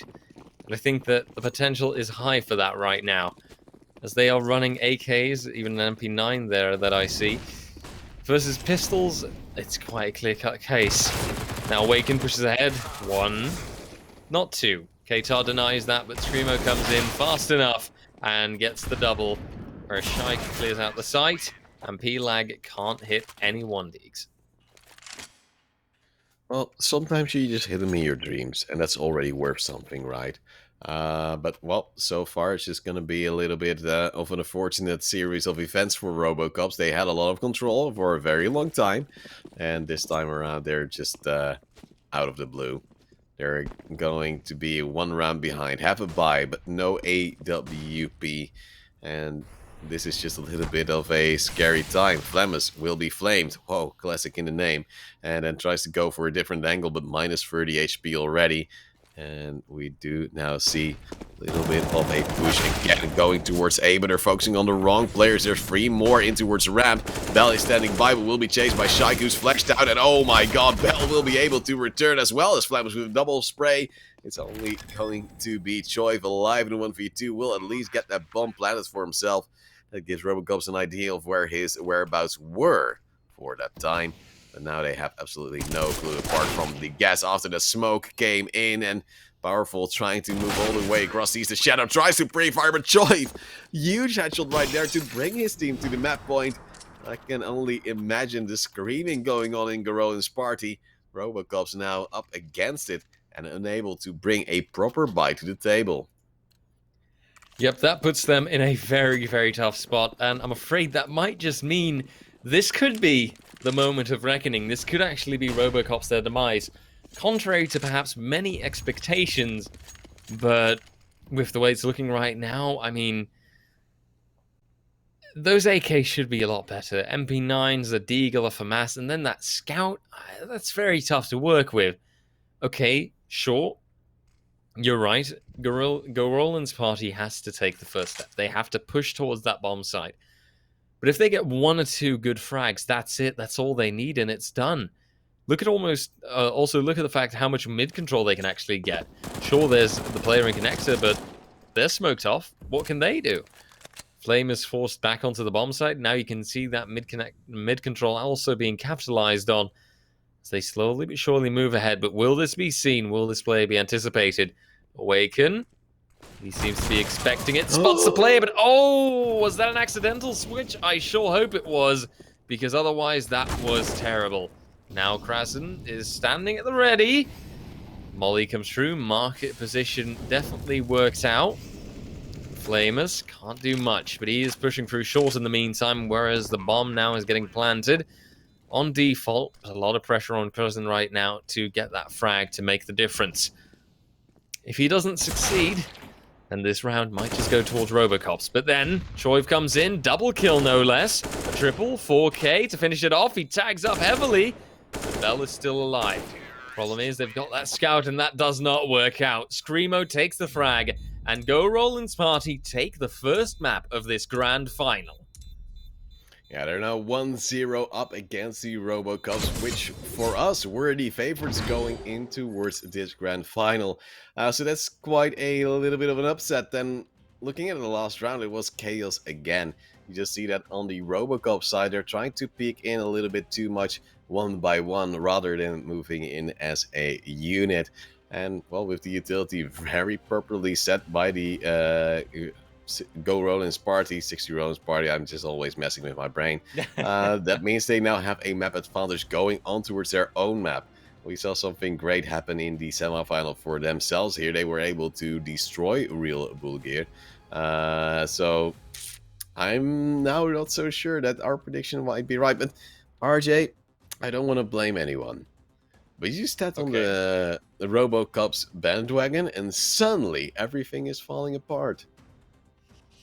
I mean, maybe there's just a thing where I'm destined to lose whichever prediction I make. So maybe I am just the literal, personification of the caster curse. The moment that I decide to support a team, it all just goes down the drain. It all just goes completely terrible. I'd hope not, because that would be quite bad. That would mean that I would have to seriously reconsider how I'm doing my predictions in the future. But yeah, right now, I think Go Roland's party, they were simply better. And they've really got a solid chance to finish this off now on that second map. We saw RJ, them on Dust too. You told me something about your dog, right? Yes. Eating couches, which is a little bit weird. But wouldn't it be great if you just have like a paper saying Robocops and then one saying Good Old Party and put a piece of candy, and then the one the dog chooses you have to go with? I think that would really increase your odds, because then it's still a 50-50.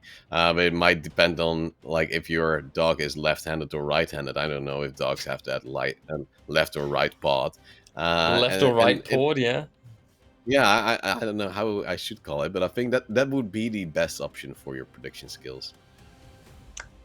I'll do that next time that I do have to make a prediction. I will let the dog decide and tell me what I should choose for.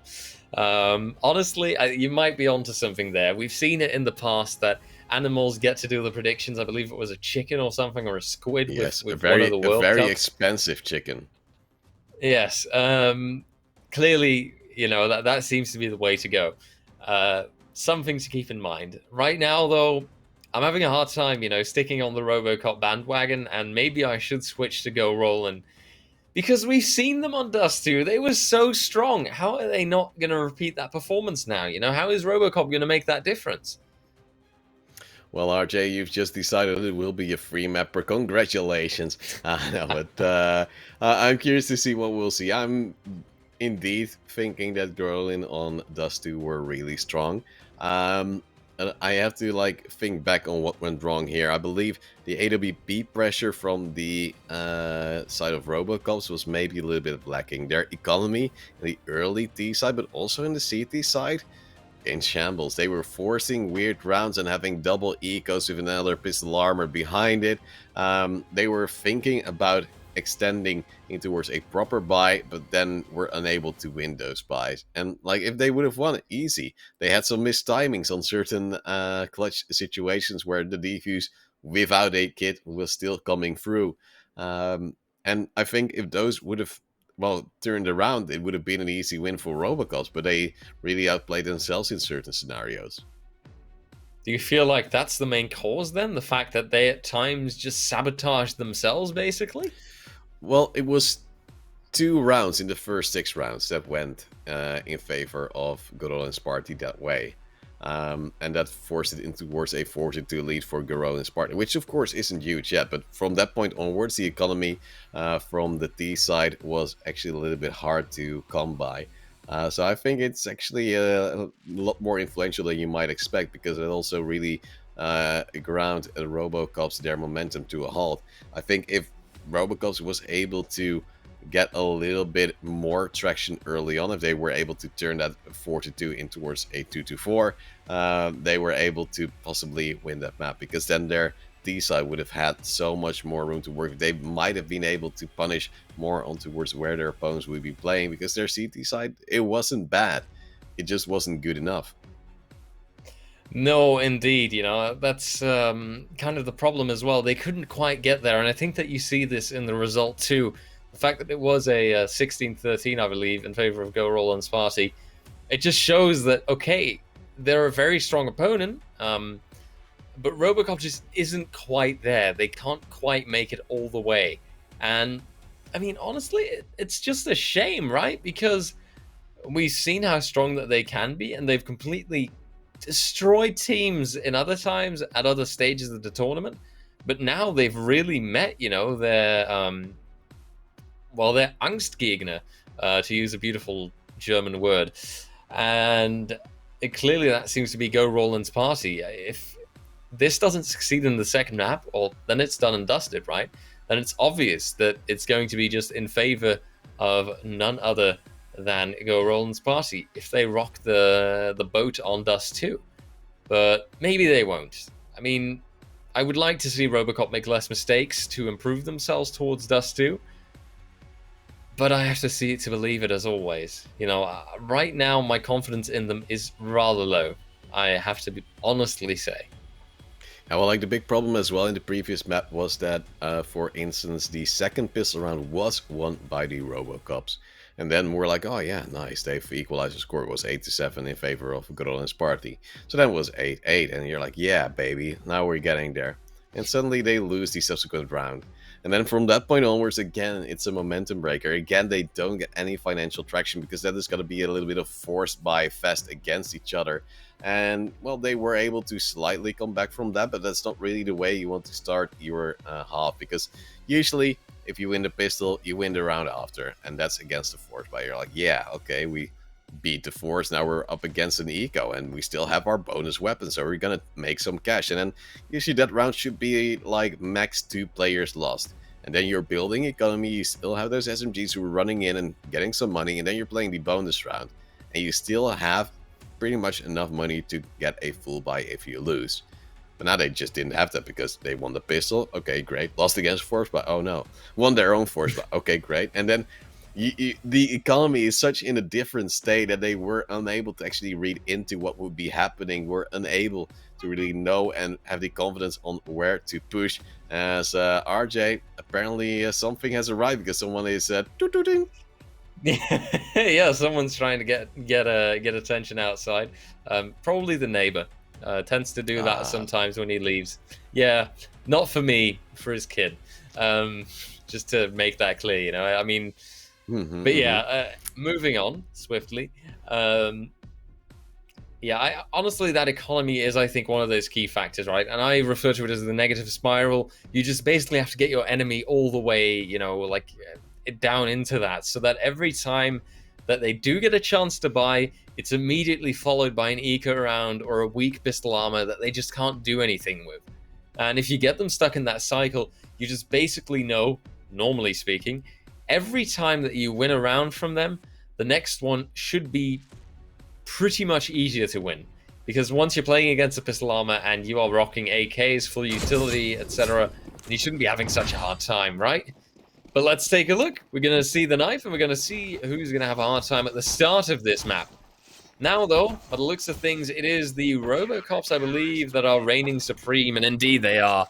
They take the frags and take the kills, and they get to decide where they will start. I've got a slight suspicion that they're going to stay on the same side. So what now? It seems like they have, actually. RJ, you are such a smart man. And Garolin's party will be on the theoretical back foot, because of course they were unable to choose what side they wanted to be on.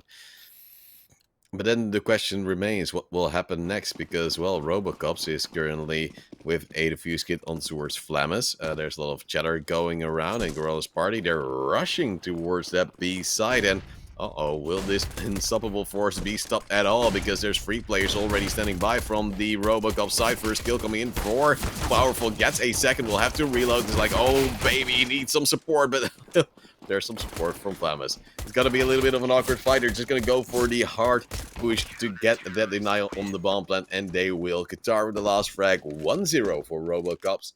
And that is Garolin's party unable to actually get a bomb plant down, despite getting on towards the site relatively quickly.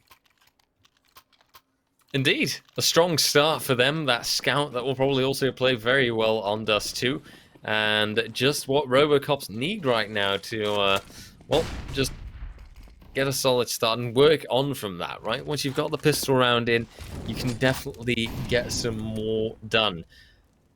Garolin's party seem to be continuing towards that short position, and they're moving as one big unit. They haven't been detected just yet. So maybe with those Deagles, they can surprise Powerful. Looks like Powerful is ready, though, with the FAMAS, but indeed, he's got one headshot. It seems to be tough to get the rest. His teammate, though, ready to re-peek when necessary, but the rest of the lads are ready and waiting. Looks like Garolin's party can get the frags. Bomb plant also down. P-Lag having a hard time with his own shots. Suddenly, only Flamus is left. Sure, he can take out Scrimo, but then Choi says, well, mate, sorry, but we can't let you get away with that. And Garolin's party immediately turn it around on the second round and answer to a lost pistol. Uh-oh. It's Garolin's party again doing the same they did on the previous map when Robocops won the CT pistol. What a surprise! And look at the disparity between weapons. There's an SG-M4 AK, FAMAS and a scout on the side of Garolin's party, on towards some deagles and some armor with a few smokes and flashes. Robocop's not really in the greatest spaces, as they already lose one of their members. And, well, there you just see a little bit of a slow take towards A long.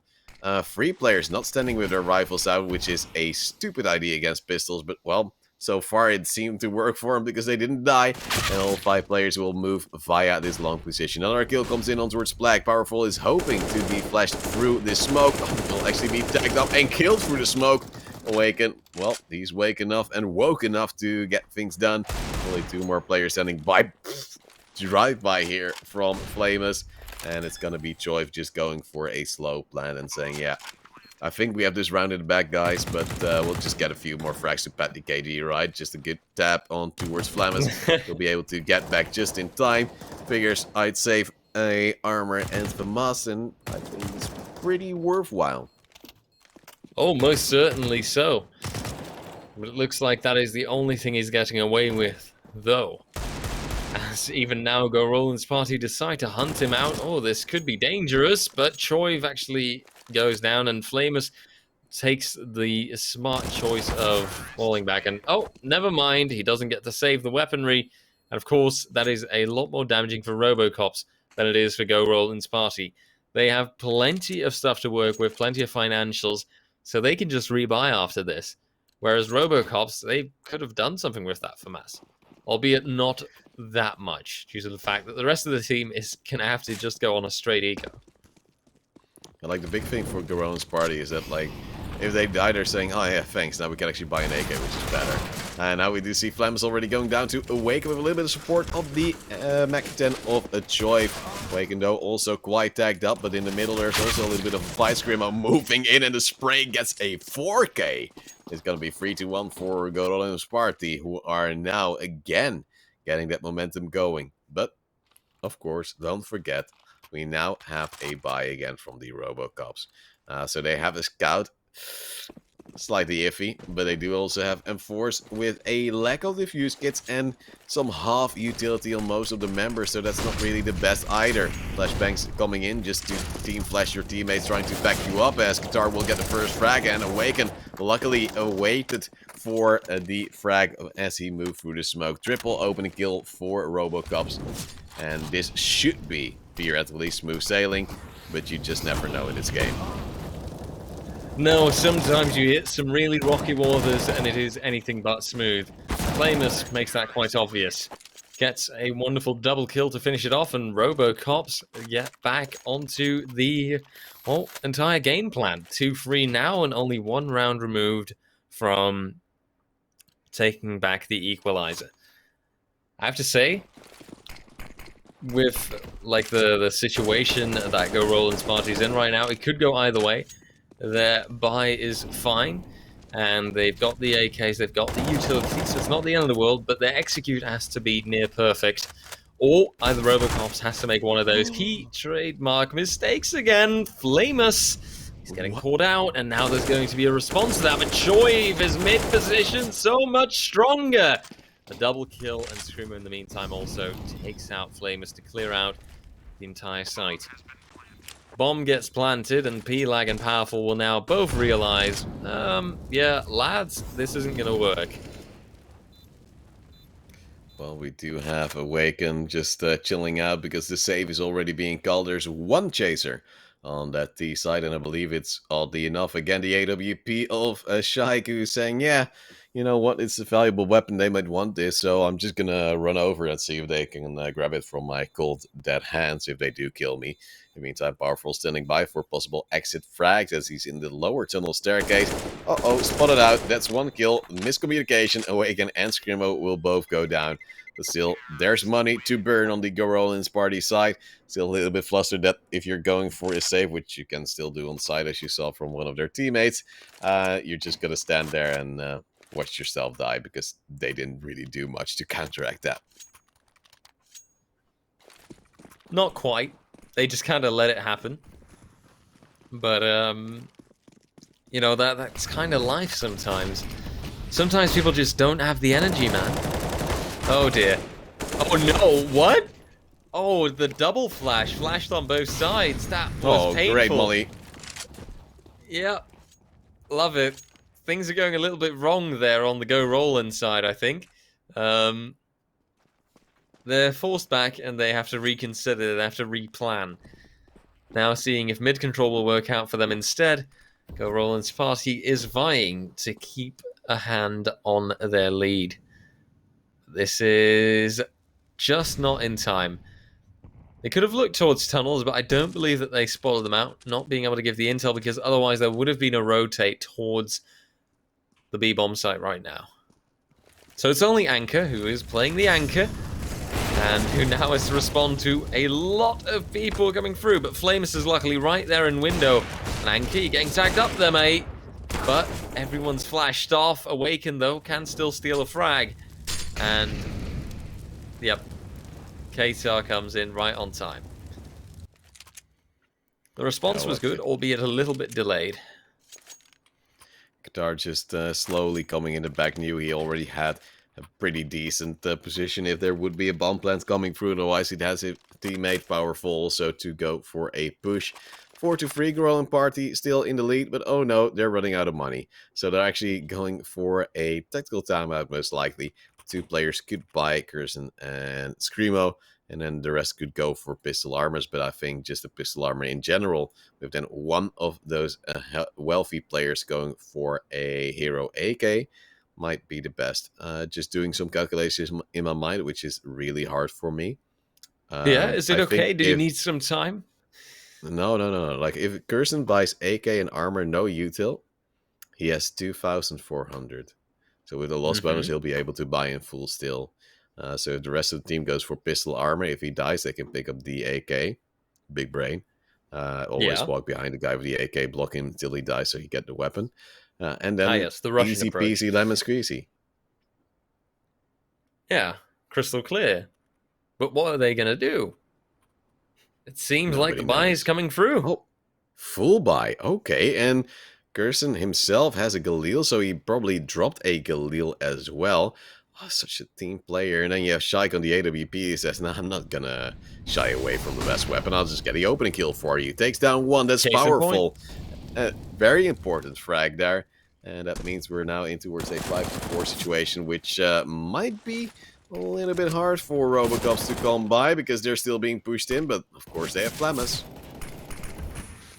Indeed, and Flammus is exactly what you need as an anchor and to hold off the site.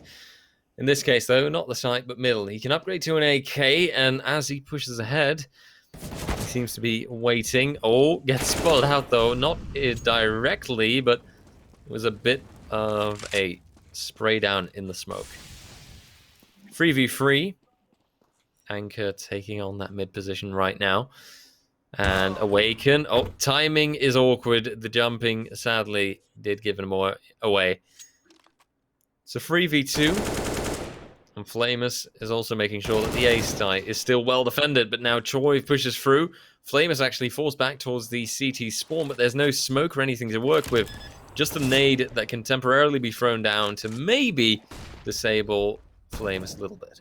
A little tag on towards Anchor as he's trying to make the play, but Flamus with the jump shots, of course, being countered by the AK. Good return from the op, but, well, Choice is ready to bounce as well because they knew it was a 2v1. They knew there might be that peak coming through, and that means it's now 5-3. Good old Sparty have at least another round in the bag.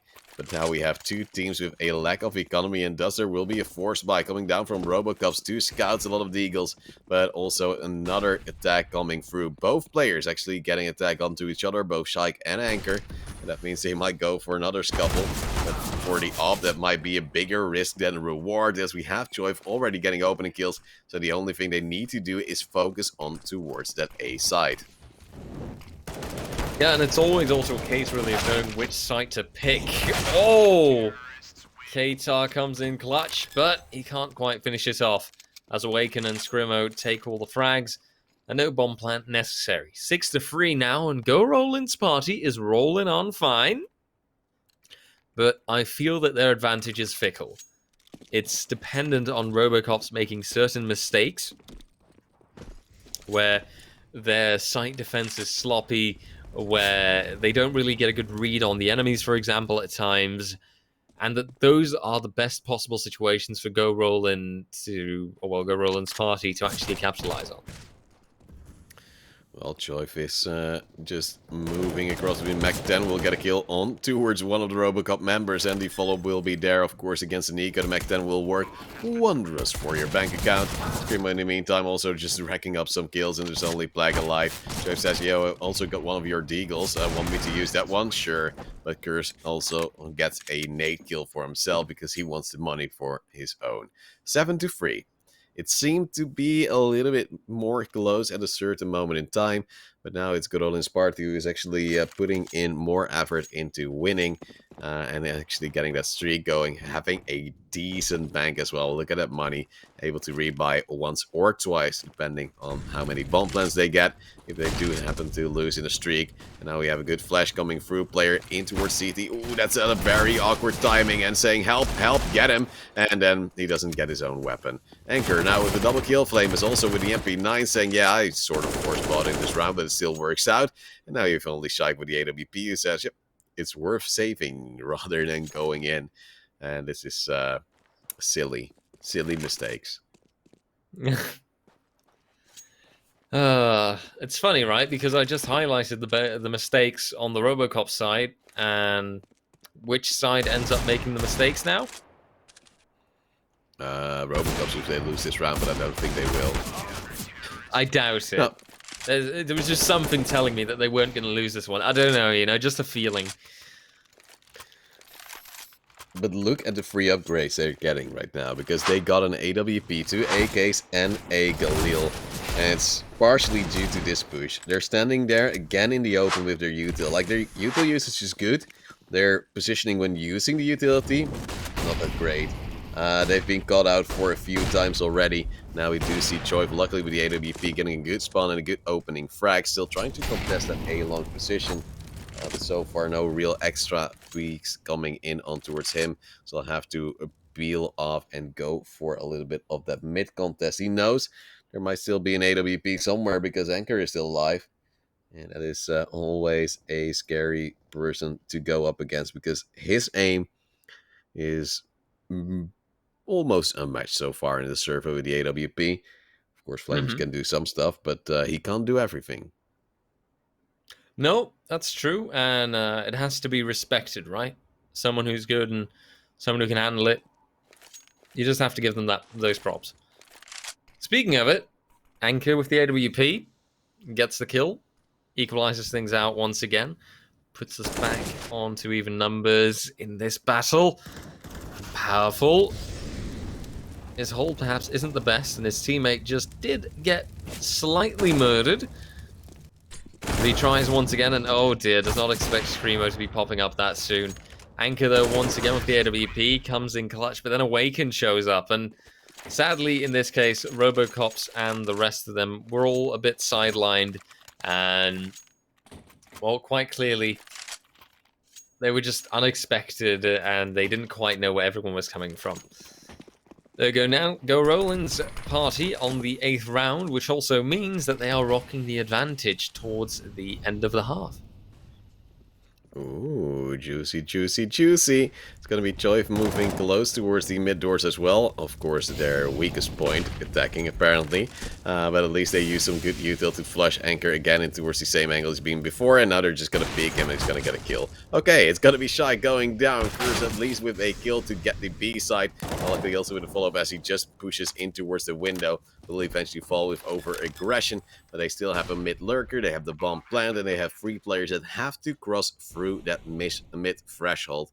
And if no one actually goes for tunnel, if no one actually goes for the peak on towards the player still standing there, meaning Choiv, it's going to be a hard retake because there will be a flank coming in if Choiv counts and times it correctly. With the util, he'll have to peek. At least now a good team flag from Plak, as it's going to be Choiv indeed in the flank, getting a beautiful kill, just trying to toy and throw in a nade. Haha, there's a nade! And there's a spray, buddy. Oh, wow. It's 9-4. Go rolling, getting yet another round, picking up the AWP as well for the save. And still, they have more than enough money for 2 rounds to play. They'll be golden for the rest of this half. Oh, absolutely. That would be a strong start for the CT side, no less. And, well, going by Go Roland's track record on Dust 2, I would expect that CT side to be near effortless. But when players like Kite or Kitar show up with their Deagle, they might just be making things a little bit harder. Crismo, though, shows up well enough, and so does Choiv. That means, Scrimmo even, that means that now things are going well, and it's once again a massive disadvantage for the Robocops boys. 2v3 now, though, and Flamus has managed to recover an AK. P-Lac can't quite succeed with that Deagle. Now the smokes comes through and they know, let's focus on one thing first, and that is committing to the bomb plant. From there on out, play it very patiently and just let the Robocop surviving last man standing come to you. That's very bold, Flamus. I don't quite know what you were trying to do with that. Well, he knew there was utility being thrown. He knew that with the angles, the different parts of utility were thrown as well. There was a player trying to move. So with a moving player, it's the best chance to at least go for the peak. Then you might force a 1v1 and get on the side. He's already coming from that angle. If you're going to wait for the smokes, it's only going to be easier for them to time it. Because they also have more vision on you. Now he just went with a timing that might not be expected, but luckily Awaken was standing by. In the meantime, we see Anchor with the AWP again opening things up in favor of the Robocops, despite him being a glass cannon. Scrimmo, one of the key entry fraggers so far in this half for Garona's party, is now out for the count. Alp versus Alp, as Anchor has moved through to the side, and might encounter a Shike if he peeks in a little bit too aggressively. Anchor at least already with double kill, so if he gets traded out, it's no problem, but now he will indeed. Just a little bit of a smoke wall. That's one smoke. There's no second smoke. That's a little bit of a bad smoke wall then. And we do see Curse also being tagged up. Qatar wants to go for the aggression. Will spot the AWP. Will clear the AWP. Will try to clear Awaken. But luckily Awaken gets the double kill. 1 HP though. And that wallbang will just seal the deal towards his teammate. Now just a single shot will do it. Indeed, it will be the 5th round for RoboCops. But still, they're already up against double digits. And I think Roland's party on their T side should be quite happy, especially knowing how strong RoboCops is. Indeed, seems quite like it. And, well, once again, it's that pistol round that's going to decide everything, isn't it? I mean, if RoboCops can get that initial momentum, then there is potential for example, a 7-10 score, maybe 8-10. Then they can really rock the boat and just maybe push towards an equal start, an equal footing, and from there on out build further. But I've got to see it to believe it, and right now I am a little bit doubtful. I still need to see more coming from RoboCops to be completely 100% convinced in them. Well, also, the scoreboard still needs to change. Ah, don't worry, man. It's just a little bit of a test for you. Flamus will get the opening kill towards Curse, as that means that RoboCops is starting off well towards this T side, possibly. They have to fend off this retake. 4 players on towards short might make it a little bit easier, but the flashbang is good. But the second flash might be even better. Flamus, though, still up and ready with the USP, getting a triple and a quad in total for the round. Leaving only Shike alive, possibly the ace for Flamus, who's trying to possibly hunt it down, but he'll go down, tippy-tap-toe, and it's gonna be a little bit of a more difficult situation. One player on short, Shike will have to also check Merlin, and Black will come in for that last frag. 6-10, RoboCops at least doing something well here on the start of their T side. But now the question is, will they this time be able to streak after their win in the pistol? Because we've seen some force buys go well for their opponents too. Yeah, those forced buys, they can work out well enough sometimes. The scouts are really being relied upon here, and for the defense, that seems a little bit more sensible for a change. But still, I do hope for them that the force buy works out. Of course, they have to respond somehow to the strong weaponry that the RoboCops are rocking. Those AKs and even those Galils, to be honest, still a fierce weapon to contend with. And now, Prison not really booking a lot of success with the Deagle, having to force himself to fall back. Awaken, though? Could get a close-range Deagle kill. Yes, it's actually Screamo. Okay, not quite sure how, but he does. And then Prison pops off with a triple kill, like nothing's... Okay. You're as confused as I am, right? Well, RJ, things just happen, and nature has a weird way of making things happen as well. And now we do see 11-6, Gorodin's party.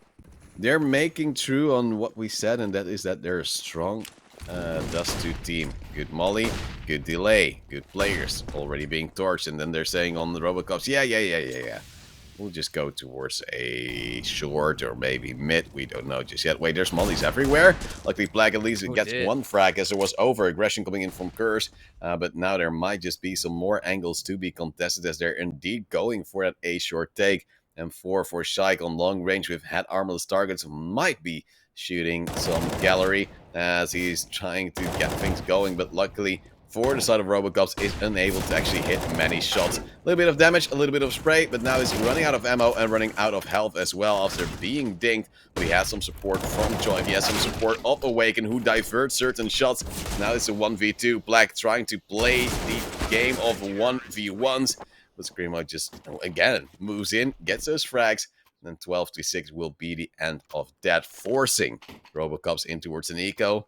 And maybe on to worth a 13-6 deficit.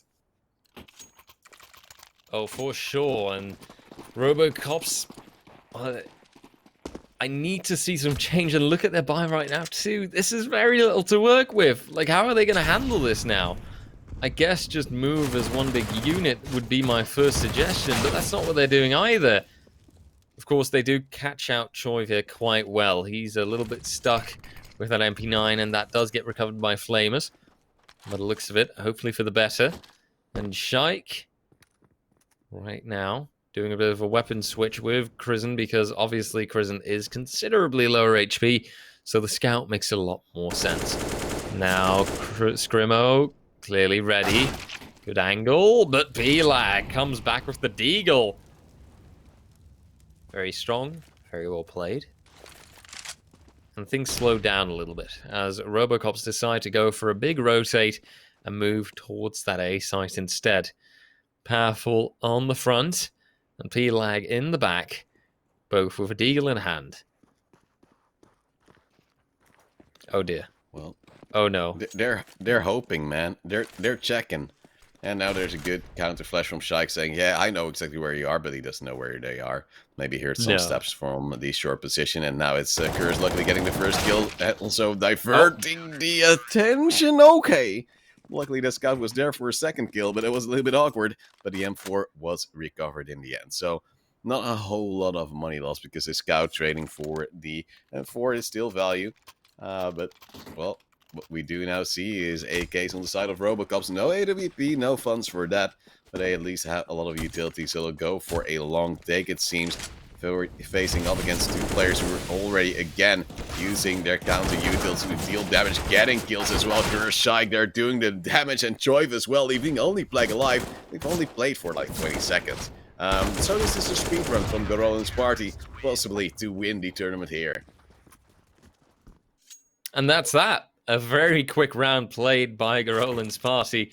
And by the looks of it, my decision to join the Go Roland's party bandwagon, and I will admit, after their first map that they won, it's a little bit quick on the ball. But Go Roland's party absolutely destroying. 2 rounds is all they need to win the grand final. 900 euros and 90 Trovo Titans points. That's definitely something I would like to get my hands on. So I can understand that they would do that just as much. It starts off well with a frag on Anchor, tagged up by a nade or two, and of course, when you don't have any armor, those nades hurt a lot more. And now Flamers, oh dear, having a hard time with his Scout, not even knowing which target to choose. And if you're too slow on your response time and 2 enemies are right in front of you, then you're going to pay for that with your life. Shite gets another frag, and Powerful and Ketar are left standing, stuck in the middle with themselves. Well, it's like the song, together, RJ. But not quite. Yes. Why don't you just meet me in the middle? I'm losing my mind just a little. In the meantime, they're trying to force their way through short, but there's an AWP in the way, and another player at Goose, who's of course saying, yeah, I can just get this one. No problem, thank you very much. And I'll see you in the other live, as it's 15-6. Well, Garolin's party, they were able to take down with a 16-3 against their opponents, of course, that we saw earlier, which was a real bull gear. And we figured, yeah, well, maybe Robocops is better and they will be able to stand more ground. Well, they've already doubled the round of real blue gear, but it's not like they've got any traction on towards this map as well. Seems like Garolin's party is, again, putting the pressure down and looking to control the map from the get-go, despite leaving a lot of pressure on towards mid. Ooh, but this nade, it will get a damage tag where it hit a player, so you'll actually hear it as well. Yeah, and that is a certain audio indicator that I think the lads from Go Roland's party can definitely, well, use and work with. Or as a matter of fact, Powerful even. And did he actually see that play across? Yes, he must have. He sees everything. And by the looks of it, he sees everything. He was definitely prepared for Choiv, and now looking at the player composition, it seems like Robocops are all, well, completely prepared. Go Roland's party is anything but, as only one man is left standing, and that is Scrimo, and he is hiding by a car. Sure. You call this hiding, RJ? You call this hiding? No, clearly not. Oh, he was aimed at that headshot angle, but Anchor was just quicker than him. Yeah, well, like, the big problem is now that Robocops is like, yeah, boy, we won a round, and then they don't know. What we see is that the economy on Garolin's party is good enough to get a full buy-in again. So they don't mind. They're like, yeah, sure. Congrats on the round. We'll try to close it out this time. Otherwise, we'll go for an eco and then buy again. Or otherwise, we'll go to an eco and buy again. We do have one player in the lower tunnels with the AWP, which is quite risky. Might be fragged out as well as Awaken just was. But now it's also the angle holding towards these players. Qatar moving through with his brush. And they're trying to go for mid control. Some util flying out. They're going actually for a short take. And Shaik is seeing it because he knows the smoke is there, but they're not rotating. I'm not sure why they're not rotating. Okay, they want to put a boost down in case they do have a mid to B smoke coming through. At least the player will be able to angle it. And if there would be the CT smoke, which you often see when players do go for a short, that player on boost might also be able to look over it as well. A little bit of an angle game for Shaik, unable to see the player at the staircase, misses a shot, but now we do see indeed that mid to B attempt possibly, but a little bit of a fake, and Joy, while he's still standing by, but the molly will come to haunt him. He's burning, but he still has a kill before he goes down, leaving some room for Scrimmo, who then falls as well. Scrimmo there, that was a, well, painful shot to receive, I dare say, and Flamus has himself put down in a very strong location. Shaik obviously deciding here, well, this ain't it, Chief, because that AWP is far too expensive, along with armor and a defuse kit to throw away. Luckily for Garolin's party, they have so many chances, so many attempts that they can make before they actually have to start worrying. There's still a solid 5-6 rounds that they can theoretically throw away if they'd like to. And oh, Shaik, this battle, but still wins as he gets the shot and takes out Flamus, a hopping target. But he has to watch his flank ready for P-Lag. Well, we do now see Garolin's party losing their lead, and as said before, they'll now have to go on towards an eco. And that's, of course, a little bit sad for them because they figured, oh, we'll just finish this one off and go to bed early. And now we see a little bit of team damage coming through because they wanted to shoot at AK towards the player and then shot in towards the teammates. It's what we all do sometimes. A long control established by Robocop's Famous, hearing the steps here as players are moving through with an eye, but at least be traded out. AK given over to the players of Garolin's party, and I wouldn't be too surprised if they were to save that AK, because of course the chance of you actually getting something out of it are small. But if you save it, you might be able to drop an AWP to your teammate, or at least get some more util in for the following round. Absolutely. And that util is also just as vital at times. But oh dear, Krisen really just stealing those kills here and there. But we'll see what gives. And now Krisen, he's pushing ahead. He can see that AK, and you can just practically hear him think, oh, I quite like that AK. That looks nice. But it has to be just the one. Only Scrimmo left. And time to keep that AK with him, and at least collect it until the next round. Make it shine then. Put it in the hands of, well, either himself or someone else. When it comes to the KD ratio, or the amount of kills even, I'd almost expect it to go to Choiv. But if that will be the case, I'm not sure. I can imagine Scrimmo just as much saying, no, my AK. I'm not giving it to anyone else. Mine.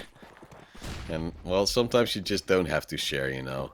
It's gonna be a little bit of a struggle with this buy. I believe I saw from Mass being dropped over. I'm not really sure why. And there's a lack of utility. No AWP as well for Garolin's party. So they really need to bank on getting that opening kill. But it also gives you a little bit of danger. Because, you know, there's also gonna be the chance that you might actually over-aggress and then lose your players rather than killing your opponents.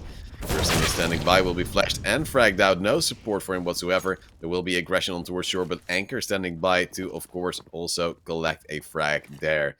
That means we're now on towards the 5-3. It's Grimmo trying to then also put in some effort and sees a player, sees another player, but there will also be a contest from top mid, and Scrimmo will go down to Qatar. It's going to be Joy, luckily with an AWP with a nade to get one frag in return, leaving only Awaken alive. Now 1v2, bomb dropped on mid. He knows they'll be rotating towards A. Just a little bit too late to catch the player moving through CT, and Oh, there's still a guy at lower tunnel, so yeah, Flame he'll just have a freebie in towards the 10th round. Yeah, this is a bit painful, I'll be honest. You know, we've seen this quite often by now, I dare say, in our beautiful casting careers, that at the tail end of it, when there's only one round left to win, you'll suddenly notice that teams seemingly just decide, oh, you know what? Let's just throw it. You know, winning overrated. And I mean, at this point, with how Go Roland's party is playing, with how badly things are rolling, I wouldn't be surprised if, you know, they just end up letting this go to overtime. I think that's possible, you know, there is a small chance of that happening. Yeah, but RJ, do you know what also happens usually in these kinds of situations? Tell Um, me. the team that's on the comeback's really close, but then when they're on 14 rounds, the other team is Yeah, like, oh, wait, yeah, I know yeah. how to win. Like, I should have done this so long ago, but we're just going to get frags. That's something I've learned in elementary school and I'm going to do. But there's also a chance that that just never might occur. No, that's true. You do make a good point there. Thank you, thank you. I don't know what it's going to give. I assume now we'll see a pistol armor of some sort, and indeed, case in point. But yeah, could it be? Are they going to let it get that far? Go Roland's party only needs that one round. I mean, there are these off chances where it even happens in the pistol armors or the ecos. You'll just see someone or see a team completely wrecking, and that with only deagles or some P250s. And of course, then Well, it is almost obligatory to put in the chat, were you also eco? it's the way we run in the Benelux scene. The problem Yes. is, though, that now we see RoboCop. They have been tagged up for 2 players. Black and Powerful quite low. Awaken will be flashed in. Gets a double. Oh! No! Anchor survives. I'm not really sure how. The nade from Trovo also too late to get the frag, and he's already showing that he's there. I'm not sure why you do that, man. You still No. have a very good shot because damage has been dealt. Of course, they might not know that Plague and Powerful are this low. But there's no reason to over-aggress there, especially if you're pre-firing, because they know you're coming. You know Anchor with the AWP on that position is so strong. Now Curse also on the long range with the Deagle will try to also clear out the short position. Knows that with his teammates there won't be any pressure whatsoever. Close to the side once more. The Molly's not tangling his feet, as it will be Screamo. Also Curse now with the frags. It's a free feed to low HP. One shot will do it on both, but this Molly is really good with his spray as well. 4 HP and AWP is trying to disengage, let them come to him, but still that single shot will do it, and Curse will 16-10, and 60 Roland's party will win this grand final of the Trovo Titans CSGO 5v5 finals. 900 euros and 90 Titan points in their favor. They've done amazingly well, and well, with the chicken carrying the bomb, it's chicken dinner for them as well after taking the 2-0 victory against the RoboCops. But the manner in which they did this, all the props, very deserved. Go Roland's party, excellently played. But then at the end as well, to get it with an eco like this, very, very well done. Clearly, the Eagles reign supreme and a very, very deserved winner of that 900 euros and indeed those 90 Trovo Titans points. I'm impressed. At the beginning, you were clearly on the RoboCop train, but now it seems that it's actually, well, their actual opponent that seems to be better. Go, just, I'm still surprised by that last round. I'm a little bit speechless, to be quite honest. But it's a classic, man. It's just that eco that sometimes works out, and especially the early damage that was dealt. I'm not sure if it was nades, because they did have some nades on Godolin's party. And they dealt so much damage, 2-player on low HP, but no damage being dealt back. That was, I think, the key factor. And that opening kill, it could and maybe should have been a double. Made it easier because Anchor at least was low, so that's something value. A little bit of over-aggression on some of the CT players, but they were able to get it all in order, as those smokes, those flashes also hunted down the T's trying to aggress. And here you see the bracket once more. RoboCop's really close. They won't go home empty-handed. they'll be going home disappointed with 60 roll-ins party, getting the 900 euros as the winner. And of course also some beautiful Trovo Titan points. They're the number one, and look at that, a lot of money earned by all the attendees. But unfortunately there always has to be a difference, but I think it's rightfully so, because if you win, you're clearly better. Absolutely right. You can't give everyone the exact same price, because I think people would get very salty over that. But it's very well played, you know. RoboCop's put up a valiant effort, but in the end, it is actually Go Roland's party that ended up being the better ones. And maybe yesterday it was a sign of things to come when we saw them completely destroy some other teams. And now, well, it's been finalized. They've made it quite clear that they are the best, and it's so deserved. They played really strongly. They showed some amazing shots at times, and every player in the team just has been a deserved and well-oiled part of the entire machine. Well, luckily it seems that we have a rightful victory. We're as surprised maybe as the viewers at home, because RoboCop seemed so strong through the bracket where we saw them before. Didn't really see too much of 60's Roland's party, and in the end, they were able to take it home, be the victors here of the Trovo Titans CSGO 5v5 finals. We thank you very much for watching, and we hope to see you back later this month with, of course, the League of Legends, then Apex, and then the Clash Royale 1v1s, which will be next month. Thank you very much for watching, and see you next time.